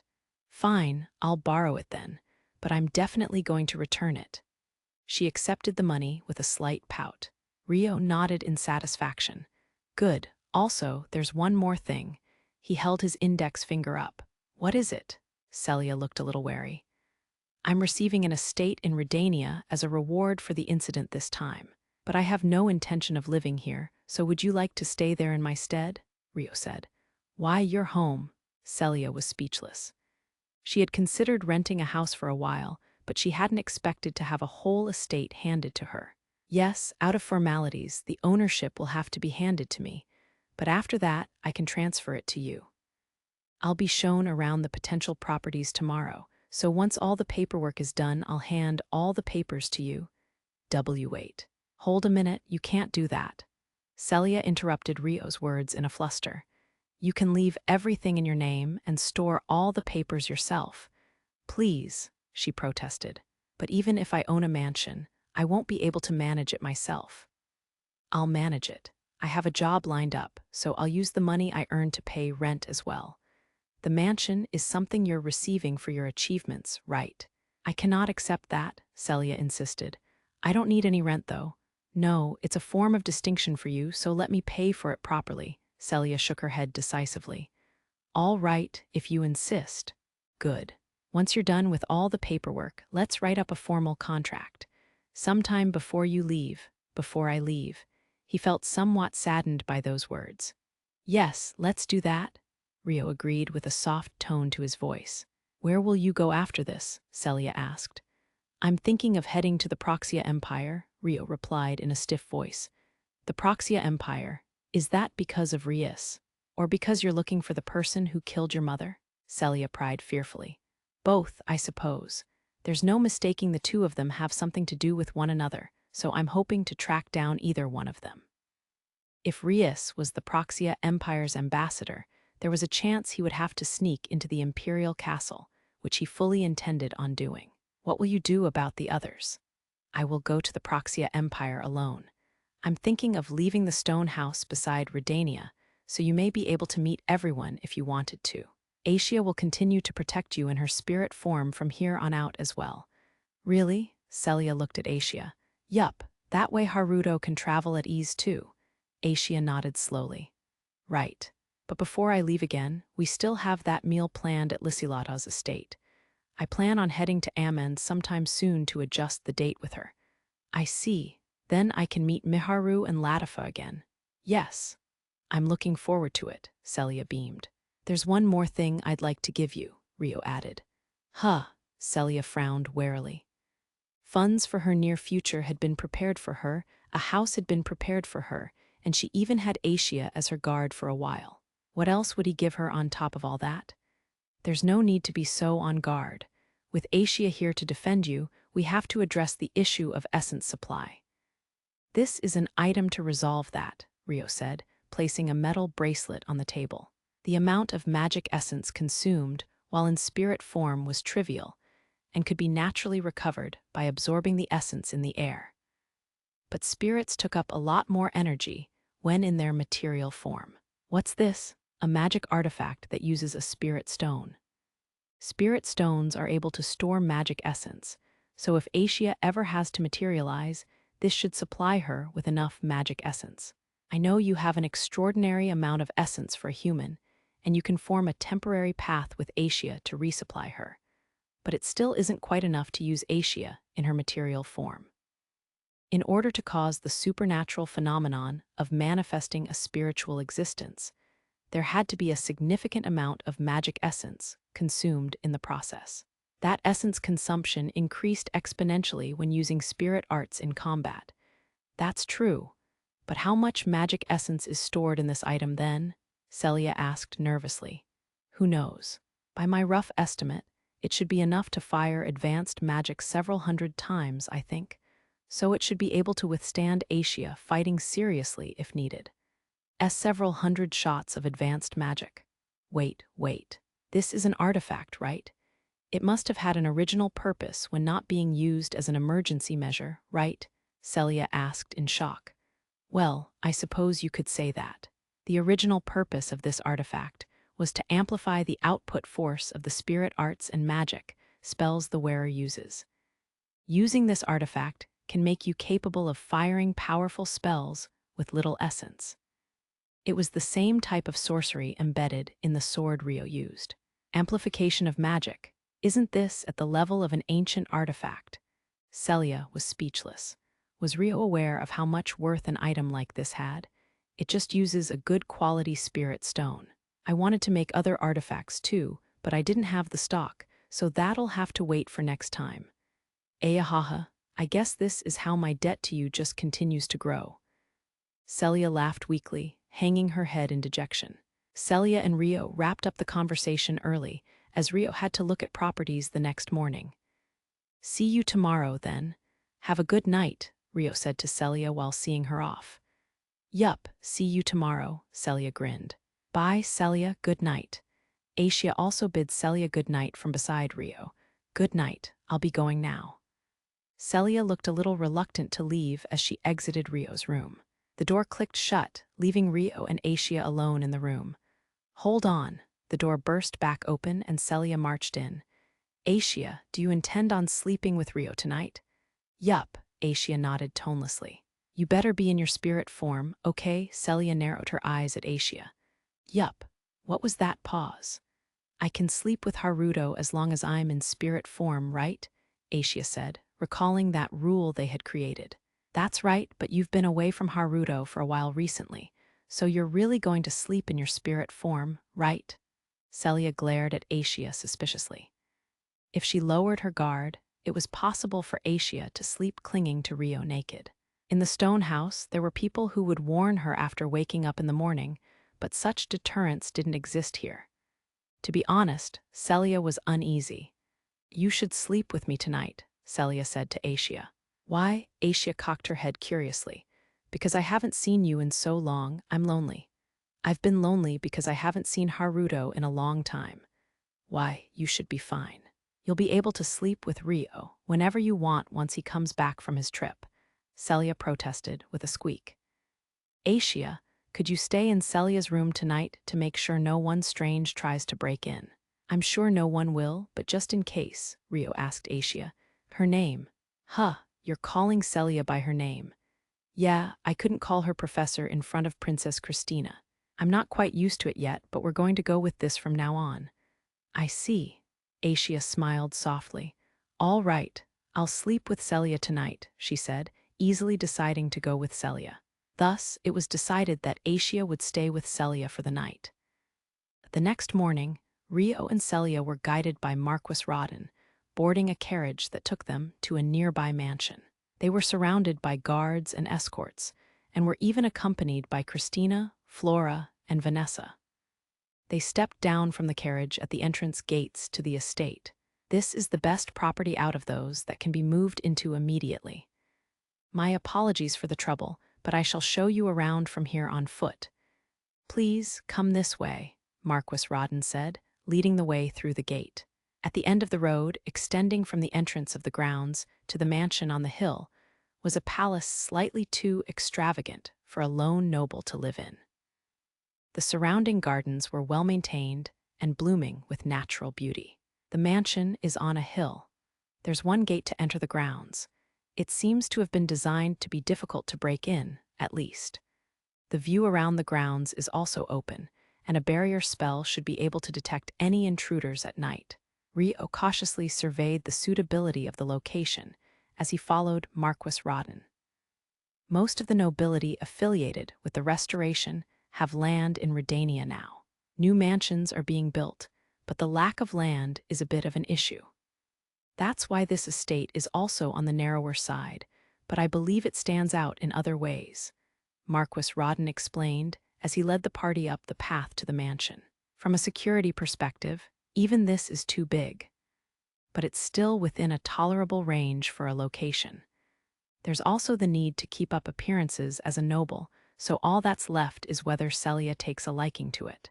While Rio was thinking, they arrived at the front door. Marquis Rodden showed them around the interior of the mansion as well. It had a living space for the servants, plenty of rooms for a family, and had an interior design aesthetic that clearly cost a lot of money. With Christina involved in the transfer of property, Marquis Rodden couldn't risk his reputation by offering a cheap mansion.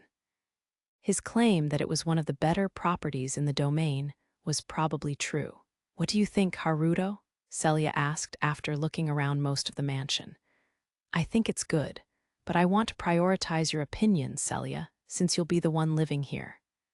There was no doubt they had been introduced to a good property, and he wasn't going to be picky when it was being offered for free.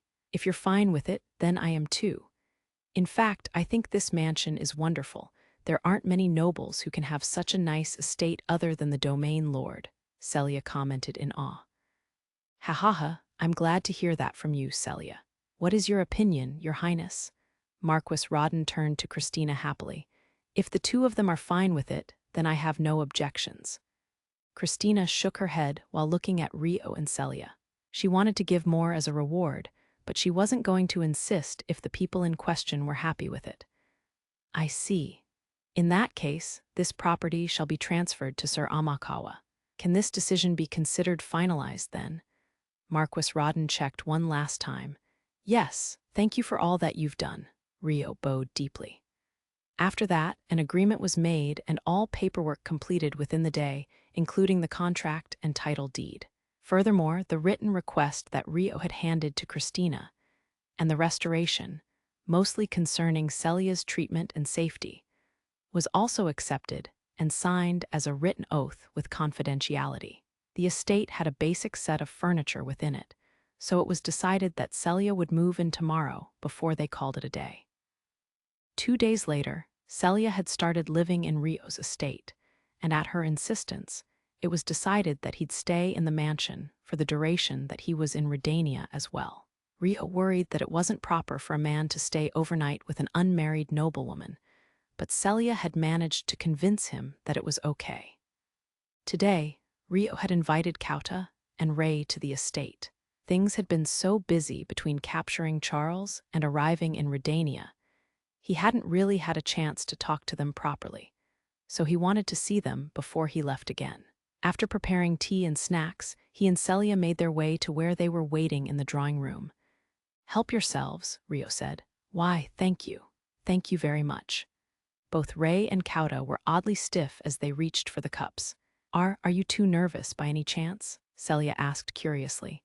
"Ah, well, it's a really impressive mansion." Ray scratched at his head as he answered. "It made us realize that you two are nobles too," Kauta added. "Well, you two are friends of the hero Rui too, right? In this world, that alone is enough to give you a certain amount of social status," Rio pointed out. "Yeah, but we're not with him anymore. So now we're just regular people. Kauta wants to become an independent man that can stand on his own 2 feet without borrowing Rui's power, just like Haruto." Ray, Kauta's face turned red after being outed. "I see, though I can't say if I'm the best role model. I think that's a wonderful attitude to have." "I'm rooting for you," Rio commended Kauta a little bashfully. "Indeed," Celia agreed with a grin. "No, you're definitely the best. Or rather, you're so amazing, it's a little unrealistic of a goal," Kauta praised Rio. "That I can agree with," Ray said with a firm nod. "Not at all. The two of you are older than me anyway." Rio shrank back. "That's what's strange, though. For some reason, it just feels like you're older than us. Maybe it's because the first impression we had of you fighting was so strong." "You're still 16, right?" Ray asked. "Yes, are you really just 16? "Yes, I should be." Since he had memories of his past life, Ryo hesitated just a little. However, while he was heavily influenced by the memories of Amakawa Haruto, the base of his personality was still the boy that was born and raised in this world. It was why he had stronger recognition being 16 years old. Not that he paid much awareness to his age at all outside of situations like this. "Ray, asking too many questions about that is rude," Kauta warned. "All right. Well, okay. That aside, I'd like to ask you for a favor as one man to another, and to Celia as well. Can you give us some advice?" Ray asked. "Advice about what? About our future." "I see. I'd be happy to listen to your thoughts." Rui had asked him to keep an eye out for them as well, so Rio agreed readily. "The truth is, Kauta and I are thinking about going down different paths from now on." "Really?" Rio had assumed they would continue to stick together, so this was a little unexpected. "Well, I don't have any particular goal at the moment, so I think I'll still stick with my underclassmen for now. But the things we want are different, you could say." Kauta revealed with a slightly embarrassed blush. "By which you mean?" "Well, I'll start. I'm thinking of becoming an adventurer," Kauta said with a slightly stiff look. "An adventurer?" Rio looked slightly conflicted. "If it's possible, could you tell me your opinion on that, Haruto?" "It isn't an easy job, is what I would say. Many of the jobs involve putting your life in danger, the pay is unstable, and your body is your tool of trade, so you'll lose all income if you fall ill. People tend to assume it's a quick way of getting rich, but only a select few make fortunes from it." "Are you aware what kind of work is involved with being an adventurer?" Rio asked. "Of course. There's things like physical labor in the city, herb gathering outside the city, vanquishing monsters, and sometimes fighting as a mercenary." Kauta confirmed with a completely serious look. "If you were thinking of becoming one on a whim, I would have advised you against it, but I'm definitely not making light of the job." "So it seems. May I ask the reason why you want to do this?" Rio asked, feeling the strong conviction behind Kauta's gaze. "I want to learn the harshness of reality. I still know nothing about this world right now, but I have to be able to live in it. I don't want to be protected by someone else my entire life. That's why I want to know more about this world. Someday, I'd like to travel to all different kinds of lands. I don't think that way of thinking is wrong, but if you're going to become an adventurer, I believe it would be best for you to receive combat training first. To be honest, your current level of ability would leave me worried," Rio pointed out rather harshly. During their journey, he had taught Kauta and Rei a little bit about swinging a sword, but they were both complete beginners. "I know. That's why I'll be taking combat lessons with Vanessa and the other knights, thanks to Princess Christina's kindness. In the meantime, I plan on basing my activities around Amend while taking those lessons and picking safe jobs to begin with." Kauta seemed to have placed proper thought into where he was lacking. "I see, you have it all planned out. In that case, any other warnings I give you will just be needless meddling." "No, that's not true. If you think it won't work out like this, then that means I'm still too naive. You think too highly of me. I wish I could be of more help to you, but I plan on going on a journey in the near future. I can be a sparring partner for you anytime before then, though, so just say the word if you need one. And no, I'd just lose in an instant if I fought with you in my current state. But I'd love to ask you for a match once I'm able to hold my own a little. Please knock me down from my high horse when I need it," Kauta said. "I understand. In that case, gladly," Rio nodded generously. Meanwhile, Celia, who had been listening silently, seemed to be happy that Rio had made a friend his age and was watching cheerfully. "Okay, you're next, Ray," Kauta directed. "Right, I'm thinking of joining the Restoration and aiming to become a real sorcerer.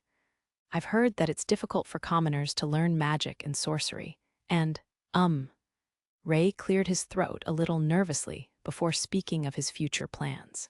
However, he became slightly shy towards the end and struggled for words. Ray fell in love with a noblewoman in the Restoration, so he wants to become a sorcerer for her sake. Kauta revealed on his behalf. "We haven't decided to date officially yet, though," Ray corrected in a fluster. "Really?" Rio said. "When did that happen?" Rio and Celia were even more surprised at this than the news of Kauta wanting to become an adventurer. The truth is, things have been going well with this girl I met at the party the first day we came to Roenia, Ray confessed bashfully. I see. In all probability, that was likely a part of the Restoration's recruitment activities. Rio and Celia immediately suspected that, but this wasn't exactly a rare case for noble society either.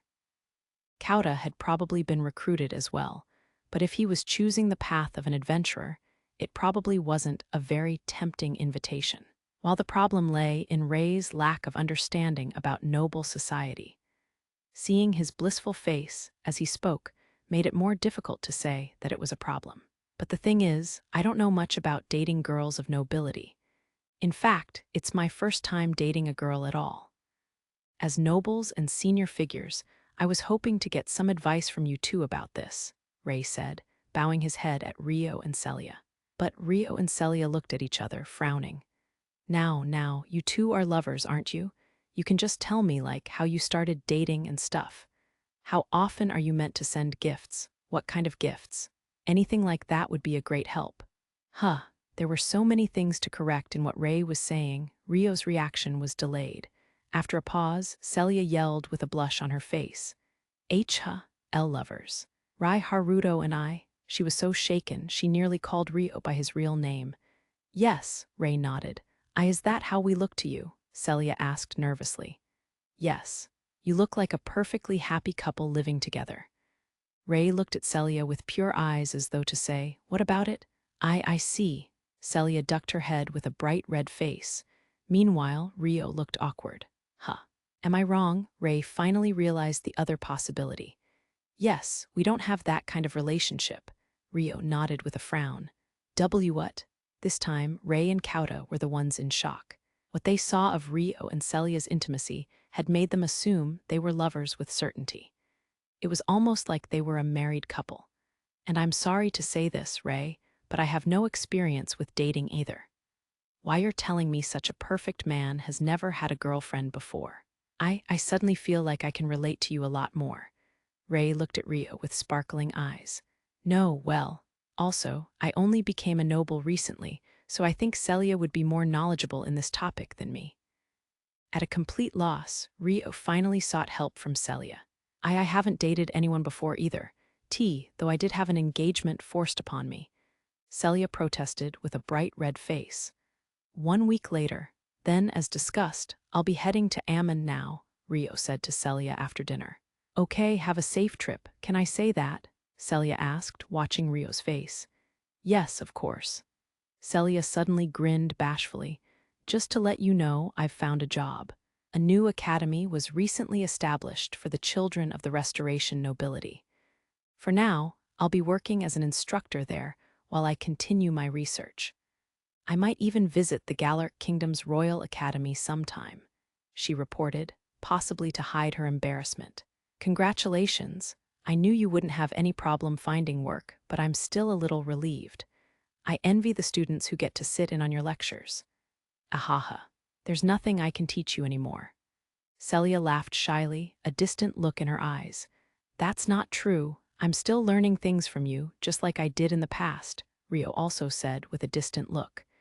Celia smiled fleetingly. Hey, Rio, do you still remember that time you came to visit me in my room before you left the Beltrum kingdom? She said with slight embarrassment. Yes, I remember. Our goodbyes were sad back then, but that's not the case this time. Right? Yes, this time I can proudly show my face to you. You'll stop by every once in a while, right? Of course, I promise. No matter where I go on this continent, I'll come see you, Rio said clearly, nodding.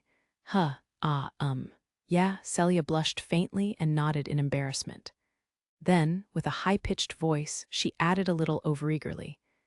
That's fine, but what I wanted to say was that we should have a positive farewell. So let's redo it this time. I don't want to make it a sad memory like last time. This time will be bright and positive. Redo it, like last time? Rio cocked his head at Celia's words, not quite getting the point. Why, yup, when we said goodbye, you hugged me, right? That's why. Come on, stand up for a bit, Celia said shyly, standing up and approaching Rio. Okay. Rio stood up, slightly confused. Stay still like that. Celia nervously buried her face in Rio's chest, then softly entrusted her body to Rio, redoing that day. So this is what she meant. I did hug her like this before leaving Beltrum back then. It wasn't a very happy memory, so I guess she wants to overwrite that. Rio smiled happily and gently wrapped his arms around Celia. Once he did, Celia squeezed Rio a bit more. Celia's warmth was the same as that day, making his heart feel at ease. You really have gotten a lot bigger since back then. Celia looked up at Rio and grinned. It feels like you've gotten even smaller. Celia pouted at Rio's teasing laugh. Geez, you're just a giant. We probably won't be able to say goodbye like this in front of other people, so I'll say it now even if it's a bit early. Rio, have a good safe trip. Take care, Celia said peacefully, sending Rio off with those words. Yes, I'll see you later. Rio also smiled peacefully and nodded. His goodbye with Celia became a warm memory engraved in Rio's mind. Chapter 6. A Brief Rest. The next day, before Rio was to depart from Roenia that morning, he visited Christina and Flora. In the end, I wasn't able to settle any of the debt I owe you, Christina said somberly, seated across from Rio in a drawing room. Rio shook his head. You gave me an estate, so I cannot accept any more than this. I believe the value of your achievement of defeating Alfred is equal to the sword that he owns, and that estate cannot possibly be equal in value to that sword. Thus, I considered giving you Alfred's sword, but it seemed like she didn't think Rio had received enough of a reward. The sword Alfred used was a national treasure, which made it priceless in itself.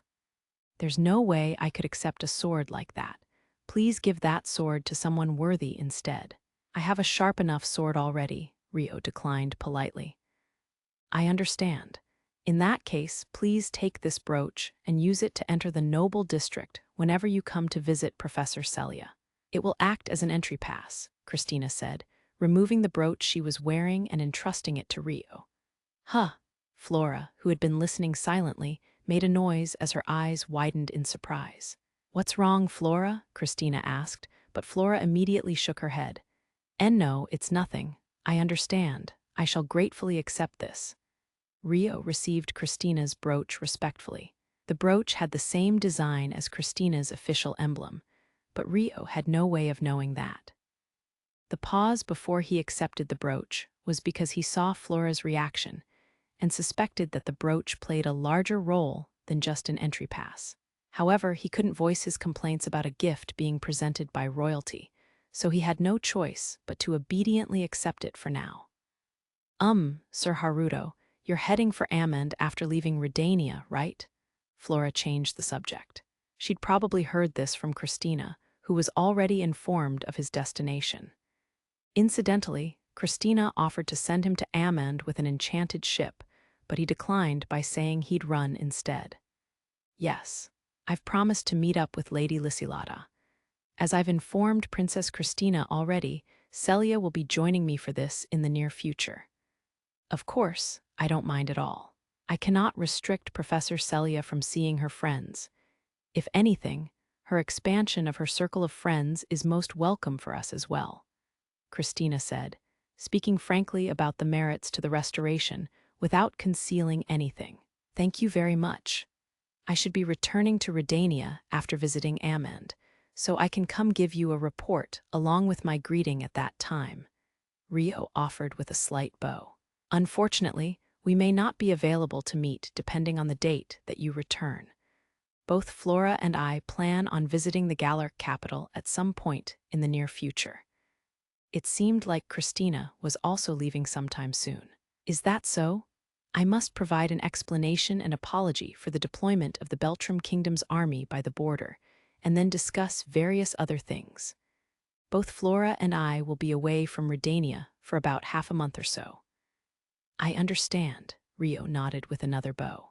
And here I thought I'd finally have a chance to talk to Sir Haruto, Flora thought in slight disappointment. Christina observed Flora's expression with a sidelong glance and closed her eyes in thought for a moment. However, if you plan on visiting Roenia regularly in the future, we would be delighted to see you again. I shall provide a most hospitable reception for you, she said. I understand. However, there's no need to provide any reception.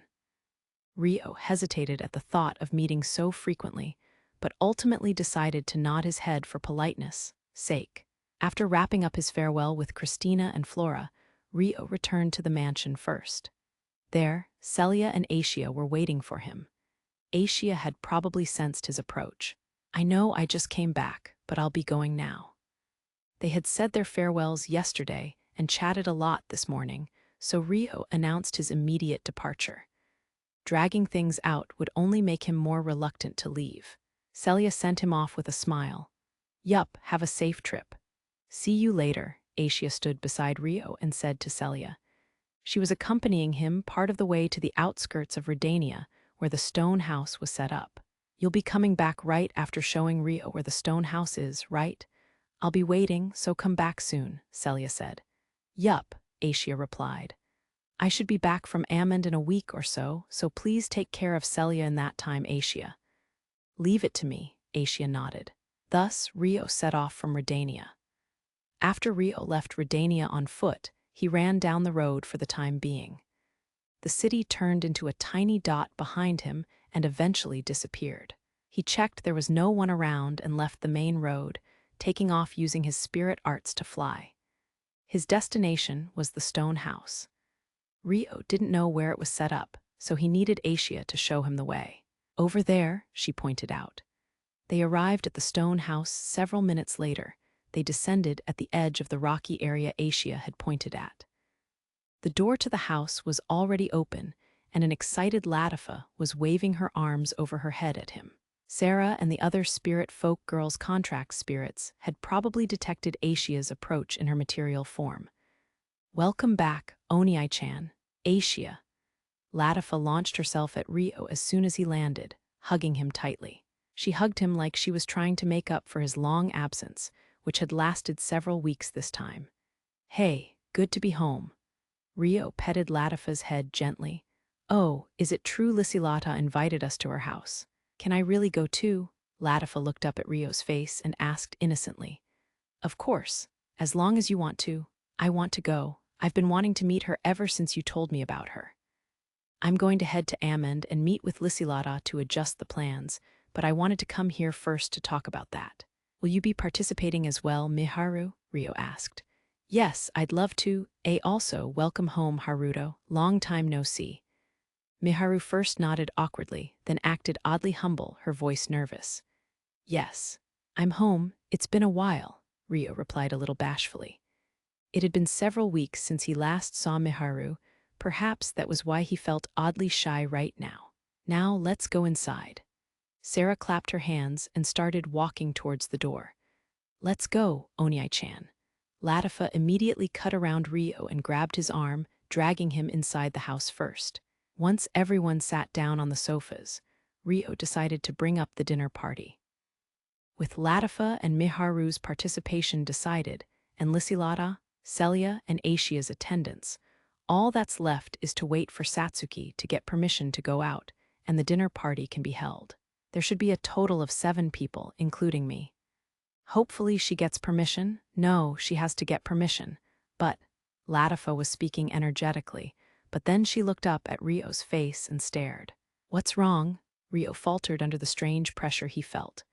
Onii-chan saying Celia's name without using a title. Latifa had picked up on it. Sarah, Orphea, Alma had faces like they were expecting that reaction, but both Latifa and Miharu were wide-eyed at hearing this for the first time. This again, it seemed like this topic was a greater problem than he ever expected. Why are you doing that? Latifa leaned in forcefully. We were escorting the princess to Roenia. I couldn't call her professor in front of the others, Rio answered, frowning. I guess. How nice. I already call you by your name, Latifa. I know that, but suddenly changing the way you address each other makes it feel like you've got closer. He'd been calling her Latifa since the beginning, which was why she was protesting out of envy at being unable to experience the same thing. That's a little unreasonable, Rio winced. Everyone else is envious too, right? You all want Onii-chan to speak to you like that too, right? Latifa bluntly asked all the girls present. Sarah, Orphea, and Alma exchanged looks. Well, When we discussed it, we agreed it would be really embarrassing for that to actually happen, Orphea answered Latifa with a giggle. HMPH, I suppose I get that too. As for Asia, I've been addressed this way from the start. I'm fine with this, Asia answered plainly. I see. What about you, Miharu? Latifa asked Miharu last. Me. Yup. Do you want Oni-chan to call you by your name? Haruto calling me by my name? Miharu glanced at Ryo. Miharu, Ryo's voice played in her head. I wonder. Miharu's face was bright red. So you do, Latifa decided by herself. That's not true, I think. Miharu refused reflexively, but ended her words with a question. Her thoughts immediately show on her face, Sarah said with a slightly scornful look. I believe the same applies to you, Sarah. Well, Miharu's case is a little unique.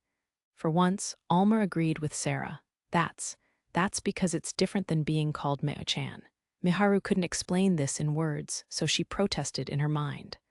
Ryo raised his hand awkwardly. He realized there would be no end to this otherwise. Everyone's eyes gathered on him. He cleared his throat. I have a very serious topic to discuss, so let's move on for now. A very serious topic. Sarah's face turned stern. It's about Latifa. Ryo looked at the girl seated beside him. Me, Latifa blinked. Yes, it's about your past. To be honest, I wondered if it was right to bring it up as a topic of discussion, but if you're all participating in the dinner party, then I believe it's something that should be addressed. Sure. What is it? A slight shadow fell over Latifa's face, but she nodded with a serious expression and encouraged Ryo to continue. She didn't want to remember her past, but she trusted him. She knew, unconditionally, that the reason why he looked so torn right now was because he pondered and pondered over this topic before bringing it up. Besides, she knew she didn't mind the people present right now hearing about her past. Sarah and the others know this already, but Latifa used to be a slave. Ryo began with the facts, but was immediately interrupted.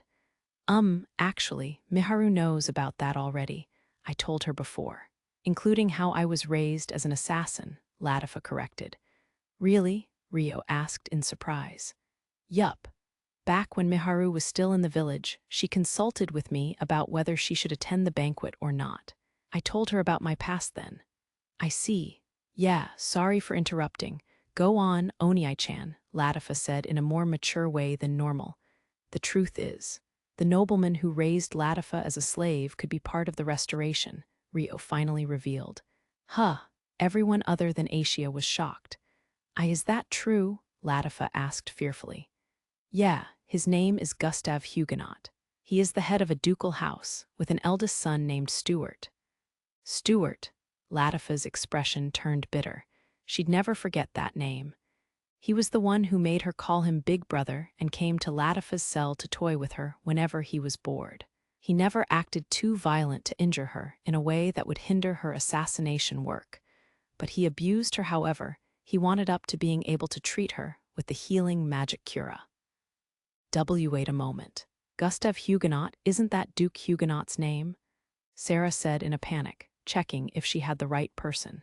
Indeed, other than Princess Christina and Princess Flora, he's the highest-ranked nobility within the Restoration. That man did something like that to Latifa. Sarah gritted her teeth and clenched her fists. The possibility is extremely likely, but it's still a possibility. I apologize for keeping quiet about this. I wanted to explain this matter in front of Latifa as it concerned her. And no, we don't mind that part at all, but...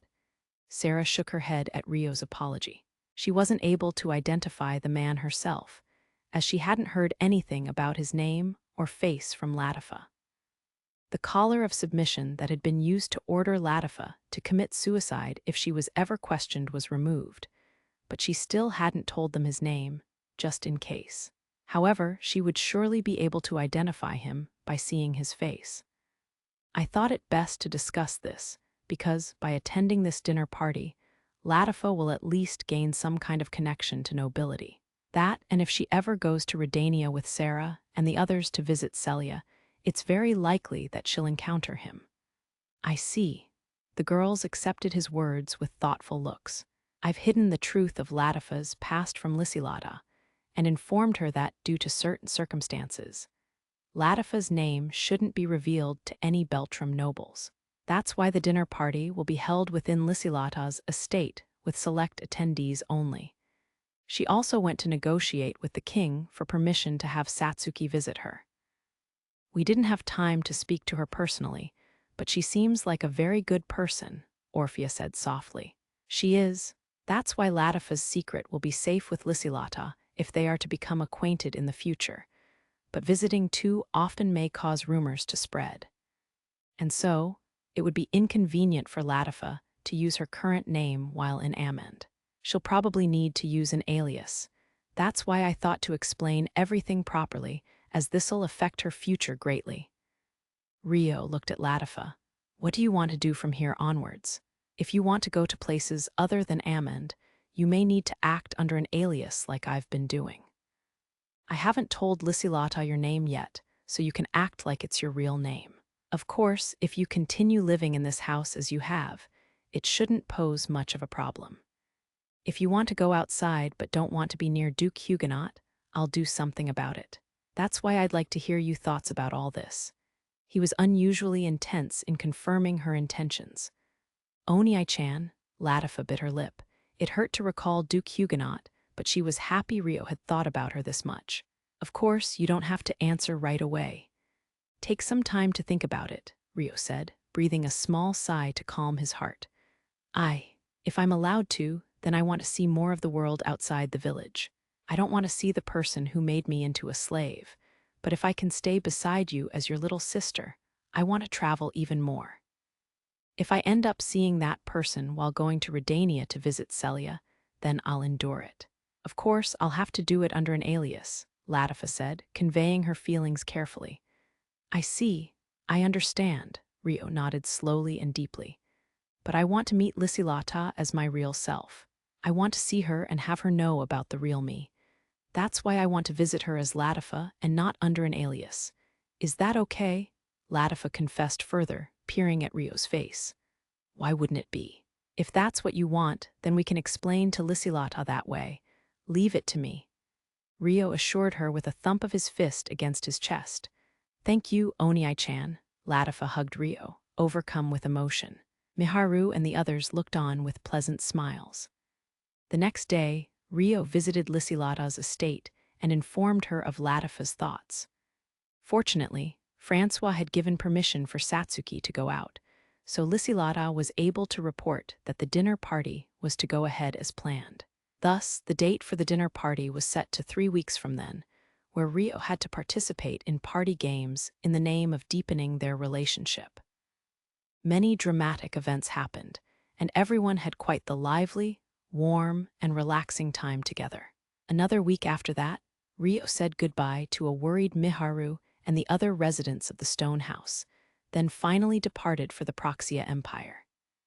Interlude: Consultation in the Proxia Empire's capital of Nidgard, in a particular room of the imperial castle. Having lost the battle at the kingdom border and narrowly escaping from the spirit folk girls with their lives, Erin, Luci, and Ven were visiting a certain man to give their report. However, the difference in the man compared to the last time they saw him was so dramatic. Erin and the others could only gulp nervously at the atmosphere in the room. The man spoke to them in an awfully displeased voice, asking what they wanted. The air in the room made it hard to admit that they had the tables turned on them by some brats, but they had no choice but to report the truth. Then, once they came to the topic of Rio, "What did you just say?" Anger overflowed from the man. Eek, the 3 men were paralyzed with heart-stopping fear. "Hey, where's that bastard Rias right now?" the man asked. "Mr. Rias went to see the emperor," Erin answered with bated breath. The man immediately stood up. "That bastard is my prey.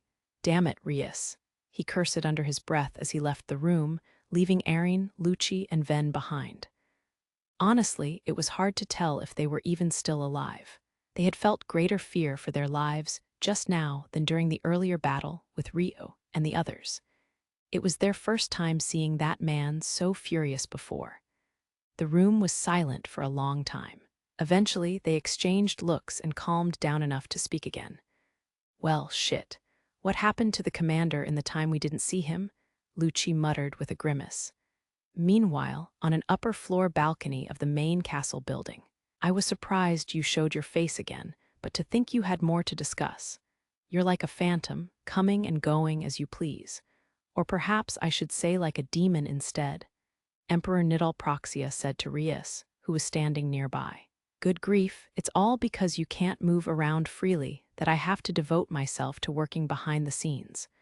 Although my name has started to spread recently, thanks to a certain boy. How troublesome it is. Truly, Rius lamented with a sigh. I see, so your discussion has to do with that boy? Indeed. However, let's wait for him to join us first. I sent Erin and the others to give him their report, so he should arrive soon. Oh, speak of the devil. Nidal and Rius' gazes were drawn to the corner of the balcony. Hey, Rius. Lucius had seemingly appeared out of nowhere, arriving on the balcony. Why, long time no see, Sir Lucius. We were waiting for you. I'm glad to see you're in good health. Don't call me by that insincere title. It's not like you feel any respect towards me. How sickening.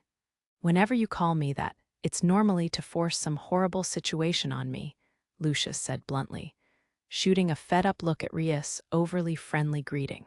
But I've been trying to keep up the title while addressing you before the other squad members. Oh well.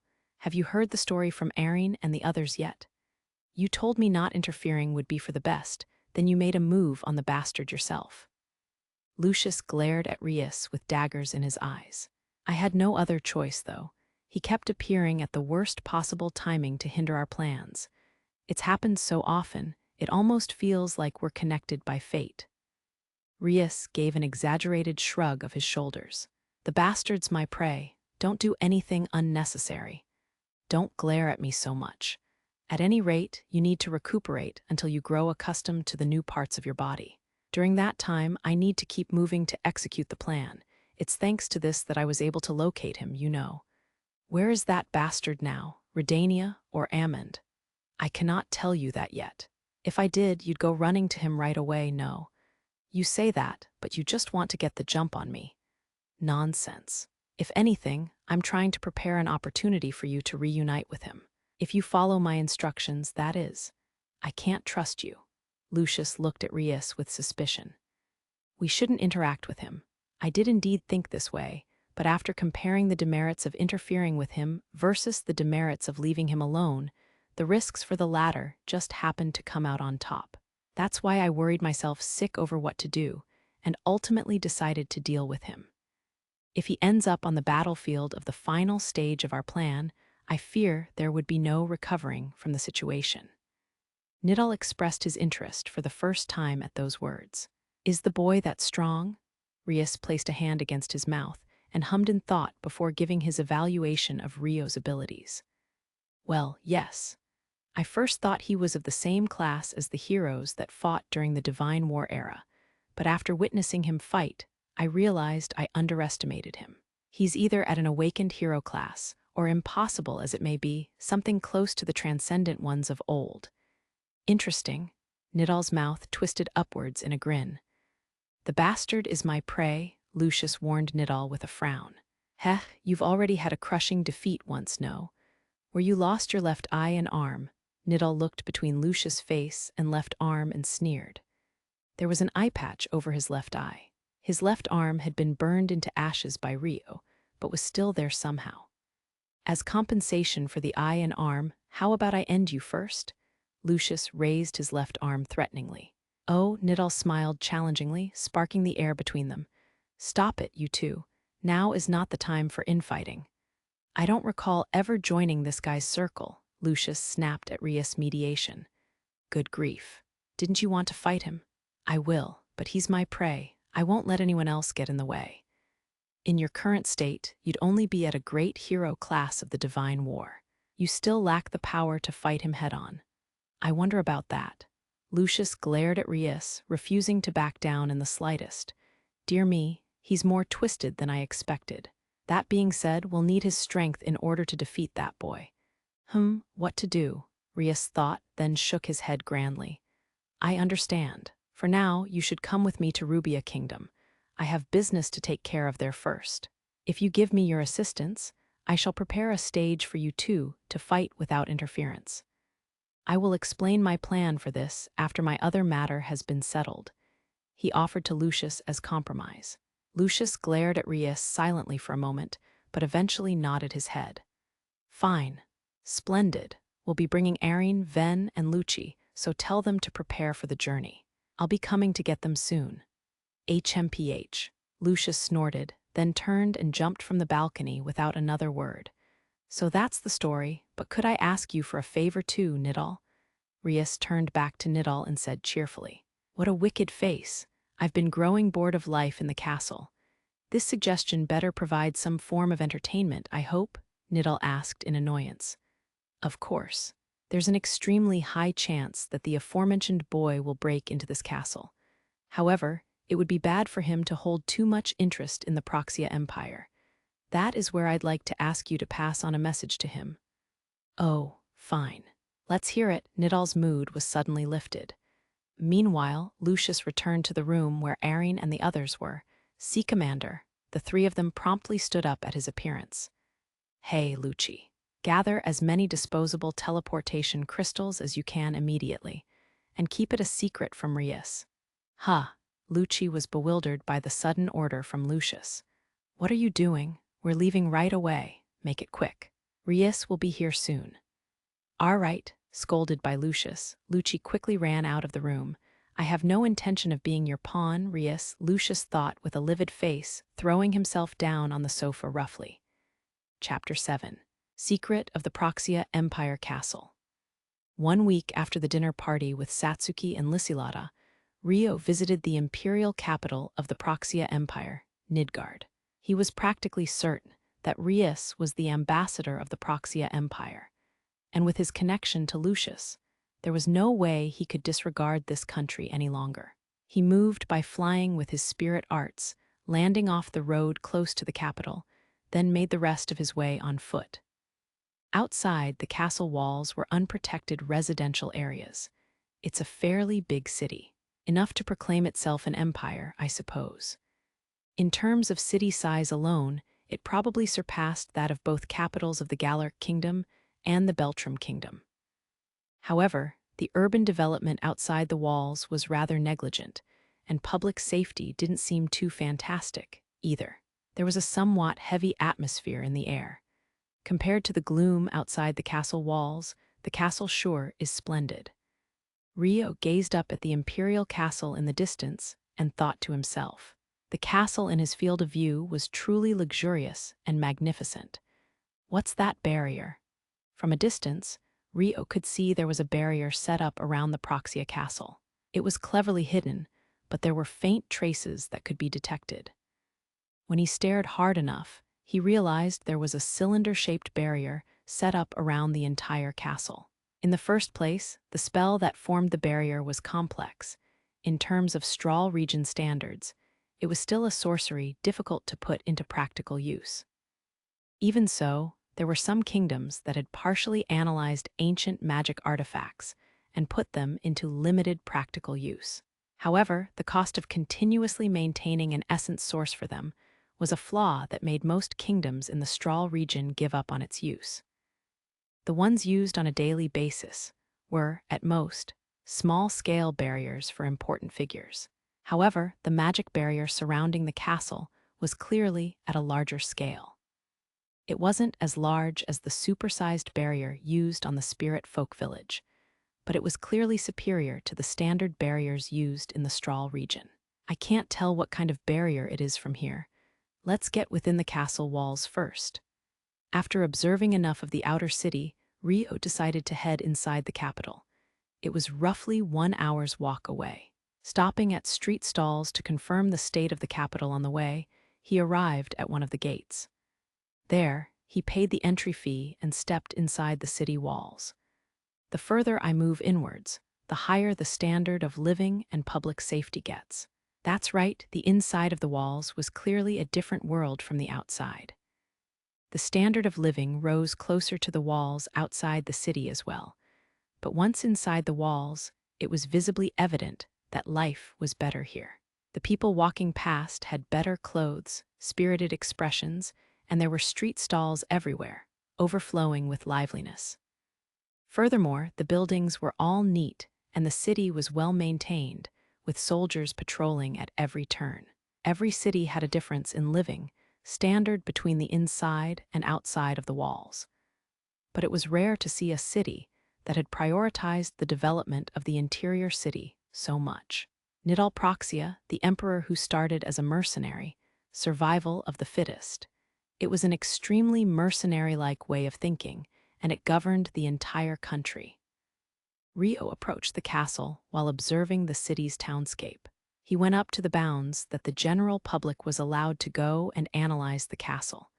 There's definitely an intruder detection effect on this. How annoying. There may be other effects too, but I won't be able to investigate it up close during the day because of the security. Not even Rio could approach the heavily guarded castle during the day, especially if Rius was potentially inside. For now, let's wait for night to fall. Rio arranged a suitable inn to stay in and decided to gather a little more information about the Proxia Empire. Late at night, once the citizens of the capital had fallen asleep. In the end, Rio hadn't been able to obtain much information. He could choose to spend several more days conducting a thorough investigation, but there was little chance of gaining information with no connections. In the end, Rio decided to go with the high-risk, high-return option. He dressed in black and covered his face, then snuck out of his room at the inn through the window to commence his plan.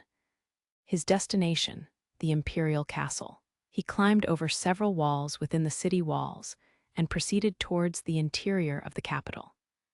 The city was silent at night, especially in the residential areas, and there was no one to be seen apart from the patrolling soldiers. From a certain point past the noble area near the castle, the townscape came to an end and was replaced with a wide, stone-tiled square. Beyond it was the massive stone wall that surrounded the castle. Rio came to a stop right before the square. The torches are lit, and there are a lot of soldiers patrolling the area. The barriers also set up to just cover the walls. Should I just go around the castle for now? The probability was low, but there could be a hole in the barrier somewhere. With that thought in mind, Rio decided to go around the vicinity of the castle first. He'd traverse around on the ground and search for an opening. However, there were no gaps to be found. It seemed that breaking inside without being detected would be impossible from the ground, at the very least. This meant his only options left were to break in from the sky or interfere with the barrier. That being said, he wanted to avoid the latter option if he could. Depending on the type of barrier it was, he could be detected as soon he tried to fiddle with it. In conclusion, he had no choice but to try breaking in from above. Rio gently rose up in the air. He ascended higher than the barrier and overlooked the castle below. The top of the barrier is coming apart, though it may be a trap. Perhaps the magic essence couldn't reach the top of the barrier, as there was a gap that seemed wide enough to pass through. It was possible the opening was a trap, so it would be better to investigate the nature of the barrier. But that could be the very aim of the trap, putting him at risk of being hit by a counterattack spell. That being said, there were no other potential openings to be seen. Unless there was a hidden passageway only select people knew of, he wouldn't have overlooked anything either. It would be too optimistic to hope a new point of entry would conveniently appear at some point in the future. And if the gap in the barrier was a temporary failure, it was possible it would be closed by tomorrow. Let's try going through it. Rio hesitated, but eventually decided to weave his way through the gap. He knew there'd be risks from the start and was prepared to conduct a rough investigation if it became necessary to do so. But as long as there was the possibility of someone in the castle knowing Lucius, he couldn't afford to run away like a coward. Since there were ample numbers of soldiers on guard in the garden, he first descended on the roof before entering the castle. He had to figure out the structure of the castle interior as much as possible. Thus, Rio entered the castle through a window on a darkened upper floor. Next, he confirmed there was no one inside the room before carefully slipping out into the hallway, wary of any soldiers. However, there's no one around, and it doesn't seem like there are any magic detection artifacts either. There wasn't a single soldier guarding the hallway, which made Rio's eyes widen in surprise. There were no lights on inside the castle, making it pitch black and eerily quiet. He strained his eyes in the dark, but there was no trace of any magic essence originating from detection spells. But there are so many soldiers on guard outside. Is this a trap after all? Rio pondered for a moment, but there was no sign of any commotion outside, so he dismissed it as him simply overthinking things. However, something felt strangely amiss. The complete lack of patrol almost gave the illusion that the castle was inviting him inside. Rio shook his head, deciding to search the inside of the castle a little more. There were no soldiers to be seen on patrol, but he made sure to walk quietly just in case. For the record, the imperial castle was formed of several buildings. Rio was currently on the upper floor of the main building, where the throne room, main office, council rooms, and other administrative and military facilities were located. The main building would normally have the most soldiers present in a royal castle, but there was really no sign of anyone around. Let's head down to a lower floor for now. If no one's around, I'll go to a different building. There should be at least one or more residential buildings where the imperial family and castle nobles lived. If he could sneak into them successfully, he might be able to draw out information from the people there. This time, Rio's goal wasn't to find a soldier, but someone with a certain level of status. People with status tended to be well-connected and were a better source of information. At the same time, it was possible for such a person to be in the building Rio was currently in. So when he spotted a promising room during his search, he tried to enter it. However, the door was securely locked without any sign of life behind it. In the end, Rio proceeded onwards and headed downstairs. From a security perspective, it was common for the entrance to be placed away from the first and second floors, so the main building could only be accessed via bridges on the third floor connected to other buildings. Rio was able to sneak out of any window and fly over to the other buildings, but he was confirming the structure of the castle right now, so he chose to move on foot. He proceeded forward carefully, blending in with the darkness. Then, on one of the connecting walkways on the third floor, Rio finally found a soldier. There were a total of 5 bridges connected to other buildings, 4 of which were guarded by soldiers. It wasn't a very welcome sight as an intruder, but Rio felt oddly relieved to find soldiers on guard. However, his mind immediately focused on the matter of which building to move to next. I'll go through all of them, starting with the least guarded building. I should learn the structure of all of them. That building is strangely large, though. He decided to start searching the least guarded building first. The lack of security made it less likely there was anyone there, but even learning the structure of the building could be useful later. Thus, Rio swiftly and quietly crossed the bridge. What he found at the other end was, what is this place? A training ground? No, an arena. The building had the appearance of a round arena. The roof was an atrium and the interior was dimly lit by moonlight. Rio was currently in the upper seats of the stands, overlooking the weathered grounds below. Well, I can see why they don't need guards here. Seems like I won't need to check any further either, Rio thought, losing interest and turning to head back to the main building. However, with his heightened senses from using a body-enhancing spirit art before sneaking in, Rio detected a faint presence. The owner of the presence immediately closed in on him. Rio jumped out of the way in a fluster. Oh, so you can detect my presence under the cover of darkness. As expected of an intruder capable of slipping through the barrier. I am the Emperor, Nidal Proxia. Welcome, insolent intruder. There stood a boulder-like man with a bright smile, who introduced himself as the first emperor of the Proxia Empire. Rio warily observed the man that appeared out of nowhere from underneath his hood. What, have you frozen in fright at the emperor's reverence? Fine, I'll allow you to speak. What do you have to say for yourself? Nidal Proxia raised both arms and spoke to Rio pompously. He held in his right hand a black broadsword that would normally require both hands to handle. How did you know I snuck through the barrier? Rio asked, concealing his discomposure by deliberately choosing not to acknowledge the man before him as the emperor. Biwahaha, on top of hiding your face before the emperor, you speak in such a disrespectful manner. Well, that's fine. However, I have no reason to explain myself to an intruder. Nidal smiled heartily, refusing to answer Rio's question. Figures, but that doesn't matter. Nidal Proxia, this man is the emperor of this country. Rio hadn't expected a proper answer to begin with, but he was dubious about whether this man was really Nidal Proxia himself. If you refuse to reveal your identity, I will have to make you yield by force. Are you ready, lout? Nidal said, raising his sword in a natural stance. At the same time, Rio unsheathed 2 daggers from his breast pocket without hesitation. He held them in a backwards grip and assumed his battle stance. Biwahaha, whether you're an assassin, a thief, or someone else, well, it doesn't matter. I'm in a great mood right now.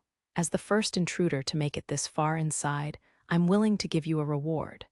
If you manage to defeat me, then I shall willingly present you my neck. No sooner had Nidal finished his words than he charged at Rio. So fast. Rio's eyes widened at Nidal's physical abilities before he moved forward to meet Nidal from head-on. Slipping past the broadsword that Nidal swung lightly, he slashed at Nidal's thighs while passing him. However, the dagger was easily deflected with a metallic clashing sound. He's not wearing metal armor. Is it chainmail? No, the resistance just now was more. Rio gulped quietly. Biwahaha, well done, well done. Do continue to entertain me, Nidal said, attacking again without giving Rio the time to think. In contrast to his large body, his movements while swinging his broadsword were compact and precise. Each time he swung his sword, the audience seats crumbled away like a biscuit.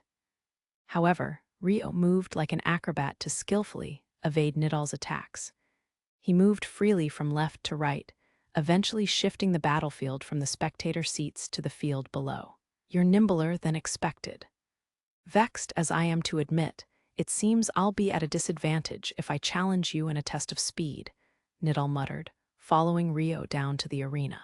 The open field made it easier to put his mobility to use, making it simpler to move around there than the audience seats, which had steps and other obstacles.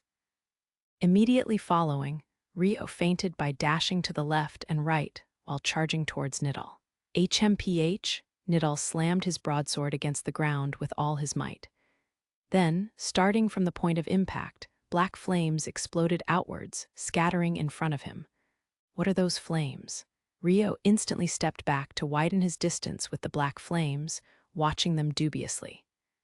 On top of being nimble, your reactions are quick as well. However, my sword controls the flames of the evil dragon. It won't be so easy for you to extinguish, Nidal hummed in admiration, then brandished his broadsword in a horizontal slash. The black flames radiated out in a straight line, burning the entire field. Perhaps I should have held back more, Nidal muttered in exasperation at the sea of black. It has been so long since I've crossed swords with someone of equal or greater ability, so I wanted to enjoy myself more. What a cowardly dragon indeed. No sooner he muttered that, a barrage of wind suddenly shot out from the black flames. The barrage of wind blew away the black flames, nay, it took in the black flames as it attacked Nidal in a straight line. HMPH, Nidal suddenly brandished his sword. The blast of wind made contact with his broadsword and applied creaking pressure to his arm, shocking the air around him. After a while, Nidal repelled the barrage of flame-carrying wind. The next moment, Rio had snuck right up to Nidal. Splendid! Nidal had an enraptured smile carved onto his face as he reflexively counterattacked. However, the one with the initiative was Rio, who had launched the surprise attack. He had snuck right up to Nidal, erasing his distance to the broadsword before swinging his daggers left and right with tricky movements as he began to overwhelm his opponent. Illuminated by the moon, Rio's daggers glinted several times. He launched accurate slashes at Nidal's arms and legs, but the cloth armor he's wearing seems to have some secret to its material. It's as tough as cutting a demi-dragon's skin. Rio's slashes were functioning more like blunt attacks. Nidal's clothes easily deflected the blades of the daggers. However, it did seem like the damage was building up underneath the clothes. Hits to the vitals were blocked carefully, but it was only a matter of time before he would be rendered immobile. Biwahaha, it seems my defeat is coming in only a matter of time. Good, very good. How splendid indeed. I can feel my blood pumping through my veins. Yes, I remember this sensation now. Despite being backed into a corner, Nidal laughed loudly without a care in the world. It was as though he loved fighting with every fiber of his being. Unable to measure the amount of humanity in this man, Rio began to increase his number of attacks somewhat cautiously. What's the matter? This is an opportune chance to come for my head. Come, take this neck in one blow. You'll only regret it if you try to weaken me first. Ah, it's already too late. Nidal urged Rio to quickly take his head, but then he suddenly frowned in disappointment. Immediately following, black magic essence violently rose like flames from his body and broadsword. Rio backed away reflexively, but unfortunately, time's up. I cannot hold it back any longer. You should run away quickly, Nidal sighed. The violently blowing torrent of black essence gathered around his sword ominously. That magic essence is bad news. Rio felt a cold chill down his spine and promptly gathered essence within his body. Oh, it seems you intend on exchanging blows with me. Good, good. That way of thinking is truly magnificent. Nidal's eyes widened, showing a glimpse of his astonishment. Then, his mouth twisted with an aggressive grin. During this time, the black essence torrent continued to gather around his broadsword. En garde. Nidal held his sword pointed at Rio's eyes, then swung it down slowly, and a tremendous rush of black flames was released. The inside of the arena was covered in pitch-black darkness. However, Rio had gathered a similarly vast amount of magic essence. He raised his hand at the approaching flames without flinching, and white light burst forward from it. The white torrent of light glittered like diamond dust as it rushed straight onwards, colliding with the black flames. Immediately after the collision, blinding light filled the arena, and an ice-cold gale blasted through the area. Nidal's black flames had been eaten away and were freezing over. Furthermore, Rio had already moved to approach him from behind. It was a rather sudden ending, but I cannot recall the last time I felt so elated. Well done. I had fun. To keep my word, I will give you your reward. What do you desire? My life? Nidal asked simply. Rio's dagger was pointed at his neck. I have no particular interest in your life. What I want is information. Rio paused for a brief moment before stating his demand. The reason why he hadn't attacked Nidal with the intent to kill was because his original goal was to gather information. The current situation was definitely not what he had expected, but if this man was the country's emperor, then it was all the more convenient for him. There was a high likelihood he would know Lucius. Oh, so you wish for my truthful answers to your questions as a reward. Is that it? Nidal's eyes widened in surprise. That's right, Rio nodded. Ha, fine then, state your questions. Quickly, before the guards come running. Nidal smiled in spite of himself and ordered Rio to speak. I'm searching for a mercenary named Lucius. If he's from this country, I want you to tell me what you know about him. Biwahaha, Nidal laughed loudly. What's so funny? Rio asked with a suspicious look. I see. You snuck all the way here in search of that man. An admirable ability to take action indeed. Ha. So you're saying you know of him? Indeed, I do.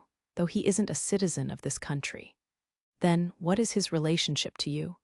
I am the ruler of this country, and that man is the head of a renowned mercenary group. It's not strange for us to have a contract connection, Nidal answered boldly and heartily.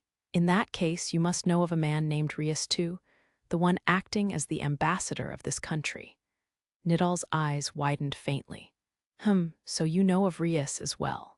Indeed, I was the one who appointed that man as our ambassador. What is Rius and Lucius' relationship? Rio asked flatly. Lucius was once tasked with Rius protection, but I have no interest in the relationships of my retainers. Rius rarely returns to this country as is. Even when he does return, he disappears without a word shortly after. Well, it seems he's making various moves, forming factions and the like. So which is your target, Lucius or Rius? I will only give you information about one right now, so choose wisely. Do you understand the situation you're in right now? I'm the one asking the questions. Rio shifted his hand quietly, pressing the dagger against Nidal's throat. Now, boy, I told you the patrols will come running soon. Do you have the time to waste? Then tell me Lucius' location. If you know where he is, that is. The Palladia Kingdom. The kingdom is constantly in conflict with their neighboring countries, but my country is providing support behind the scenes. It's a small kingdom to the east. Have you heard of it? I've heard the name. Then I'll keep this short. It was roughly 1 year ago that his contract ended with me, and he chose the Palladia Kingdom as his new job location. I prepared a letter of recommendation in secret, so he should have a connection to the royal family. I don't know if he's still working there, but the first prince may know something, Nidal replied, then gave a small shrug. Rio fell silent with a pensive look. Nidal was voluntarily giving him information, but without credible evidence, there was no telling whether his words were true or not. Rio hesitated, wondering whether it was right to leave like this, when, well, it's your choice whether you believe me or not. But what will you do now? I've told you everything I know about his location, so your reward has now been fulfilled. I have no obligation to obey you any further than this, yes. And it seems the patrol is here. Right on time, Nidal sneered audaciously. Like he said, the passage connecting to the arena was starting to fill with noise. Staying any longer would indeed be too risky, huh? Rio furrowed his brow faintly, then decided to retreat. One more thing. If you're leaving, leave through the way you came in. Don't go touching the barrier carelessly. Though it's up to you whether you believe this or not, too, Nidal added as an afterthought. At the same time, magic essence swelled up within his body. Rio reflexively stepped back to gain his distance, then immediately began running to escape. What was the deal with that man? Rio leaped while running, making his way up to the spectator seats. He had an eerie feeling that was difficult to describe in words, making him glance back down at Nidal. Nidal smiled up at Rio boldly. There he is, he's fast. There may be others. Protect his majesty. The soldiers scrambled around in a flurry surrounding Rio with coordinated movements as they commenced their escort of Nidal. However, Rio ran at a speed faster than they could follow, lightly leaping up to the atrium. What physical abilities he has. Is he an enchanted sword user? The soldiers froze and looked up at Rio in amazement. Rio looked down at Nidal one more time before leaping out of the arena, disappearing from the view of the pursuing soldiers. He jumped. The soldiers were all wide-eyed in shock. Rio took that chance to use his wind spirit arts and ascend rapidly, leaving the barrier through the gap. Meanwhile, don't be so mad. I merely put on the act that Rius directed. I made quite the actor, don't you think? Nidal muttered, chuckling heartily to himself. Chapter 8, Whereabouts of the Amethyst. Meanwhile, as Rio was heading to Palladia Kingdom based on Nidal's information, Christina was visiting Galtuk, the capital of Galarc Kingdom, in order to give her salutations as the new representative of the Restoration. It was also so that she could give an apology and an explanation for Charles' actions in deploying Beltrum's army by the border. She was accompanied by Flora, Hiroaki, and Rona. Once all the matters had been settled, it was finally time to return to Roenia. Presently, Christina and her companions were on board an enchanted airship that was flying between 2 other escort ships. Christina had been going over some important documents even after boarding the ship, but once she reached a good place to stop, she decided to have a break with Flora. There was no one but them and Vanessa in the room. Finally, we can go back, Christina sighed tiredly as she sipped at her tea. Yes, Flora replied, similarly tired from their stay. Shall we take a break once we return? Yes, Flora nodded happily. We may not be able to take that many days off, but is there anything you want to do during the break? Christina asked. I'm just happy being with you, but how about a dinner party or tea party? And we can invite Sir Hiroaki and Rona." After replying with that, Flora watched for Christina's reaction. "Sure," Christina nodded apprehensively. She had scolded Hiroaki after his mock battle with Rio for losing control of his divine arms and causing a disaster, so he was now completely aware that she wouldn't be easy to deal with. She had tried to develop their relationship by hosting several events, but even if he attended, his curt attitude was glaringly obvious. On top of that, when Flora tried to tell him the reason why Christina was angered, "Of course you'd take your sister's side," was what he had said before distancing himself from his fiancée, Flora, as well. These days, he was always with Rona instead. His house arrest had been lifted, so he was able to go along to the Galarc kingdom with them. But even now, he had shut himself in another room alone with Rona. There was a limit to what could be forgiven, even for a hero. Forgiving an unforgivable act would only warp Hiroaki's personality, so he had to learn this distinction before he ended up making more and more enemies. That was the simple truth Christina wanted to tell him. And yet even something so simple was difficult. She had tried to explain things as carefully as possible, providing real examples, but her words didn't seem to reach Hiroaki. Perhaps her lecturing was an uninvited nuisance to him. She probably didn't have the charm to pull it off in the first place. There's nothing to be done about that. Christina sighed listlessly. "Excuse me." The door opened without a knock. "Insolent fellow, you dare intrude on Princess Christina and Princess Flora." Vanessa reflexively flew into a rage, reaching for her sword sheathed at her waist. Bursting into the room of a royal without knocking was more than just a matter of being ill-mannered. "Yeah, I came in knowing that," the man who came in said nonchalantly. On top of that, 2 more people came barging in behind him. The 3 of them were dressed in black robes with cloth masks, so their faces couldn't be seen. "Agendi corporis, who the hell are you?" Vanessa recited the spell to enhance her physical abilities before drawing her sword and demanding their identities. Christina stood between Flora and the men to protect her. "No one's stupid enough to answer that honestly, right?" The man at the front sneered. "There should have been knights on board the ship," Christina said, pushing Flora to stand behind her. "Everyone we came across on the way has been peacefully sent to their graves. They were a bit too lax, don't you think? Just because you're on a ship doesn't mean there are no enemies." The 2 others behind the man laughed mockingly. "Princess Christina, Princess Flora, stay behind me in the corner of the room." Vanessa held her sword ready with a sharp expression. "Come, Flora." Christina immediately grabbed Flora's hand and brought her to the corner, then made her stand behind her for protection. Vanessa promptly moved herself to the corner to stand as a wall protecting them. Oh ho ho. The standard response to being attacked in a room is to solidify your defenses, after all. Well, someone may notice the commotion if we take too long, so let's clean this up quickly. "Hey." The man in the front gestured with his chin, and the 2 behind him split left and right to surround them. The man also drew closer to the girls. Vanessa's wariness increased, swiftly pointing the tip of her sword between the 3 men in a threat to take down the first one to move, even if it meant putting her own life on the line. "Ooh, how scary," the large man said mockingly. "Is the reason why these men haven't drawn their swords because they're, after the princess is alive, not dead?" Vanessa thought to herself, watching the men draw closer without drawing their swords. "Christina, it'll be all right. I'll protect you." Christina gripped the hand that Flora had nervously clutched around her sleeve.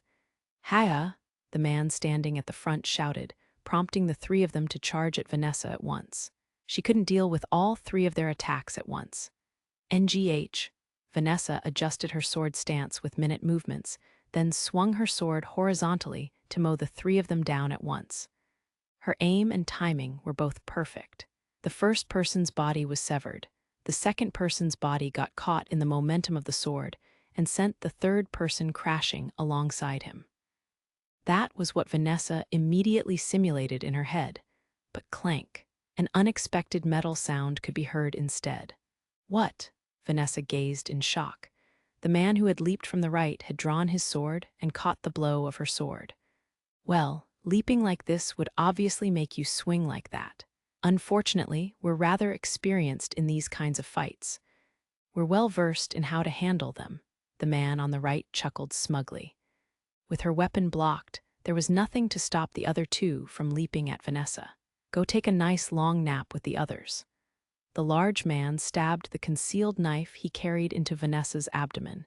He then twisted his wrist and yanked the knife out by force. Gah. Vanessa fell to her knees, unable to bear the pain. There you go. Gah. The other attacker kicked the side of Vanessa's face. Her body was sent crashing loudly into the furniture.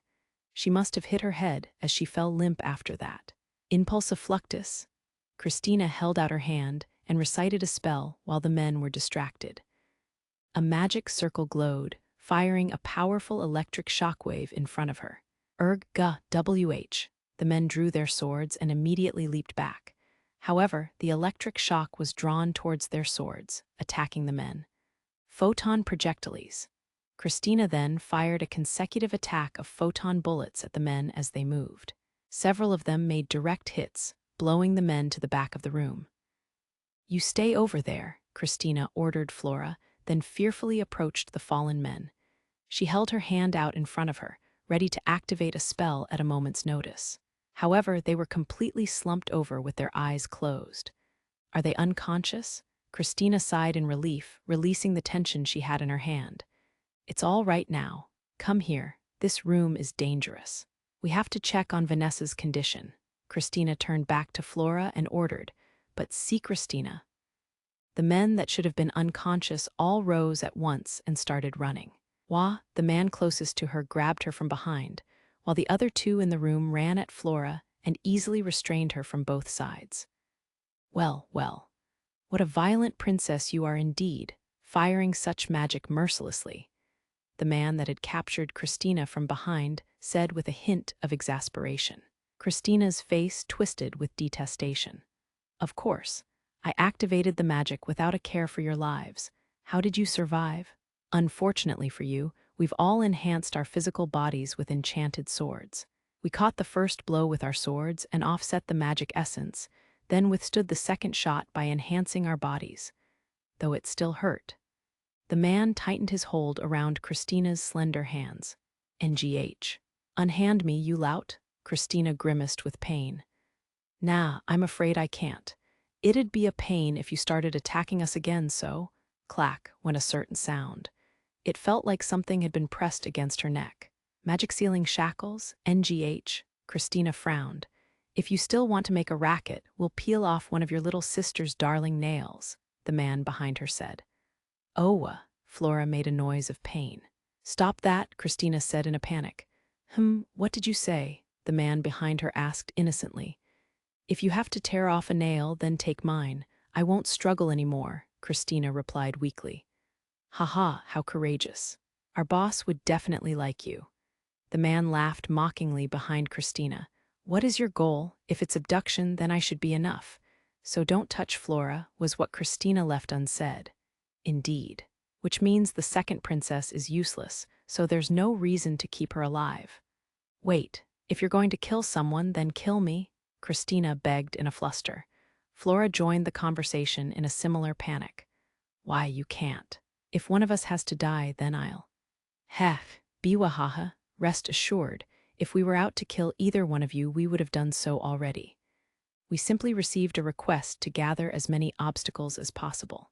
We needed the both of you to begin with. Everything else was just a little payback for hitting us with magic. The man restraining Christina burst into laughter. Just how spiteful was he? How disgusting. Christina bit down her lip. It's a relief to see the two of you have such love for each other. Do keep that up once you get to the other side. Are you taking us somewhere? Just to a certain kingdom. However, our plans are rather packed. There's no telling what'll happen to you after you're sent to the designated location. Well, then, let's send you on your way. I'm sure someone has taken note of the commotion by now. Come over here. The man yanked Christina by the arm and strangely dragged her not to the door, but towards Flora in the corner of the room. Christina was shoved at Flora, making her let out a small shriek. Christina, Flora hugged her older sister tightly. Meanwhile, the men were pointing their swords at them so they wouldn't move. What's the meaning of this? Weren't you taking us somewhere? Were they going to kill them both after all? After their nasty exchange earlier, it was more than possible. Christina felt uneasy at the sense of impending danger. Yes, we will. But as I just said, our plans are a little packed, so there's no telling what happens after you're sent to the designated location. In other words, this, the man said, taking out a red essence crystal from inside his robe. Then, he threw it at Christina and Flora and recited the spell for teleportation sorcery. Instans modus. Immediately following, the space around the essence crystal warped. They had no idea what had just happened. With blank looks on their faces, Christina and Flora instantly vanished on the spot. Let's be on our way before Rias starts doubting us as well. Instans modus, the man said, taking out another red crystal. He then recited the spell and the three of them vanished together. Hey, what was that noise? Having shut himself in a nearby room with Rona, Hiroaki heard the commotion and showed up immediately afterwards. In the central northeast of the Strahl region was a small kingdom named Palladia. In a forest on the west side of this kingdom stood Christina and Flora, their dresses clearly unfit for their surroundings. They both looked around nervously at the gloomy forest, Flora stepping closer to her older sister in fear.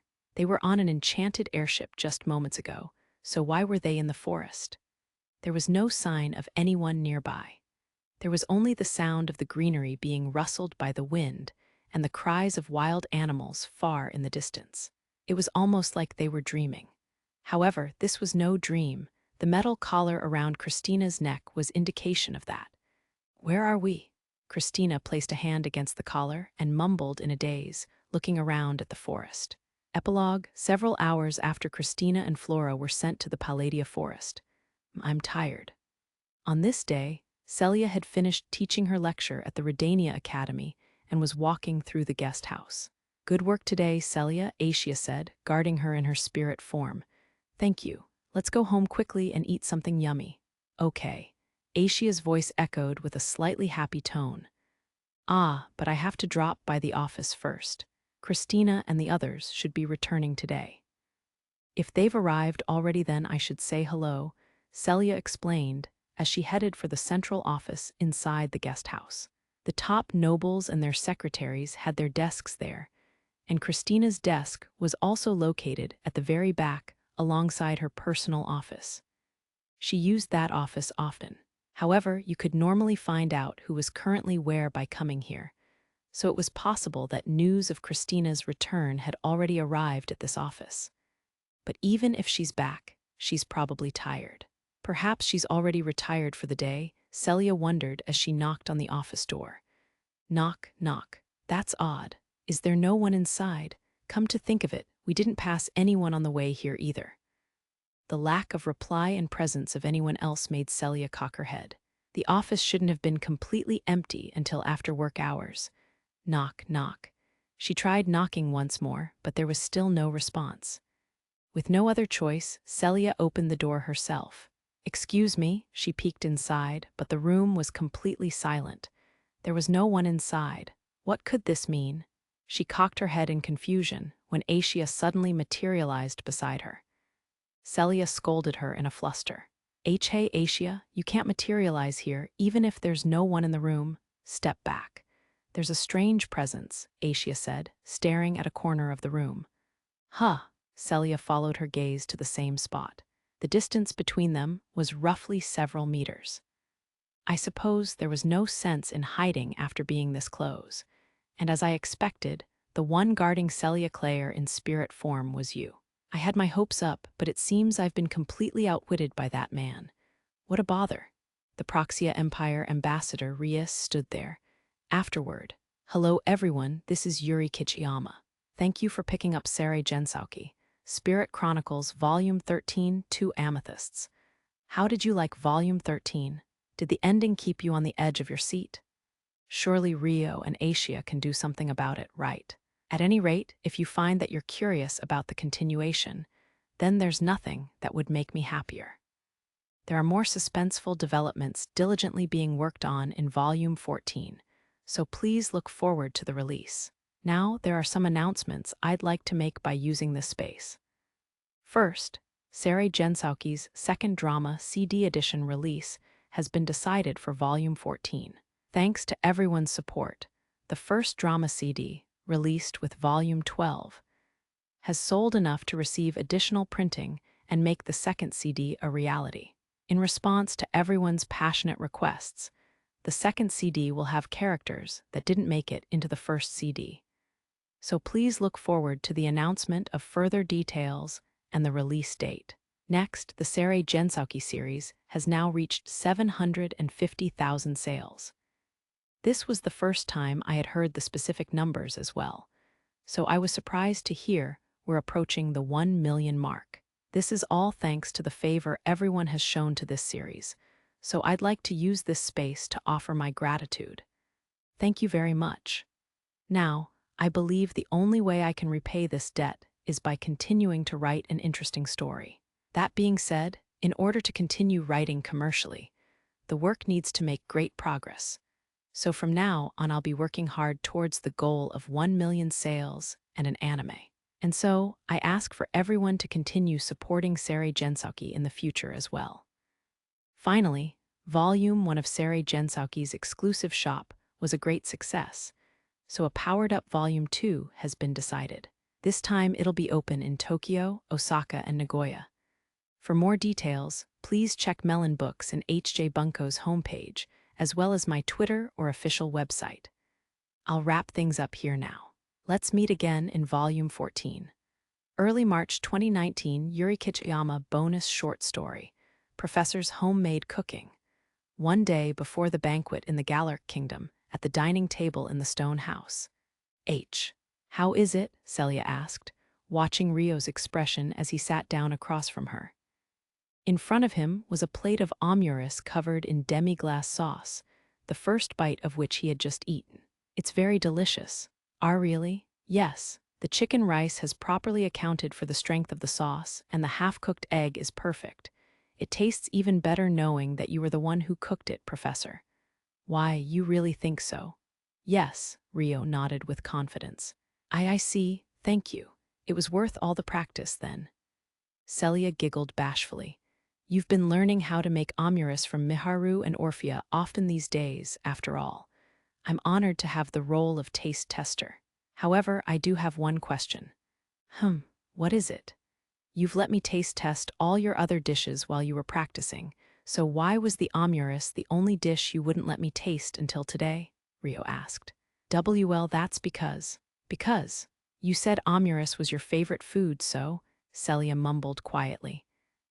Rio cocked his head, unable to make out what she'd said. Oh, omuris is your favorite food, isn't it? That's why I only wanted you to eat it once I was sure it tasted good, because I wanted you to say that it was delicious. Celia blurted, her cheeks turning red. Rio was surprised. So that was why. Thank you very much, he said with a smile. Why, yeah, it's really delicious. I wouldn't mind eating it every day. Will you make it again for me? Sure. Celia looked down and nodded slowly. A short distance away, several residents of the stone house were warmly watching over the scene at the dining table.